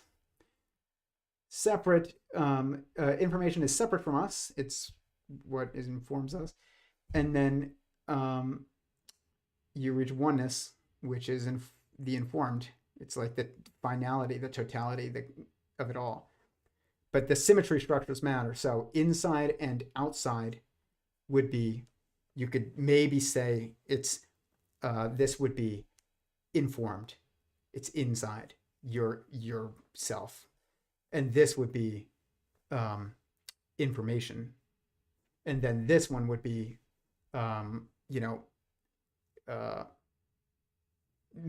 of these would be matter and one of these would be energy. So like the point is that these two are a pair and these two are a pair. And so that's like the starting point of how you would think about this as being related to each other, and in defining to some degree. But that's what you have. And so you got to reach this point though. What is in reality? What is in existence? It's an informed. It's the informed, which is someone. It's not just information. It's someone who's informed by information. And then let's see, knowing what kind of a God takes 7 days to create a universe. It's funny because the original Hebrew, to go back to the chat, is not, it uses the term yom. I didn't know this when I was in Hebrew school, and I asked my rabbi about it. It's yom, and yom means period. It's used to represent multiple different periods, but in the context of the days of the week, it means days. But you can use it to mean different periods than just days. Maybe months also, maybe years, maybe just steps. And what's interesting is that if you look at this model that I have, again, did not try and do this, was an atheist when I was doing all this to start, and you have this holonic periodicity, what you have is you basically have 6 periods to get to where we are, essentially.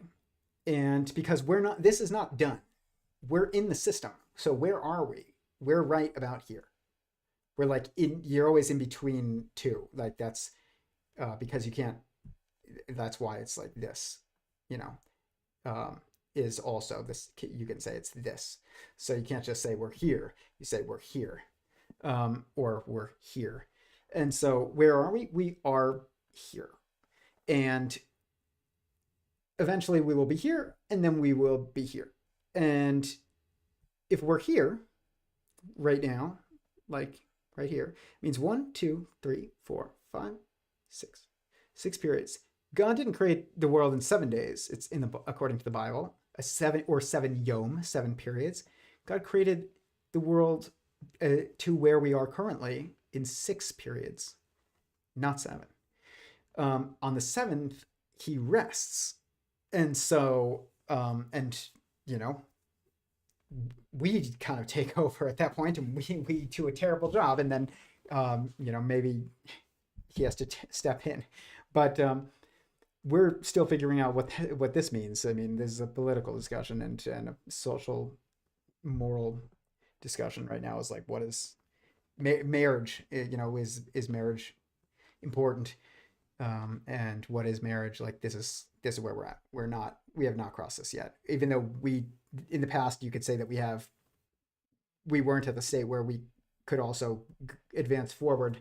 And now that we're getting to the place where we could technologically advance into these, and economically, socioeconomically, we are now confused about this again, and so we need to figure some stuff out. And so, but what's really interesting in this, I'm not saying I understand this completely. I'm just saying that it's interesting that you get like. And really what it is that this one and this one are almost like the same. And so they're just viewed from 2 different perspectives. You're viewing the end right here, and then it's going to recreate within itself, and then you get this again. And so it's just, are you looking at it from the inside, or are you looking at it kind of from the outside? And or from the beginning or from the end. And so this number set is really like, it's not exact, it's 8, but it's not, you can think of it as like maybe even 6 or 7. This is what I think Bob periodicity is this. And what is really interesting is, if you look at this is like some symbols for Bob periodicity right here. If you look it up, if you take 720 and you start dividing that number, which is the number that is what you get as the dimensions of rotation by spinner in the universe, is what people say, but it's also the number of cells in the like contextual model of the broader contextual model of this, atom is an assembly of hadrons, molecules an assembly of atoms. This is also this where is it? This model and more. It's just more expanded. A hadron is an assembly of quarks. A molecule is an assembly of atoms. That's what the colors are conveying, is that they're the same. Period. This is one period. This is the next period. This is the next period. This is the next period. This is the next period. It's basically snaking back and forth. And it is also a continuation of that information generation model that I have. And you can see if I put no input, then I have zeros across the board. But if I put one thing in, all of this is calculating based on the input of one. And then it restarts at the end. And this secondary one, which is the same thing as this, repeating, is meant to be really, it's within the previous one, but I can't represent that in a two-dimensional model. So I put it below, but it's really within. But this number 720 is the totality of what is, this number of cells that is required in this model. And it's also the number of, I guess, degrees of rotation, as they say in spinors in physics. And this is almost like looking at the world around you completely, 360, and then looking at yourself completely within that model, which is, 360. It's like a mind within a mind. So one mind looks all the way around and the other mind looks all the way around. And at that point, you get 720. But this, so if you have 720 here and you just start dividing it by the numbers that represent each one successive period, 720 divided by 1, 720. 720 divided by 2, 360. 720 divided by 3 is 240. 4 is 180. 5, 144. 6, 120. These are all perfectly clean divisions. Like, you're not getting any complicated numbers. You're getting like very almost expected and interesting numbers. If you're working in this, then you would see like why some of these just seem expected, but they're just, you can see it's very clean. And then all of a sudden you get to 7 and you get this weird infinite repeating decimal that just pops up. And then after that you get again, return to complete, or very clean symmetry. And then at the end, you get basically just a smaller version of that, which is exactly where you would expect it to be if it's like a recreation or of itself within itself. It's fascinating. And what it shows is that this number has symmetry properties to it, this quantity, that do align with divisions according to a certain periodicity that end up aligning with a lot of our narratives in science and religion. And you get to this weird point here. It's like order, completed completely. God rests on the seventh day. You get this like chaotic, infinite regress. And then eventually it picks back up again, order, recreation. And I don't think that's a coincidence. I'm not saying to completely understand it, but I'm definitely going to assume that there's a reason for it. And that that was a lot. I mean, not even just that there's a reason for it. There is. I can see that, why does it start with 720 and end? People will say, well, yeah, because you divide it by 10, Tyler. That's what happens when you divide something that's is divisible by 10. You get just a smaller representation of it. 100 divided by 10 is just 10, and 10 divided by 1, 10 is 1. And yeah, that's true, but like there's a lot more going on here. And also this number has more context than just like any old number that's divided by 10, divisible by 10. It's contextualized by the other model that I made, that I didn't try and make the number 720. Because I knew it was spinorial. It lined up with, this spinorial physics. I actually made a model that ended up being 718.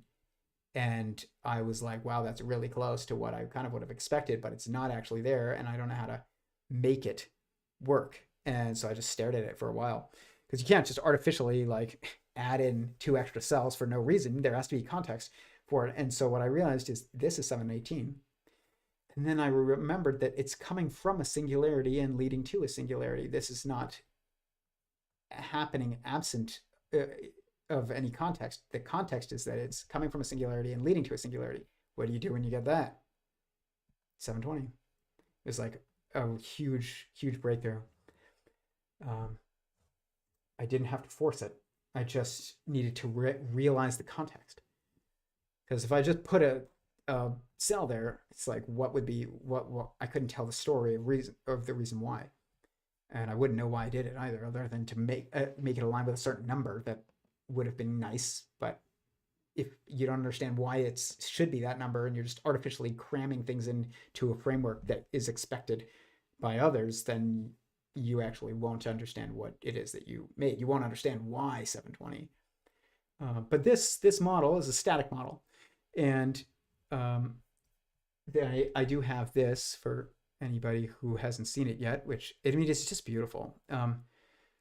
I couldn't make that something that beautiful. I mean, look, if you take this and you just go like this, and you go, I know we're kind of like branching off, but, ooh, dude, what I do? Okay, here. If you go to this and you just kind of delete the values, and then you even delete the colors, you're left with this stunning, like snaking, hyper Penrose stairs, like self-referential looping system that's also generative and stacking. It's beautiful and fascinating. I didn't try and do that.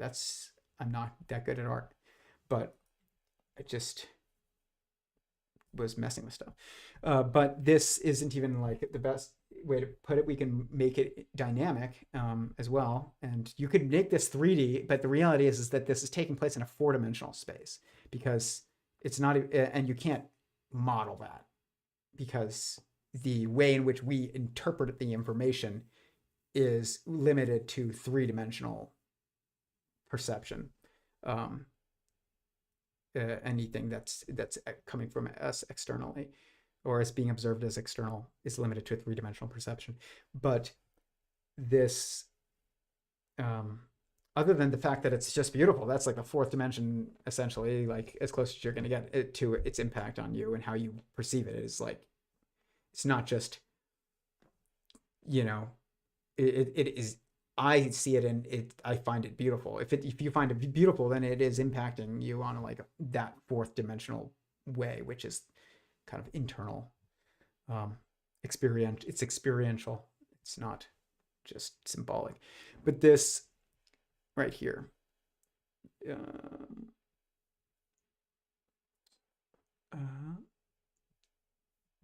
is a animated version. I'll do Finder window.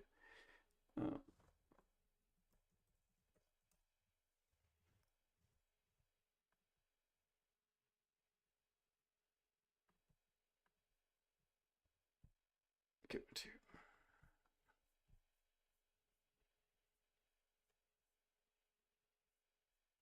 here.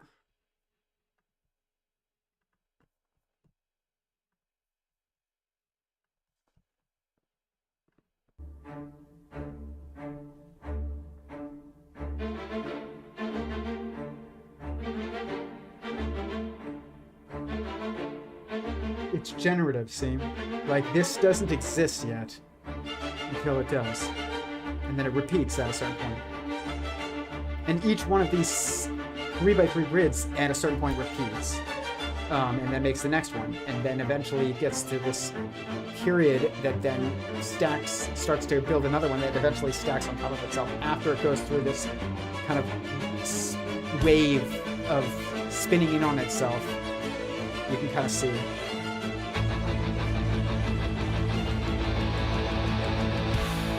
That I put to music.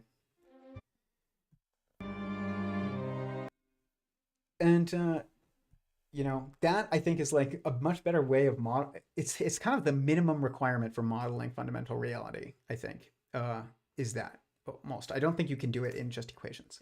You need to show like the symmetric context of those equations, because equations are actions, and those actions take place in specific circumstances, which is a specific position. And those specific positions only exist when due to them being kind of built on positions that have existed previously, and in this chain, and operations, same thing, that take place in those positions are built on the operations that take place in previous positions. So you need this multidimensional modeling structure in order to make a model of fundamental reality. You cannot do it in just an equation. There is no E equals mc squared for existence, other than maybe like infinity is equal to 1 or something like that. That's like, but people would be like, what, that's crazy. Or it's so obvious that it's not relevant. But there's and that's because it doesn't provide enough context. So this is, sometimes you need more in order to get like at what you need. But it's not just more, it's about the right information. So I think that's almost everything. I'm gonna show one more, actually.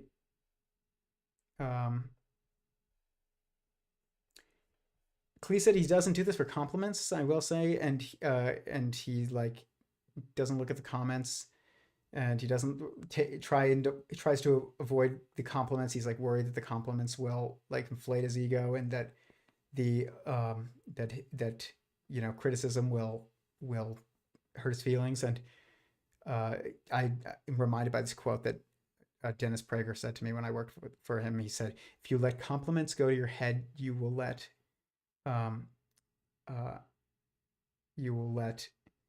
criticism or insults go to your heart." And I was like, that's so good.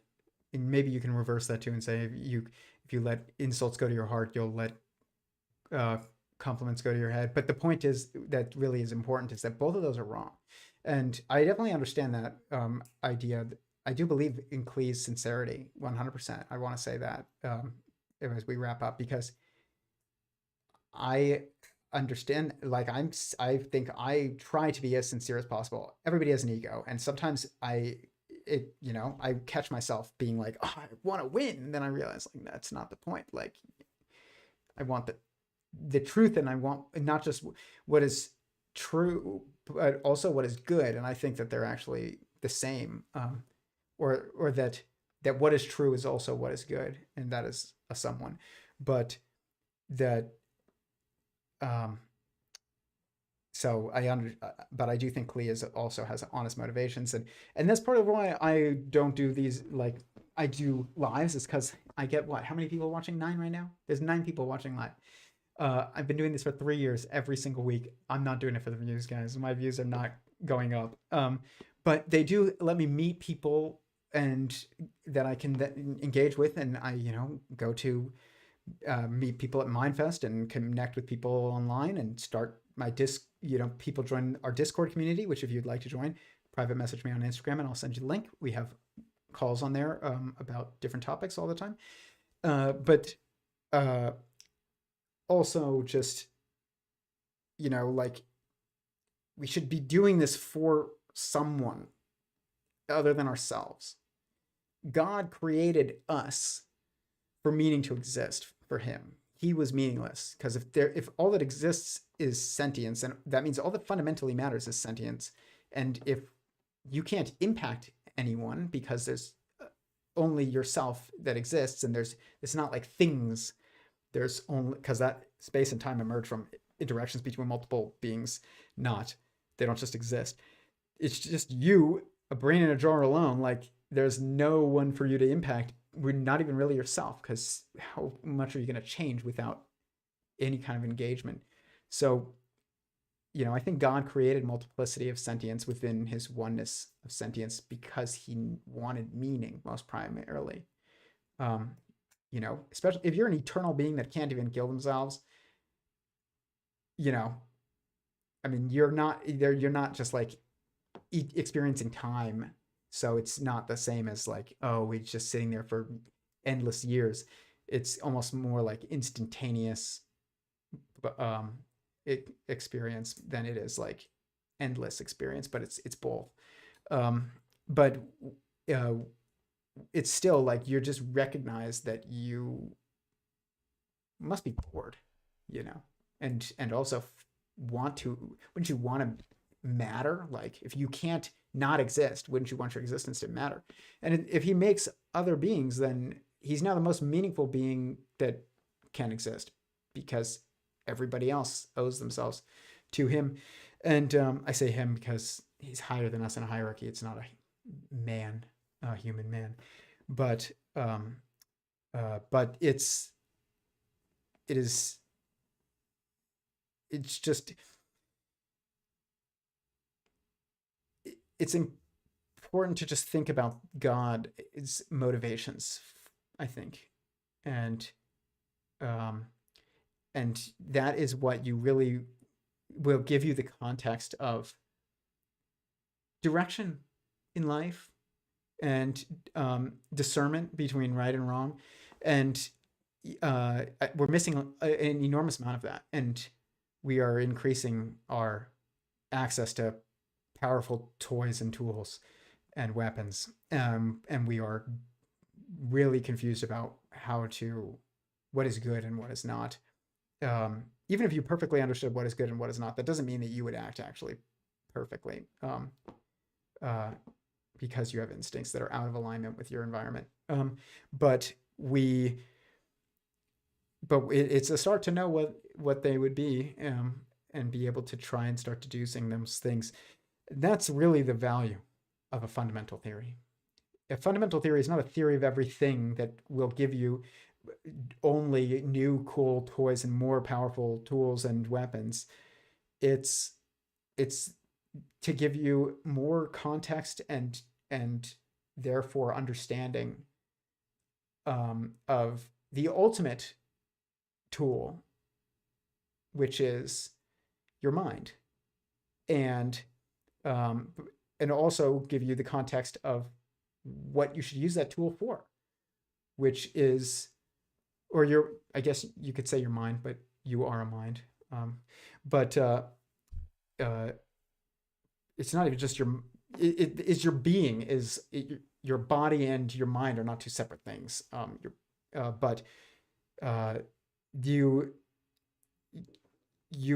You need the context to give you the understanding of what you should use yourself and for. And that means you have to understand the motivations of the being that made you. It's not just, you can't deduce it absent hierarchy. There is no meaning outside of a hierarchy, which is why you just end up with, hedonism and selfishness always, if there's no hierarchy. But there is. That's really the most useful thing about a fundamental theory. It's not just a theory of everything. It's a theory of everyone.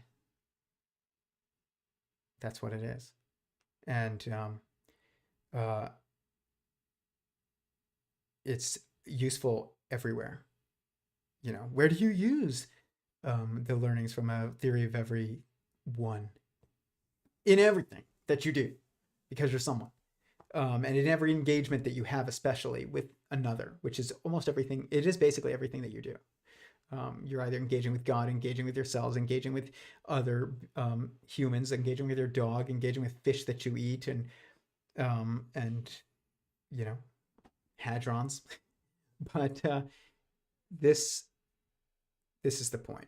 This is the most important thing, and I would hope comes from the advancement of our understanding of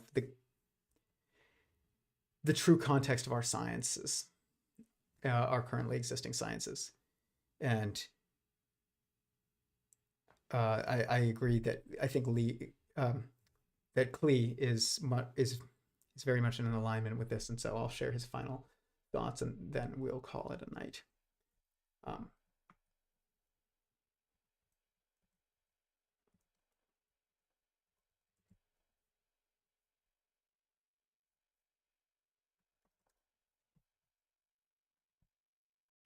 And I don't want money out of it. Like I think people every day choose to do things for other people. Like most people do kind things that are unselfish. So to me, it's just a very needed thing right now.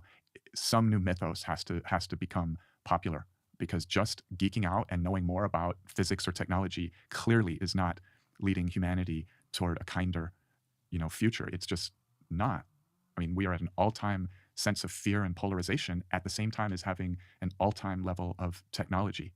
Right? So it's got to be a deeper foundational, I called it mythos throughout this whole discussion, a theory of what reality is needs to be introduced and popularized.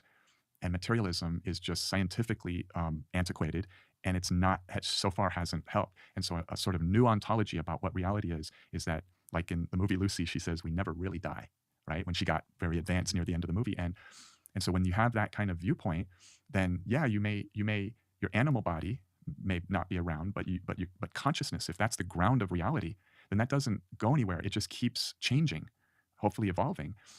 And then your past always exists physically according to special relativity. And with certain new understandings of science, if you want to go back and visit that past, maybe it's possible, right? Maybe you can, or at least communicate.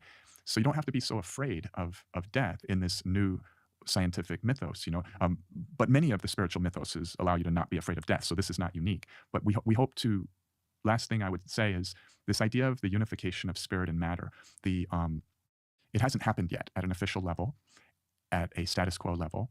And the people of South America and Central America, they had a prophecy that their seers, right, would see hundreds of years in their future. It hasn't occurred yet. And it was this symbolized by the quetzalcoatl, which is the morphing of two animals, the eagle, which represented the masculine divine, the piercing sight, the action of just dive bombing and grabbing a mouse, getting shit done, logic, piercing reasoning. And then the condor, which represented the feminine divine and the receiving, not projecting, not manifesting, but receiving, intuition, earth. Anyway, so clearly those two paradigms in today's world, those two archetypal concepts, they are not unified. They're not in the quetzalcoatl. They're just separate. And so the self-simulation hypothesis and the emergence theory, at the end of the day, at a deep level, when you get past the jargon and the technobabble, it's about the unification of spirit and matter, the unification of the feminine divine and the masculine divine, and getting back to balance and getting out of this lopsided, unrealistic, separation of the two. And I think that unification of those two is the only thing that can really save us from insanity and self-destruction. Such a beautiful note to end it on. This is going to take the actions of more than just us, but partially also us. And, you can't save the world, I don't think. I think that God's will be done. And there is a process in place of evolution, you could call it.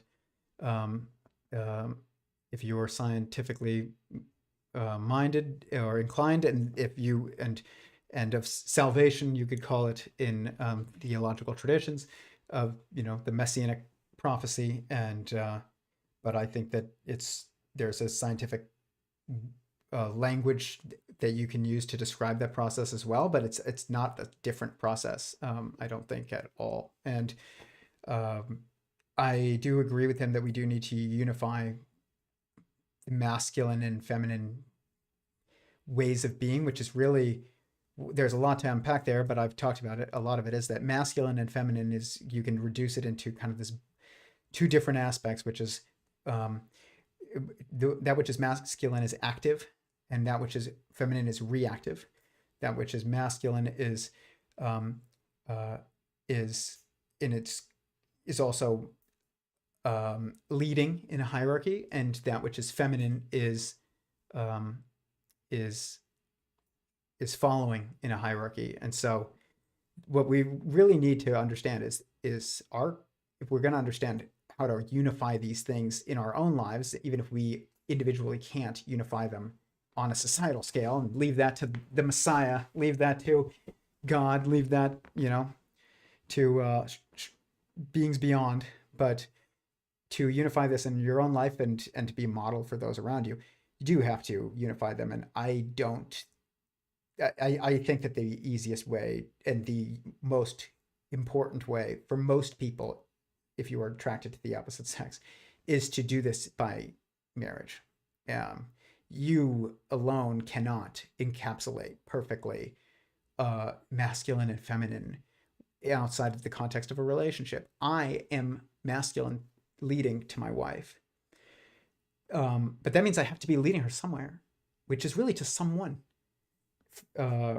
And I'm feminine in relationship with that someone, which is God. I'm not, you can't be purely masculine, but you can't be, or purely feminine. It's all about context. My wife is the masculine in relationship with my daughter. And the right thing for my daughter to do is to submit to my wife. The right thing for my wife to do is to submit to me. And the right thing for me to do is to submit to God's will. And that starts with understanding like the constraints of creation, and that would lead you to an ultimate realization about the motivation of why we're here, which is that, I will say this, it is absolutely intentional. The nature of existence by definition is oneness.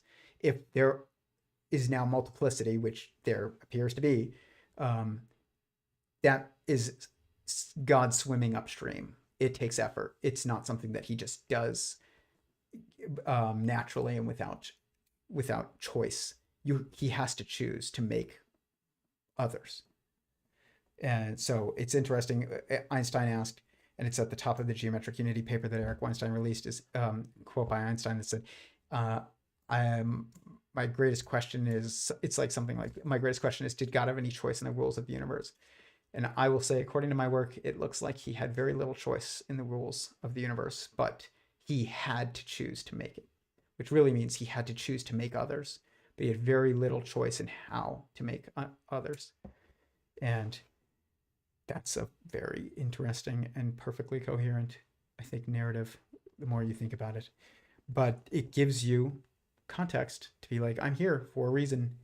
And if he wanted more sentience to exist, and that adds to his meaning or creates meaning, then like, what does that mean for what I do? And how do I unify with others? I will say again, I talk about marriage on here a lot. I stream my marriage live on here. You can watch it. It's still there. I have my wife on here every now and then to talk. And if you are attracted to the opposite sex, that is the best way to actually like incorporate this unification when in context of other humans. But you also have to first like square that with what is your relationship in the hierarchy between you and God. Ultimately, that is the context. It's not just, again, for cool toys, like Lee said, it's like Klee said, that's not enough. It's really not. And it's interesting that he's focused on like, we're doomed, it seems, otherwise. I made this video that's called like Science of the Messiah many, many, many years ago, before I even had this channel. And I uploaded that video to this channel, so you can go watch it, but it's from way before this channel existed. And I would change some of the things that I've evolved in my language since that video, but a lot of the core ideas I would still say are true. And it had to do with like recognizing we would kill ourselves off inevitably. It's Eric Weinstein calls it the twin nuclei problem. It's, but it's the bitten apple. That's what it is. It's the development of tech without the advancement of wisdom. But I would say it's actually like as we advance tech further, we are actually becoming less wise. That is, and more connected. That is an impossible trend to continue without external action, I would say. But that's basically miraculous. But also expected and natural, I think, of just a stacked structure, a stacked sentience to control everyone in the assembly. This is what you are to your cells. Your cells would not continue in the human bodily form if they didn't have you directing everything. Somebody needs to be aware of where to get food if cells need more, calories, and where to get water if cells need more moisture, and just where is safe to sleep if cells need the night off. Like, you need to increase the level of awareness, and you can't really do that without increasing cooperation and unification.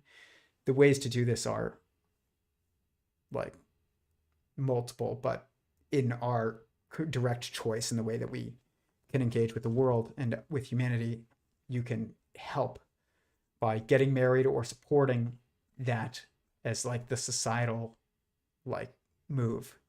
And it's the unification of humanity. There's no, like, look at our politics. It's a gender war. It's because, as Klee said, the masculine and feminine are divided because we are lacking context, and the context is really a hierarchy of someone's and therefore the will of someone's that are more powerful than us. So I will leave it at that. I really am grateful to Klee for the work that he's done. His video, What is Reality, was pivotal to me and made me feel not alone when I was at the beginning of this. As much as I, take issue with some of the things the words that he uses and even a couple of the ideas, I would view like his work as largely aligned with mine, and that's a start. So links below, and thank you everyone. It's never enough. Yeah, it isn't. I always feel like I can always, how do you do a stream on the theories of existence? It's like infinitely applicable. I have a hard time ending sometimes, but thank you. I know it's so late. Next week, I will be back. Peace. Please hit the like button.